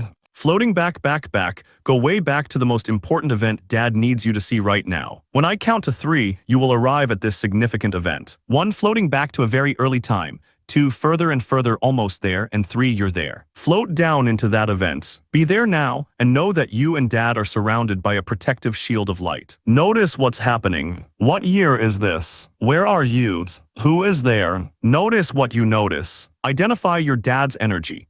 And if you sense that your soul is there too, imagine you can find an event where you're together. If not, find the most important moment that needs healing at this time. Be there now. Notice the events. How are these happenings affecting you and your family in your current lifetime? As you notice, bring a healing light over all parties, and imagine you can fast forward to the last day of that lifetime. Be there now and notice how the various souls passed into spirit, and let them do that now. Imagine the higher selves of the people who you or Dad were in the past can float up to you and your dad, and you can have a conversation with them and ask them about their lives. How are these actions from the past affecting everyone in your current lifetime? What lessons were learned through these events? If you and your dad were together in a past life, what lessons did the two of you learn about as souls that you are still experiencing together in your current life? Very good. Take your time, and when you've received answers, notice you and Dad are lifting higher and higher, and you begin to float forward in time until you come back to today. Be there now, floating over today.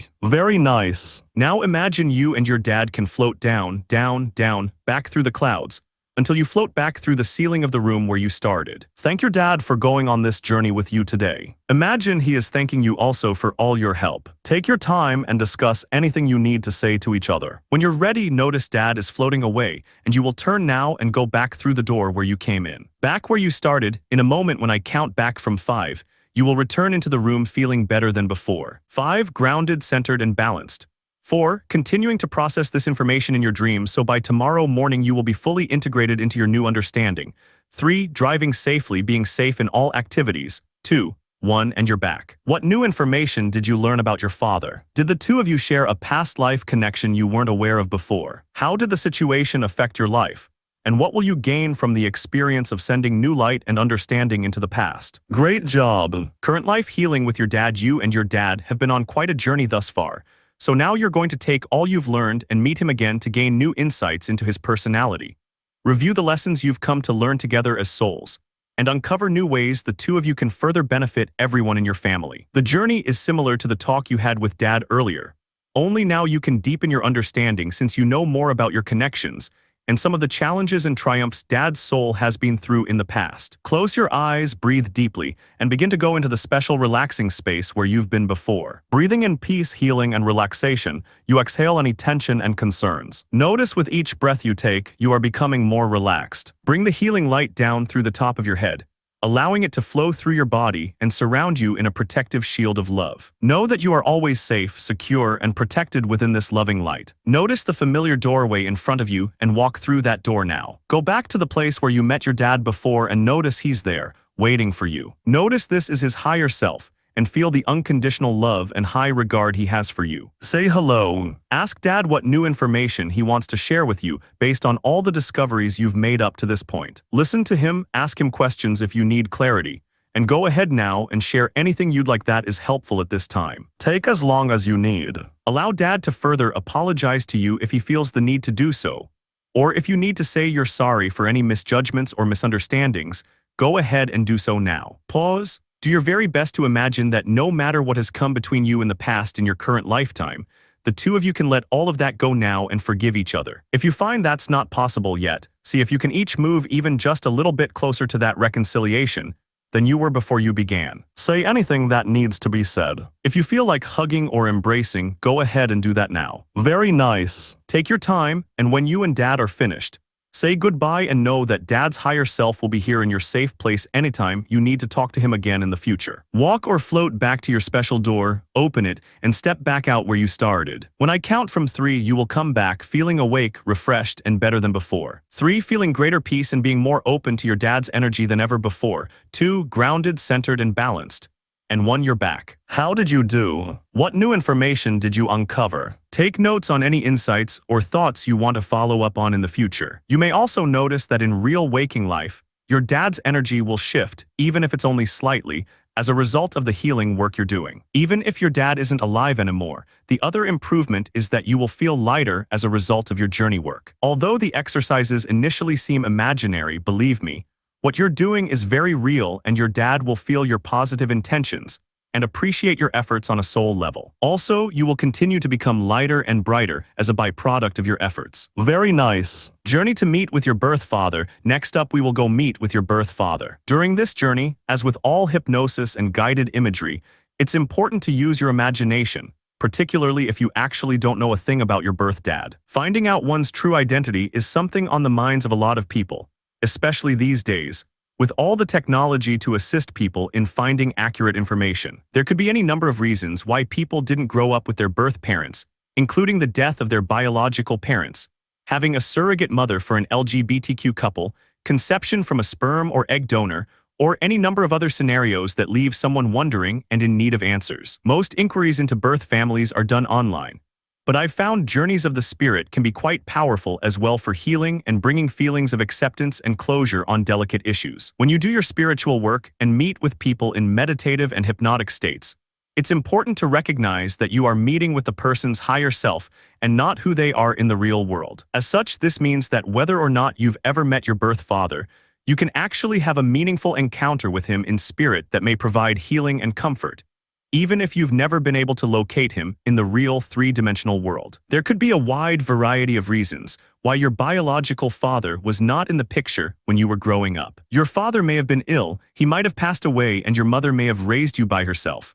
Or perhaps both parents were killed or unable to care for you. You may have been conceived from a sperm donor or may not have known either of your parents. The possibilities are endless. You may feel amazing gratitude for your adoptive family, or you might feel angry or resentful about what happened. Regardless of your unique circumstances, In this next journey, you will have the opportunity to experience a spiritual encounter with your father's higher self. Similar to your experience when you went to meet your birth mother, you may find the information surprising, or you may build upon knowledge you've been told by other family members. Either way, my hope is that this will bring you greater tranquility in your current life. Find your comfortable place where you can sit quietly. Close your eyes and breathe. Allow a healing light to travel from the top of your head, into your arms and legs, down your spine, and into your legs and feet. Allow this healing light to wash away your tensions as you breathe in healing and love, and exhale anything that is not serving you. As the healing light strengthens, imagine it can pour from your heart center and establish a loving golden ball of light that surrounds you by a few feet in all directions. Know that within the light you are safe, secure, and totally carefree,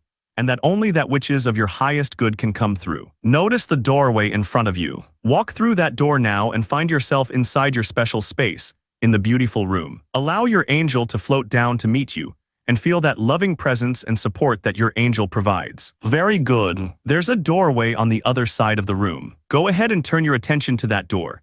And as it opens, imagine your birth father is walking or floating through that door. You may see him as a physical person, or you may feel his presence as a soul or a light. Imagine this is his higher self and he approaches you now. Go ahead and greet him. Feel the unconditional love he has for you. Very good. Take your time and allow your father's higher self to share anything he would like to tell you. He may want to let you know more about why he was not in your life growing up. If he passed away, imagine he can let you know how much he wished he could have been there for you. If he was a donor, let him know what a great gift he gave you. Continue discussing anything you'd like to share with him. You may want to tell him how his absence made you feel, or how his decision altered your life. If you had amazing parents who raised you, let him know that, and if not, share your feelings. Say your piece and then allow him to reciprocate. If appropriate, allow him to sincerely apologize to you and explain whatever he can. You may extend the energy of forgiveness to him, in a spirit of understanding that while the situation may not be ideal as a soul, he did the best he could. Take your time and discuss anything you'd like to know about. And when you're finished, imagine your angel is sending the two of you a bright white healing light. Notice how the light makes you feel better than you felt before. And notice how much lighter and brighter your birth father looks. When you're finished, imagine he can walk or float back through the door, knowing you will see him again in another journey. Thank your angel for helping you today, and feel the love and high regard your angel has for you. Allow your angel to send you blessings and encouragement before floating away. Turn and walk back through the door where you came in and go back to where you started. Still surrounded by that golden, protective ball of light, you will come into the room feeling awake, refreshed, and better than before when I count back from 5. 5. Grounded, centered, and balanced. 4. Processing this in your dreams tonight, receiving more details if needed, so that by tomorrow morning you feel fully integrated into this new energy. 3. Being safe in all activities. 2. 1. And you're back. How did that go? Many seekers struggle to find their birth parents and extended families. If you were adopted, did you receive any new information that helped you gain clarity? Were you able to ease any prior tensions by shifting your perception of the past? In such situations, people may know certain things about their birth parents that they were told through the years. How much of that affected your journey? Were you surprised by what happened? Or did this flow along the lines of things you've come to know about yourself from information received from other family members or your own research? Did you learn anything that you had not ever heard before? If so, are you inclined to do research to find out more? You may want to take a few notes, so you can go back and review things later or even do research to find out if the things you've experienced are documented somewhere. You would be surprised how intuitive you are and how accurate some of your insights will be. Awesome work! Journey to meet your birth father before you were born next. We will expand this work and visit with your father's higher self to find greater understanding of his thought process prior to your birth. Sitting peacefully in your comfortable spot, close your eyes and breathe. Breathe in healing, peace, and relaxation, and exhale any tensions. Allow the familiar beam of pure white light to move swiftly through your neck and shoulders, and into your arms and hands. Allow the light to wash down your spine and into your legs and feet. Very nice. Feel the peaceful vibrations of healing as the light pours from your heart and surrounds you in a protective golden bubble. Know that within this light, only that which is of your highest good can come through. Notice your familiar doorway and walk through that door now. You're back in your lovely rooms. Your angel is there to greet you. Another door opens, and once again your birth father is there. This is his soul, his higher self, and he'd like to discuss the multiple reasons why he had to face the decision of not being part of your life. He may have been a sperm donor who knew from the beginning that you would not be in his life, Or perhaps he became ill or was in an accident and taken from you. If so, allow him to let you into the thoughts and feelings he had during the time before you were born. He may have been in a difficult financial situation or health crisis that prevented him from parenting you. Listen and imagine you can empathize and find greater understanding regarding your special circumstances. Very good. Listen and take your time telling him anything new that you need to discuss. Pause, feel the unconditional love your dad's higher self has for you. If needed, find empathy and forgiveness if you can. See if you can experience a greater sense of peace about these issues as your dad explains the situation further. When you're finished, your angel shows you another door. Open that door now and imagine you, your father's higher self, and your angel will float back over time, going way back to an early time before your birth when your father is discovering the fact that he will not be part of your life. What's happening? How does he feel? Allow your angel to send him a loving, healing light, relieving any stresses and tensions, sadness, or difficulty, and notice that he gradually shifts into a more peaceful energy. Feel that peaceful light overflow from him and move into every single cell of your being. You are filling with love and light, and that light is getting lighter and lighter and lighter, brighter and brighter. Very good. When you're ready, imagine the three of you will float back toward today, walk or float through that door, and find yourselves back where you started. Take a moment and allow your father's higher self and your angel to answer any questions you may have. Allow Dad to clarify anything else he needs to, and take this time to tell him anything else you'd like to say. When everyone is finished, imagine Dad floats back through the door where he came from. Thank your angel for once again assisting you, and notice the unconditional love your angel has for you as the angel floats away. Turn your attention toward the door you came through and go out the door now, back to the place where you started. In a moment when I count from 3, you will come back into the room. 3, grounded, centered, and balanced. 2, processing this new information in your dreams tonight so by tomorrow morning you are fully integrated into this new energy.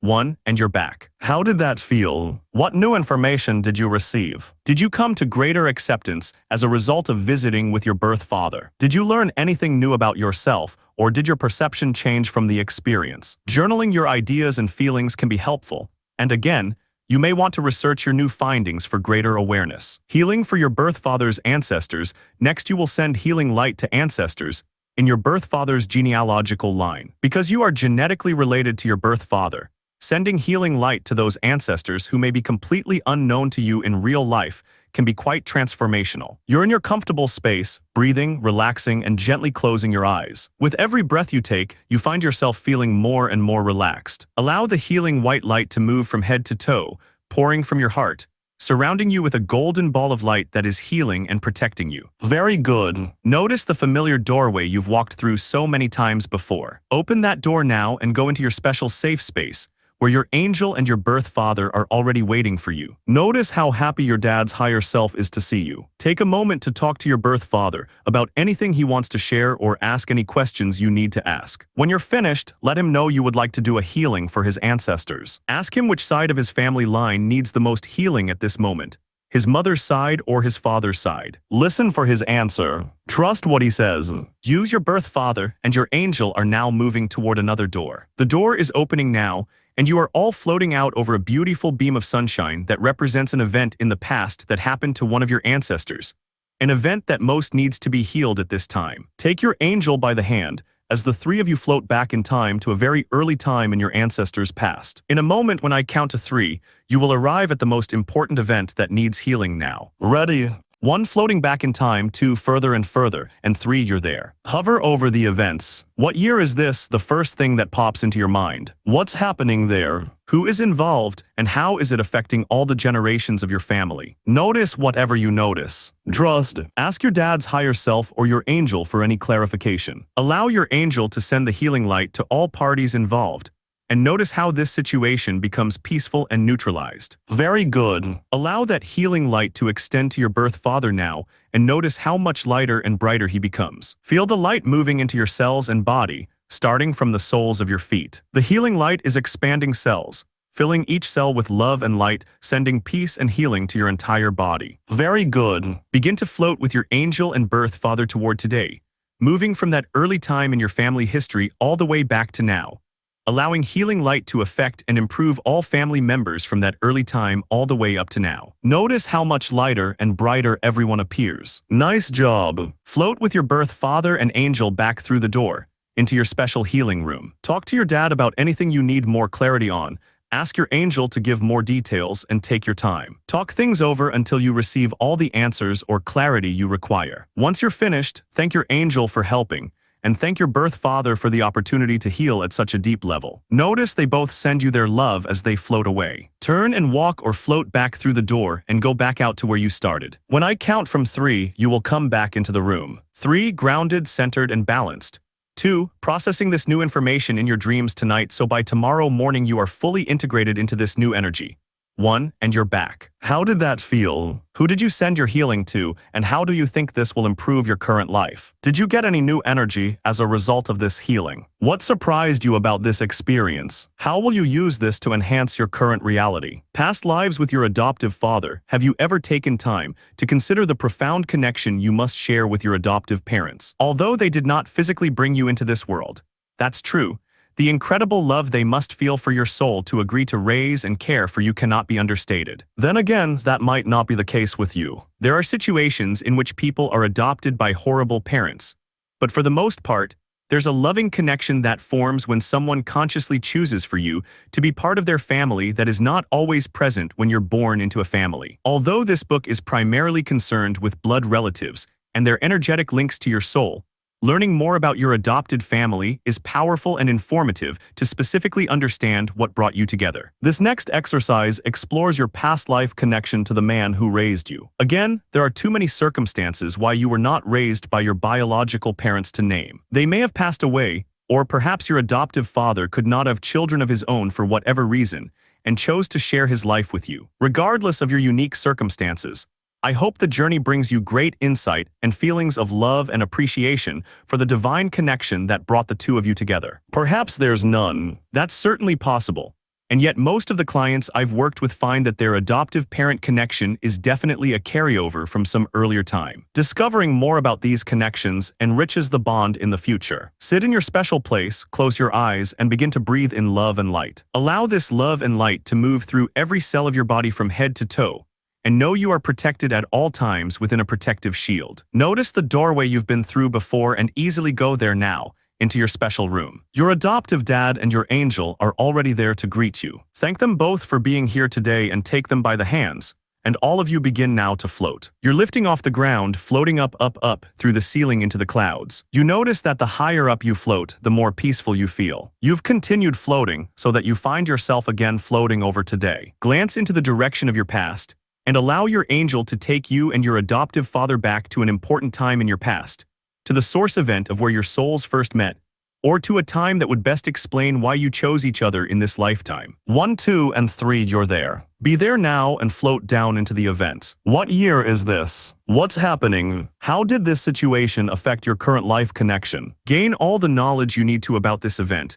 and when you're ready, lift up out of that event. Very good. What lessons did you and the man who raised you come to learn about as souls, perhaps through many lifetimes together? How are you continuing to experience those lessons today? Good job. Now take your dad and angel by the hand, and imagine the 3 of you can float back toward today. As you do, your angel sends love and light to all moments in your soul history, between that very early time and the present moment. Find yourself floating once again over today. Ask questions of your adoptive father or your angel and gain clarity. Very good. Now allow yourself to hold their hands as you all float back through the clouds, through the ceiling of the room where you started. Thank your adoptive dad for his love and for the tremendous gift of his presence he's given you. Likewise, he may also want to thank you for all you've brought to his life. Feel the incredible love between you. Know you can come back here to meet with him at any time you need to reconnect. Thank your healing angel for helping both of you today, and notice your dad and angel float away. Turn and walk through the door where you started, still surrounded by loving light. Only now notice you feel brighter and lighter than ever before. In a moment, you'll come back into the room, feeling awake, refreshed, and better than before. 3, grounded, centered, and balanced. 2, processing the information in your dreams tonight so by tomorrow you will be fully integrated into the new information and energy. And 1, you're back. Did you enjoy that journey? If you want to try this exercise again and see if there's a connection in past lives between you and your birth father, Simply run through the steps again while holding your birth father in your mind. Every time you do a journey, more insights can occur. Have you noticed that with each subsequent visit with people, you're becoming lighter and brighter? Great job! Ancestral healing for your adoptive father after all the healing you did in the last chapter with your adoptive mother. It's only fair to do the same for your father. I am still in awe by the idea of people adopting someone. To love another soul enough to take them into their home is truly special and divine. Let's see what happens and know some good healing can definitely occur. Ready? Sitting comfortably, breathing in through your nose and exhaling out your mouth, close your eyes and rest. Bring a healing light around your body, wrapping yourself up in a blanket of pure love. As this light moves into every single cell in your being, open your door and walk or float into your safe room. Your adoptive father and angel are happy to see you and awaiting your arrival. Ask your adoptive dad which side of his family needs the most healing at this time, his mother's or his father's. Take that information and hold their hands as you, your adoptive dad, and your angel walk or float over to the special doorway that leads to a past event of one of your ancestors. See that bright ray below you and know this represents your ancestor's life. The three of you float quickly over the past to a very important event, something that most needs healing at this time. 1 floating out, 2 further, and 3 you're there. Hover and float over the events. Where are you? What year is it? Who is this ancestor who needs your help? How is this event affecting your adoptive dad's family? What improvements can you make to your dad's life through this healing? Take your time. Notice what you notice. Ask your adoptive dad and angel for clarification. Your angel is sending a blasting beam of love and light to all people involved in this situation. That light is extending back in time and forward in time, affecting all family members for all time. Float back toward the room as your angel continues to send love and healing to all events and people between that early time and now. Notice as you get closer to your special sacred space that your adoptive dad is getting lighter and lighter, brighter and brighter. And now you are also getting lighter and brighter. Very nice. The three of you arrive at the door, float through that door now, and find yourselves back inside your room. Discuss anything important. Gain further clarity and ask questions. Imagine your dad is thanking you for helping him with this healing. Thank your adoptive dad and angel for their insights and assistance as they both float away. Turn and go back through your door and stand back where you started. When you come back into the room in a moment, you'll feel totally awake, refreshed, and better than before. 3. Grounded, centered, and balanced. 2. Processing the information in your dreams tonight so by tomorrow you will be fully integrated into the new information and energy. And 1. You're back. What new information did you receive? Were you able to find an area that needed healing on your dad's side of the family? Can you see how his new lighter energy will in turn affect not only him, but also any siblings you have and anyone he encounters in daily life, including you? Remember that if he wanted to visit his father's line first, you can always go back and do this again and check his mother's lineage to see what you uncover there. Take any notes you need, and know you've done a wonderful job of extending light to your adoptive family. Summing up, you've grown as a person by opening the light of healing and extending that to your family, regardless of your family origins. I'm proud of you for taking a deeper look into a fundamentally complex issue. I pray you'll reap the benefits for years to come. Contents. Chapter 7, Family Healing Experiences. Now that you've worked on healing with your mother and father, hopefully you learned a lot about them that will be of benefit to you in the future. This next chapter will increase that understanding by helping you focus on deeper healing work for your immediate family and lineage as a whole. These processes can be incredibly powerful and insightful to you on your life journey. As usual, keep notes in your journal and remember that healing comes in layers. So go easy on yourself and redo the exercises as often as needed. Cord cutting with all your ancestors. This first exercise is one of my all-time favorites, and it is based on a familial exercise called Ho'oponopono, a forgiveness process from Hawaiian culture, attuned to the idea of ancestor worship and veneration. Many world religions acknowledge the fact that honoring the sacrifices of our ancestors is key to our overall happiness and success in life. Certain rituals and acts of kindness toward all must be done on a consistent basis for the greater good to unfold. The Ho'oponopono concept is simple yet profound, because it recognizes every member of the family as part of the whole. If one part of a machine is not functioning correctly, then nothing works. The same goes for people. In ancient Polynesia, if one tribe member became ill, Everyone stopped what they were doing and gathered for an important family meeting to find the root cause of the illness. Sound familiar? Identifying root causes of issues was considered the only lasting way to achieve success. During the meeting, everyone would go around and talk about the ill person and see what issues or resentments would come out. The idea is that if you don't know what's causing the disease, so to speak, then you can't resolve it. Because many human motivators are subconscious, the process could take considerable time for the true cause to emerge. No matter how long it took, the family would commit to sitting and talking until something relevant surfaced. Let's say that someone was upset with the ill person because of something that happened in the past. The Ho'oponopono ritual would call for the person who did the bad deed to apologize and be forgiven. Cords were cut, and energetically they forgave each other and came to a state of grace and neutrality. The idea that thoughts are things, and they do affect you, was always at the forefront of any discussion. So when someone held bad thoughts about a family member, they really believed that would cause people to become ill. Sure enough, once all these feelings were hashed out in the open, the person would begin to feel better and everybody could go back to work. Isn't that a beautiful idea? I wish modern people would take more time to think about how thoughts and actions affect others. Kindness and positivity are the key. Oh, how I wish we would engage with each other like this in modern times. What you're doing right now by working through the exercises in the book is a huge step toward that end. The next exercise is my take on the ancient Ho'oponopono process, in which we will invite every single ancestor and family member to join us for a blessing and forgiveness ceremony. Obviously, you may never have seen these people in real life, which is fine. The exercise asks you to once again use your imagination and invite the souls of these people to come forward energetically, so they can receive the blessings and healing. What's interesting about doing this process is that you may have real-world shifts that occur after it's done. Maybe a distant cousin will call you up out of the blue.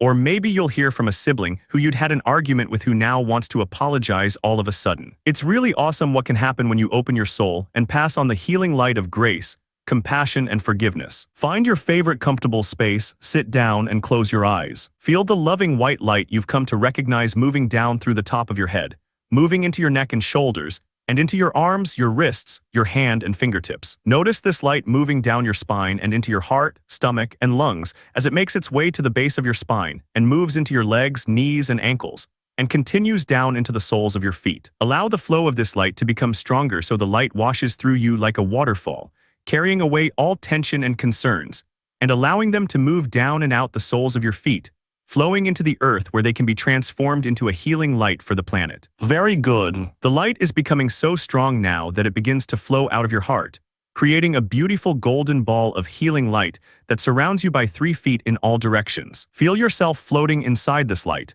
knowing that only that which is of your highest good can come through. Find the doorway in front of you. This may be a door you've walked through before, or it may be new. Either way, open this door now and step inside your beautiful room. This room is your safe place where you feel completely at ease. When you arrive, notice now that your angel or spirit guide is there waiting for you. Say hello and notice how happy they are to see you. As you take a look around, there's a doorway on the other side of the room that you have never walked through before. Go ahead now and walk or float up to that door, open it now, and imagine that you and your healing angelic guide can walk or float inside. As you notice what's there, you see this looks like a big theater. As you look down in front of you, you see there's a stage there. Go ahead now and find a comfortable seat in the theater. Sit down, relax. Imagine that you can feel totally at ease in this special place, and that your angel will sit with you. Now, as you gaze down at the stage, I want you to invite all your ancestors on both sides of your family to begin now to walk out onto that stage. Know that the stage is unlimited in size, so everyone fits comfortably. Very good. Invite your parents first and then your brothers and sisters, aunts, uncles, cousins, grandparents, distant relatives, and second cousins. One by one, you're noticing all these souls stepping out to the stage. Continue to allow every single person in your family to come out to the stage now,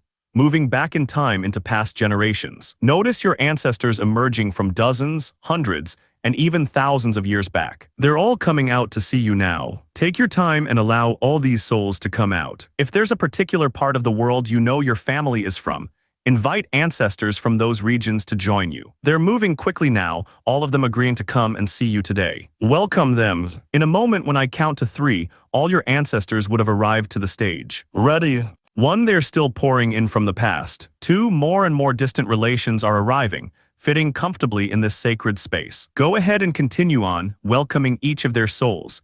The higher selves of all your forebears are floating out in front of you. And one, they've all arrived. Gazing down from your seat in the theater, take a moment to look at everyone who is standing on the stage. Feel an immense sense of gratitude for all the ancestors who came before you. Send them all healing light and blessings, and imagine they are sending that love back to you as well. Great job! Go ahead now and ask these ancestors if there is anyone who needs extra healing at this time. If so, imagine they can come to the front of the stage. Notice who stepped forward and imagine they can share with you, either by telling you or showing you, why they need extra healing at this time. Notice that now. Allow your healing angel to send a bright white healing light to these special souls. Allow this light to move over these ancestors and remove any pain or emotional challenges. Very good. Now imagine that light extends out beyond these ancestors and begins to wash over your entire family. Every single ancestor from the beginning of time until now is receiving this special healing light. Notice how much lighter and brighter they look and feel as a result of this new healing energy they are receiving. Very good. Now I want you to imagine noticing that there is an energetic cord coming out of your solar plexus/stomach area, and it's connecting you to all the people on this stage. Imagine you can notice it's fanning out into hundreds, if not thousands, of tiny light cords, each one connecting you to someone in your immediate family. Allow your healing angel to bring out a giant pair of golden scissors. In a moment when I count to 3, your angel will cut these cords, releasing you from past influences of your family, while at the same time returning their energy to each one of them and allowing everyone present to receive a lovely healing energy. Ready? 1, 2, and 3, cutting that cord. Your angel is cutting that cord now. Notice as the cord is cut, there is a stunningly beautiful light coming down from above, washing over you and everyone else on this stage. All the ancestors are receiving your blessings. They're getting lighter and lighter and lighter, brighter and brighter. Very good. Notice now that healing light is rushing into your stomach. It's moving into your heart and head, into your arms and hands, and flowing down into your legs and feet. This light is moving into every single cell in your being. Cells are getting lighter and lighter, brighter and brighter. You've never felt better, and your ancestors are becoming so light and bright.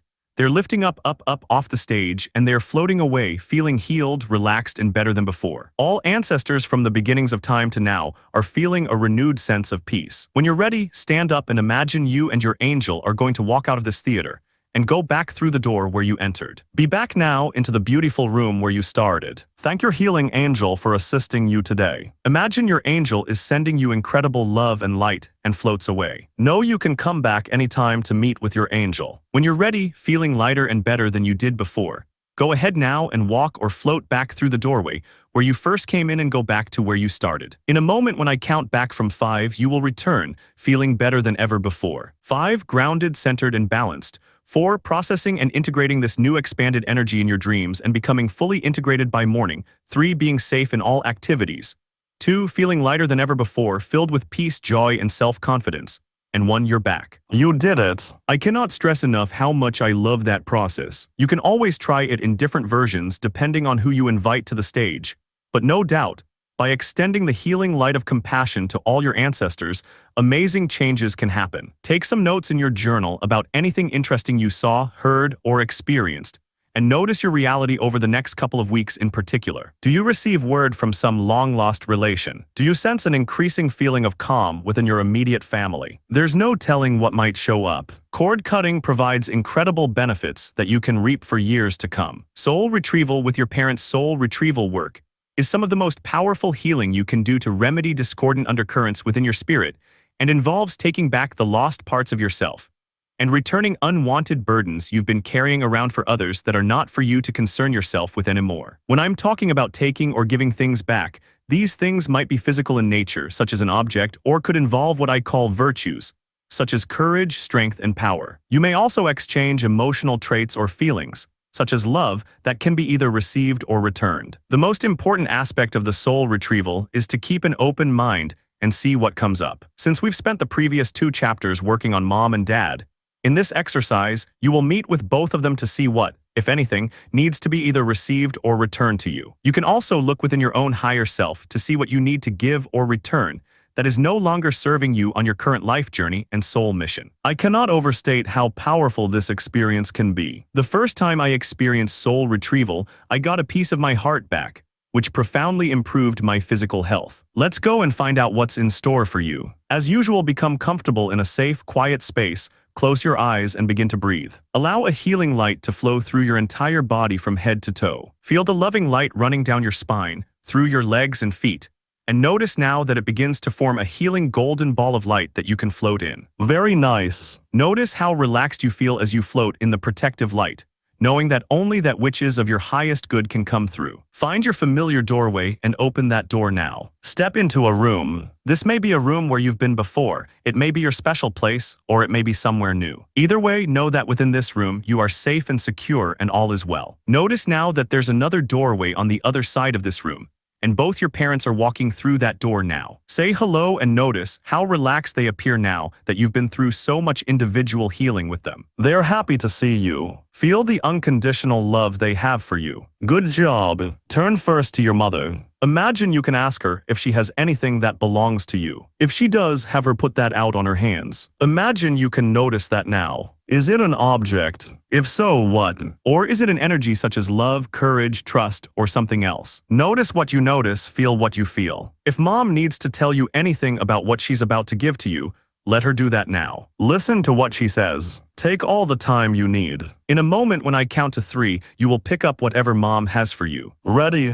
1, 2, 3, picking it up and putting it right inside your heart. Imagine it moves into your heart, flowing down, down, down into your stomach, through your lungs, into your legs and feet, and it moves up into your neck and shoulders, into your arms and hands, and into your mind. Notice the healing light is moving through the top of your head again, helping you fully integrate the energy of what mom is giving you today. That healing light is getting brighter and brighter and brighter, lighter and lighter, until you feel better than you did before. Very good. Now imagine you can look inside yourself and notice if you have anything that belongs to mom. It could be love or it could be something else. Guilt, courage, fear, or perhaps it is an object. Allow yourself to be open to whatever comes to mind. Whatever it is, put it out on your hands, notice it, and let mom know why you no longer need this anymore. Perhaps it was never yours, or maybe it has served its purpose. Perhaps you are simply sending her love. Either way, notice and let her know what it is, and why she is receiving it at this time. In a moment when I count to 3, you will hand to your mom whatever you're guided to give to her,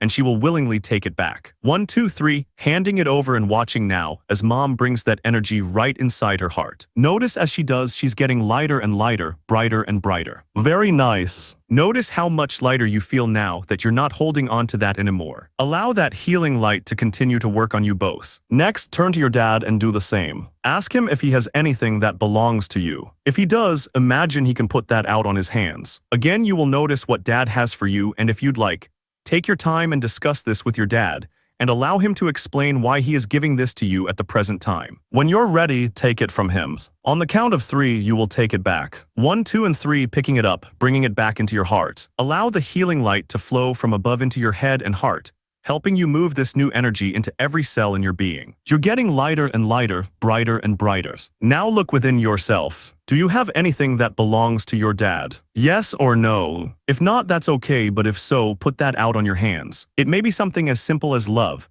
or you may have an object or a virtue such as strength or courage. Whatever it is, feel free to explain the item to him. Put it out on your hands, and when I count back from 3, dad will pick it up. Ready?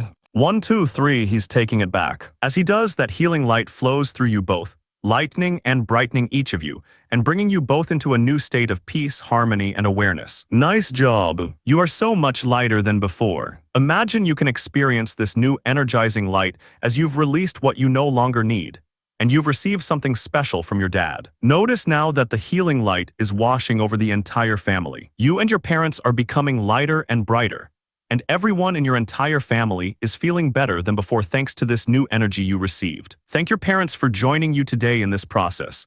And when you're ready, go ahead and notice they will walk back through the door where they came in. Take all the energy you need to feel refreshed, and turn and go back through the door where you entered. Find yourself back where you started. When I count from 3, you'll come back feeling better than ever before. 3, grounded, centered, and balanced.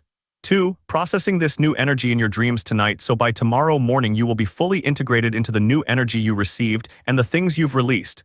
And 1, you're coming back. How did you do? Were you able to notice things easily? Could you see them, or did your parents tell you about them? What did you release? What did your parents give you? Were you surprised? How do you think the family dynamic can change in light of this healing? Did you receive anything you've seen or considered before, or did the exchange surprise you? Make notes in your journal to gain clarity. I've heard of cases in which objects that were returned were actual family heirlooms that were later confirmed by relations. Who knows, you may be able to confirm details later by speaking to your parents in person or doing more research. Know that miracles can and do happen, and be open to receive all the blessings the universe has in store for you and your family. Clearing a family curse. Earlier in the book, you saw several clients who believed they were under the influence of a familial curse. Whether or not you believe curses are real is irrelevant to those who believe in them. People can become easily derailed when they think they are under the influence of a hex. Uncovering such a belief can be challenging. If your eccentric aunt made some offhanded remark about the dreaded family curse when you were a kid that you think you've dismissed, on the subconscious level, the idea may in fact be stuck and can wreak unwanted havoc on your life. So if that's you, this can be an interesting journey to go on. If that's not you, the journey can provide you with further confirmation that you are not affected by a curse. Theoretically, you may have already uncovered some of this during the previous experiences. But for this exercise, we will go meet with mom and dad and ask if either of them has any known enchantment on the family tree. You can always repeat the exercise for both parents. I hope it will bring you healing, insight, and resolution. You are quietly sitting or lying down in your special place. Breathe in and close your eyes, feeling the healing light moving through your body, surrounding you with a ball of protection. Know that only that which is of your highest good can ever come through this loving light. Walk through your door and into your special room. Notice your parents are there already, waiting for you. Say hello. Notice how happy they are to see you. Very good. The three of you are here together to address an important concern, so go ahead now and ask them both.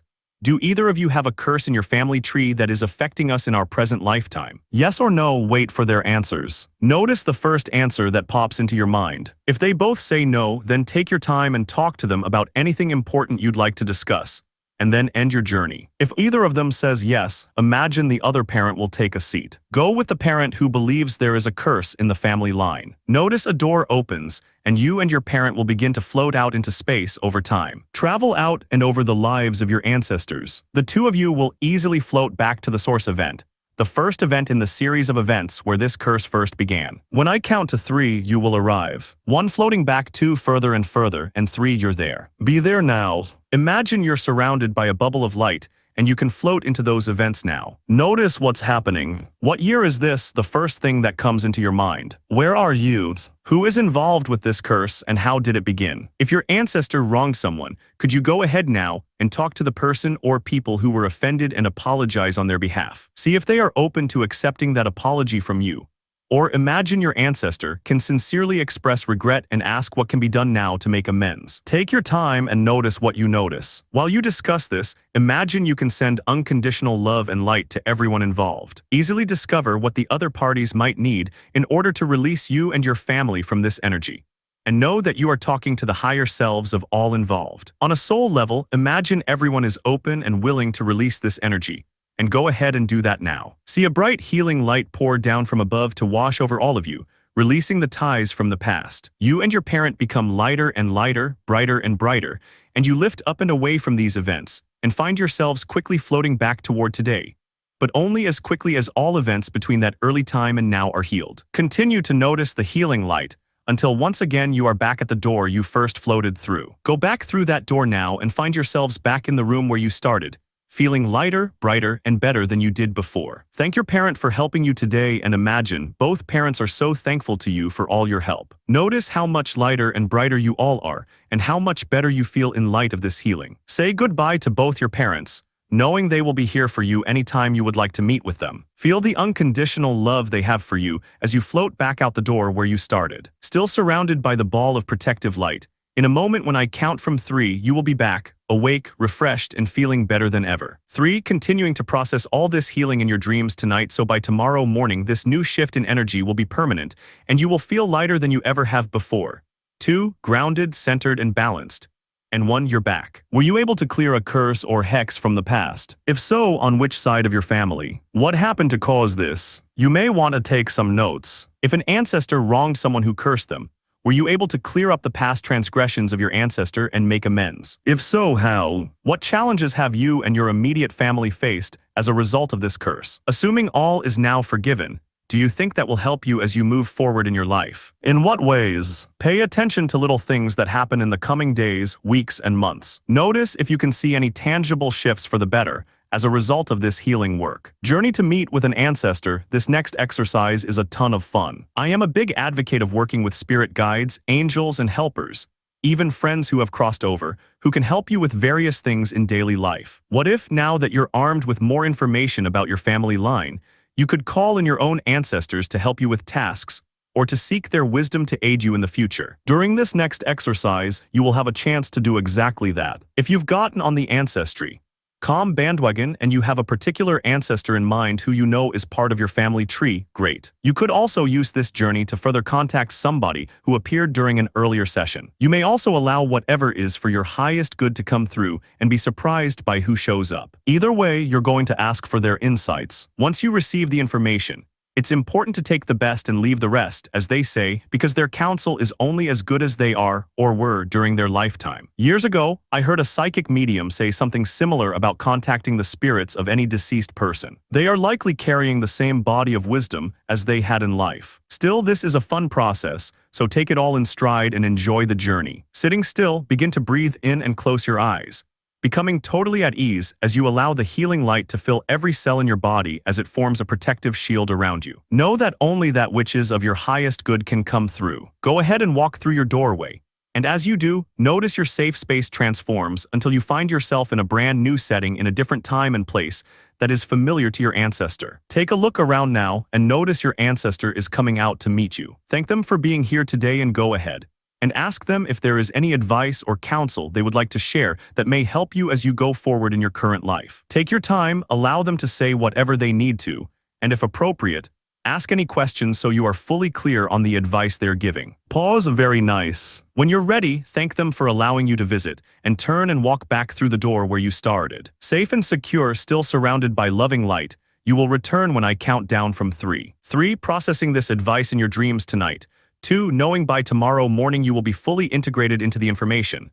And 1. Grounded, centered, and balanced, you're back. Did you meet with the person you intended, or did someone else show up? What happened? You may want to write down the conversation and any details about the setting in your journal. Did you enjoy and appreciate the advice? Was this something worth listening to or not? If not, why do you think they shared it? You may find there is a deeper meaning that has ties to another area of your family line that needs healing. If the advice was helpful, how so? How can you use this information to move forward in a meaningful way in your own life? With any kind of intuitive information, if there is one positive takeaway, then the time was well spent. Even if the guidance seemed unhelpful, it can provide good lessons for discernment to help guide you in the future. End of the line journey. Another interesting consideration when we're talking about generational healing is to think about those people who are the end of the family line, meaning there will be no future offspring or generations to continue on beyond them. I am such a person. After my bout of stage 4 endometriosis when I was 30, I cannot have children and therefore, I'm the last of my kind. Even though I personally never wanted children in this lifetime anyway, still, it's an interesting feeling to know that you are it as far as family lineage is concerned. What responsibilities does the end of the line have in terms of assisting a family energetically to heal past karma? I've wondered this myself from time to time. What if I can assist all my ancestors to heal past transgressions that would ripple out into all time and affect everyone that my current family members come across in daily life? It's an idea I've pondered from time to time for sure. The issue of not having children can be an empowered choice, but for many, the limitation becomes a huge issue and the source of great unhappiness and turmoil. Even for me, years ago I struggled with this for some time. I finally came to a place in my mind where I chose to embrace the idea that things happen for a reason, and now I am at peace. If you find yourself in this same situation for whatever reason, this journey is for you. Perhaps like me, you simply never wanted to have kids, or maybe also like me,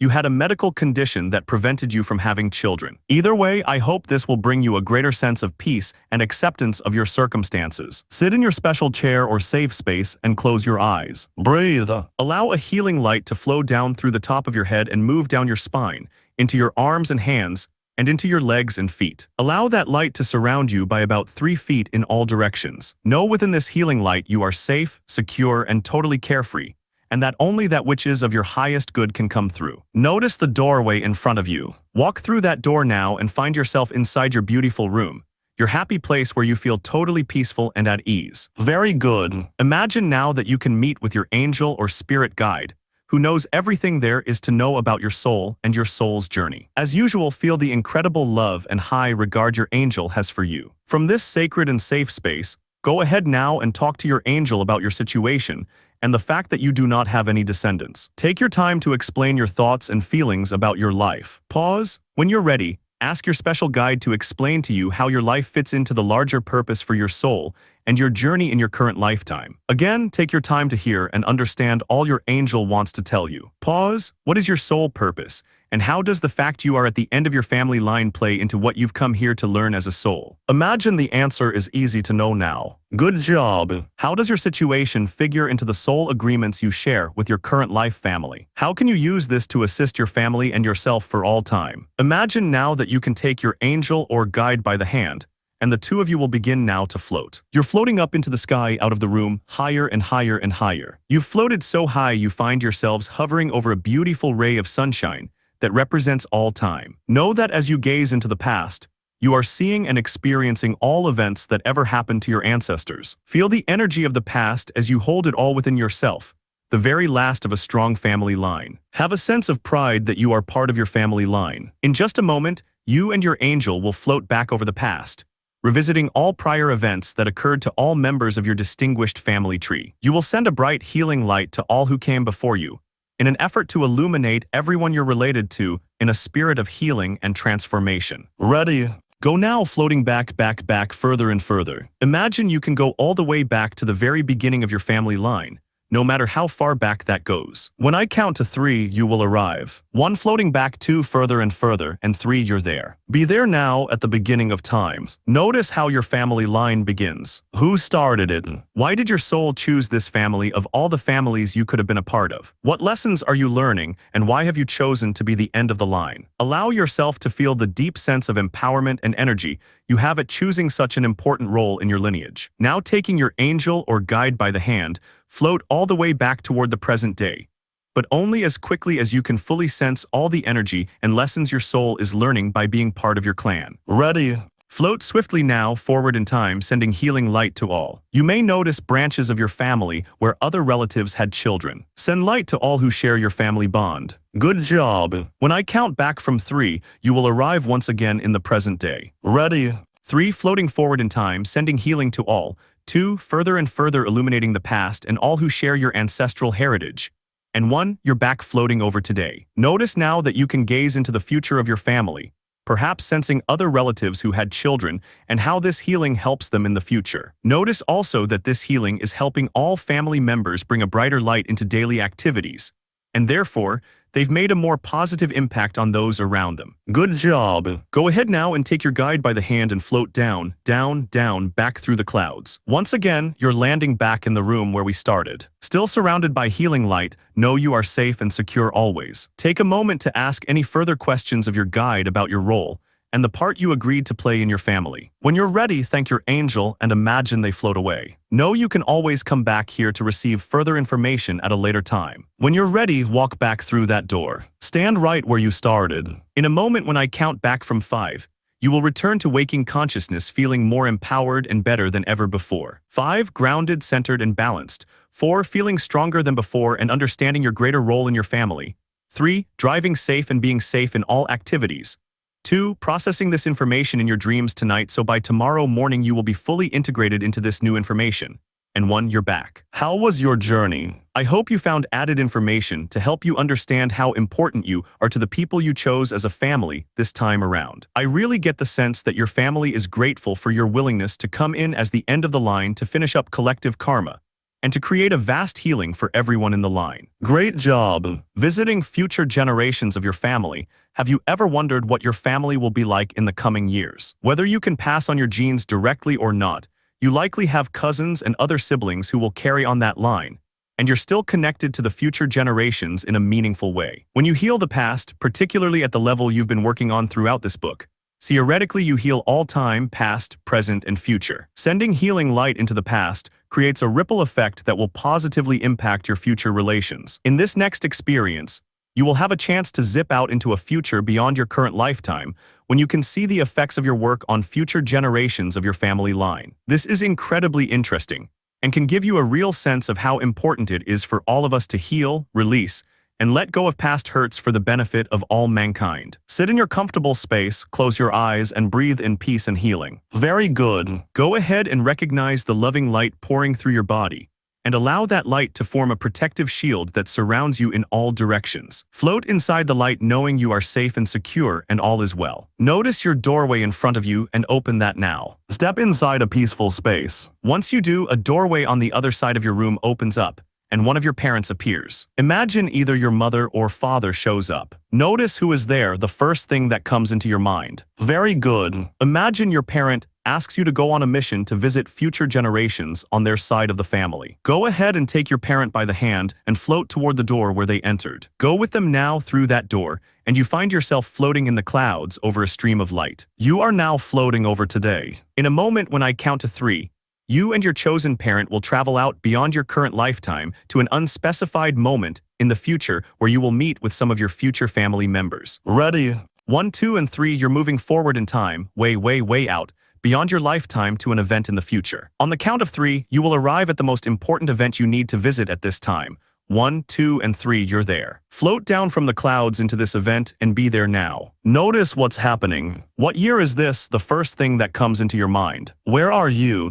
Who are the people you're seeing? Are you their ancestor? Very good. Now imagine you can speak to whoever showed up and ask them to explain any important information you need to know. Listen, and then ask them if there is anything you need to be concerned about that would help them have a better life. Ask any other questions and allow them to receive answers they need. If your parent needs to interject information, allow them to participate also. Take your time. When you're finished, thank your relatives for speaking with you and imagine that you can send each other blessings and light. Say goodbye, take your parent by the hand, and the two of you float up into the clouds, moving very quickly back in time until you find the doorway where you came in. Floating over today, go through the door and find yourself back in the room where you and your parent first met. Thank your parent for helping you on your journey, then say goodbye and watch while they float away. Turn and walk back through your door and find yourself back where you started. In a moment when I count from 3, you will be back, awake, refreshed, and feeling better than before. 3, grounded, centered, and balanced. 2, continuing to process this information and the connection with your future family in your dreams tonight, so by tomorrow morning you will be energized into this new knowledge. And 1, you're back. How did it feel to meet future family members? What information did they give you? Could you see how the work you've been doing in healing the ancestral past helped them in the future? How can you help them now? Be sure to take some notes, and know that if you visited your mother's family line this time, for example, you can always go back and do the exercise again with your father's family line. Illuminating the past, another exercise that goes with what you've been doing throughout the book, involves simply sending light to the past on both your mother and father's side of your family without dropping into any specific experiences. You may wonder how that could possibly help, but believe me, it does. I've been doing this process for years on a periodic basis, and I've found my family members tend to appear calmer and more relaxed afterward. The higher self of everyone in the family line benefits from spiritual work you do. This one is incredibly easy and doesn't take long. Ready? Find your special place for inner journey work and close your eyes. Allow the healing light to move through your body from head to toe, bursting forth from your heart center. Notice the light surrounds you in a protective shield of golden healing light. Know that only that which is of your highest good can come through this loving light. Walk through the familiar doorway where you've been so many times before. Stand in your room feeling consciously peaceful, happy, and safe. You may notice your angel has come to join you. Say hello and see the doorway you've walked through before while doing healings for your parents. Imagine you notice that door now. Walk or float over to the door, and know that behind that door is an energy that represents all time for every single soul on your father's side of your family. Open the door now and imagine you and your angel can float quickly all the way back to the beginning of time on your father's ancestral line, to a time before anyone on his side of the family ever existed in physical form. On the count of 3, you will arrive at the beginning of time. 1, floating out, 2, further and further, and 3, you're there. Be there now and feel the loving embrace of the void, the all that is. Very good. Now move forward from this earliest time back toward today, and send a bright healing and transformative light to all people and events from the beginning of time until now. Float quickly, and when I count from 3, you will arrive back at today. 3, floating forward in time. 2, seeing all events healing and realigning. And 1, you're back. Next, you and your angel will float over the past again. Only this time you will be experiencing all events on your mother's side of the family between today and the beginning of time. Go ahead and move back over the past again, floating very quickly, knowing that this energy represents all time for all members of your mother's side of the family. 1, floating into the deep past. 2, very quickly. And 3, you've arrived at the beginning of time. Be there now. You're in the peaceful, loving void of the all that is. Feel that amazing energy of nothingness and begin now, with the help of your angel, to travel back toward today, sending a healing and loving light to all events between then and now. Ready? You're moving forward in time, shifting and transforming every single soul in your family tree, loving and healing all who have come before you. When I count back from 3, you will once again arrive at the door where you came from. 3, floating quickly through time. 2, floating toward now, and 1, you're back at your door. Very nice. Now float through that door and go back into your special room. Thank your angel for assisting today. Know that you can easily do this process anytime to further support everyone in your family for all time. Feel the incredibly powerful sense of unconditional love your angel has for you as your angel floats away. Float back through the door where you came from and allow yourself to be surrounded by the loving light and peaceful vibrations from this special journey. When I count from 3, you will return, feeling better than ever before. 3, grounded, centered, and balanced. 2, and 1, you're back. How did you like that? Once you get used to imagining the past, you can actually complete this process far more quickly than what we've done here. I often take just a few seconds to send light to the family lines. All healing is nothing more than focused attention,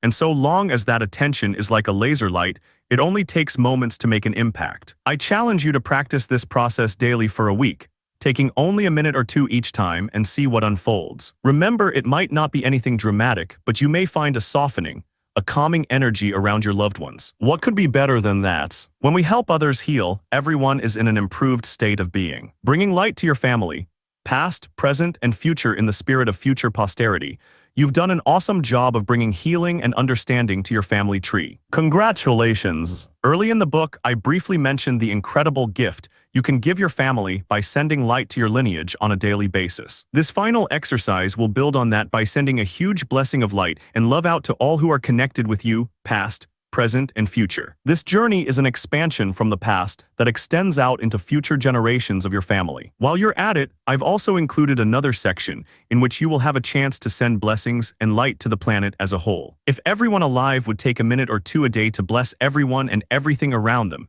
there's no limit to what we could accomplish. In the spirit of grace, joy, and peace, let's get started. Go to your familiar and comfortable place. Breathe in peace and harmony and exhale any tension. As you breathe, you instantly become more relaxed and close your eyes. Take a couple more healing breaths, allowing a beautiful light to form above your head, surrounding your body while it moves into every single cell of your being. Feel the healing energy of this light and know you are divinely guided and protected. Very nice. Now notice your doorway and go ahead and step through that door now. You will find yourself inside a stadium. Look down at the stage below you and imagine that stage is filling up with all your ancestors from the past, your current family members, and all who will eventually become future generations of your clan. Notice as your family all gathers that there is unlimited space, so everyone is welcome and easily fits. A stunning light is pouring down from above, healing and lightening everyone, blessing them in all they do. Notice as this light moves over your family, they become brighter and lighter now.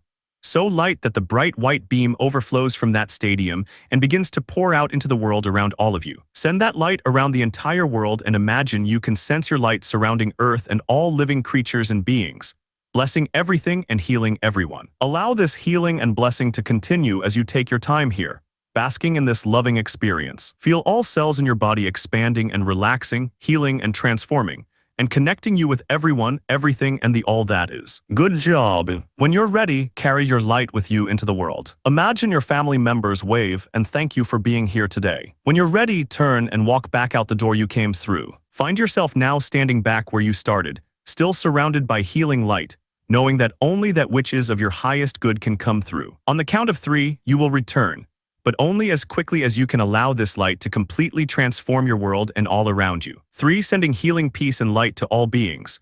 2, continuing to send blessings and knowing that you are blessed in all things. And 1, grounded, centered, and balanced. Open your eyes now and you're back. How did that feel? The experience only takes a few minutes, and yet you cannot even imagine all the good you can put out into your world by sending light to everyone in this way. Know that you can do this exercise daily, if needed, or anytime you want to feel a connection to others and shine your light forth into the world. Contents. Conclusion. I am incredibly excited about completing this book after conducting genealogical regressions in my private practice for many years. I hope Heal Your Ancestors to Heal Your Life brings the idea of our deeper connections to our family roots closer to the surface of our minds, so that real and substantial healing can occur among family members. All healing is sorely needed for the benefit of the greater good, now more than ever before. I hope the case histories and journeys have brought you insight, compassion, and even closure on challenges in your life, so you may move forward on your journey in a state of greater joy. When I sought help for grief recovery and other issues early in my life, I looked high and low and found that regression proved to be the most helpful of all the modalities I tried. Past life inquiry does so much to help us get to the source of unpleasant events, and yet at times, there is still more work to be done. The lingering challenges we face can undoubtedly be addressed not only by working on our own personal healing, but also by focusing our intentions on the greater well-being of the people closest to us. What's exciting is that rather than simply stumbling upon this idea by accident during a typical regression, you can decide today to consciously assist your ancestors. I promise you there is not a soul alive on this planet who doesn't have at least one ancestor who suffered greatly in the past. To think you can choose to assist your forebears at that level is pretty awesome, if you ask me. For our world to be the place we all wish it to be, we must extend kindness and compassion to others. When that benevolence is afforded to strangers, we are usually lauded as wonderfully noble people. Looking at our own family members takes a bit more thinking and determined action on our part. Consciously studying family suffering, while being aware enough to ask ourselves if any of the angst we're experiencing in our own daily lives is possibly caused by inherited challenges, creates positive change. The work of helping our own takes courage and steadfast determination. The rewards are bountiful and lasting when we take the time to send light to others. It's well documented that we are all connected. At some point in our past, all people, no matter their race or gender, originated from the same cosmic stardust that created everything in our known universe. And yet we're still so divided on many things. My hope is that Heal Your Ancestors to Heal Your Life provides you with a deeper sense of the connection we all have, not only to our own ancestors, but to each other, so that upcoming generations may benefit from the healing intentions you put forth into our unrealized future. Healing begins with each person individually. By completing the exercises in the book and extending the light of compassion to your ancestors and family members, you become part of the solution by helping make huge advancements in the healing of the collective consciousness and all humanity. What if we could shift the course of history for the better by engaging in such healing? I cannot promise that will happen, of course, and yet why not think big? What do you or I have to lose? Our effort is worth the time, for our own internal peace and happiness and for the greater good of all beings. Genealogical regression has the potential to affect not only you, but everyone from your family's past, present, and future, while indirectly benefiting all the souls who may come across your kin in daily life. By setting a collective intention to spread love and good wishes to all beings, our positive choices will create a ripple throughout time and leave a lasting legacy for generations to come. Namaste. Contents. Bibliography. Anthony Andrew. So is it nature not nurture after all? Guardian, September 29, 2018. https://www.com/science/2018/sep/29/ So is it nature not nurture after all? Genetics. Robert Plum and Polygenic Testing. Bible, King James Version. Lee edition. Cambridge, UK. Cambridge University Press, 2015. Shader Cassie. Tracing Your Family History, How to Get Started. London Hermes House, 2007. Christian Peter and David Annell. Census the Family Historian's Guide. London Bloomsbury Publishing, 2008. Hendrickson Nancy. Unofficial Guide to Ancestry. How to Find Your Family History on the #1 Genealogy website. Cincinnati O. Family Tree Books, 2018. Ickles, Charlotte. Filial Piety, Practice and Discourse in Contemporary East Asia. Stanford Kaehr, Stanford University Press, 2004. Keyes, Ken Jr. The 100th Monkey. Zend. Mary K.T. Vision Books, 1982. Lipton, Bruce H. The Biology of Beliefs. 10th Anniversary Edition. Carlsbad Hay House, 2016. Lucky Moles on Face, Your Chinese Astrology. Accessed August 31, 2019. https://www.yourchineseastrology.com/face-reading/moles/lucky moles. HTM. Morgan, George G. How to Do Everything Genealogy. 4th ed. New York, McGraw-Hill Education, 2015. Miss Caroline. Why People Don't Heal and How They Can. New York, Three Rivers Press, 1997. Plowman, Roberts. Blueprint, How DNA Makes Us Who We Are. New York, Penguin, 2018. Rodriguez, Tori. Descendants of Holocaust Survivors May Have Increased Stress Hormones.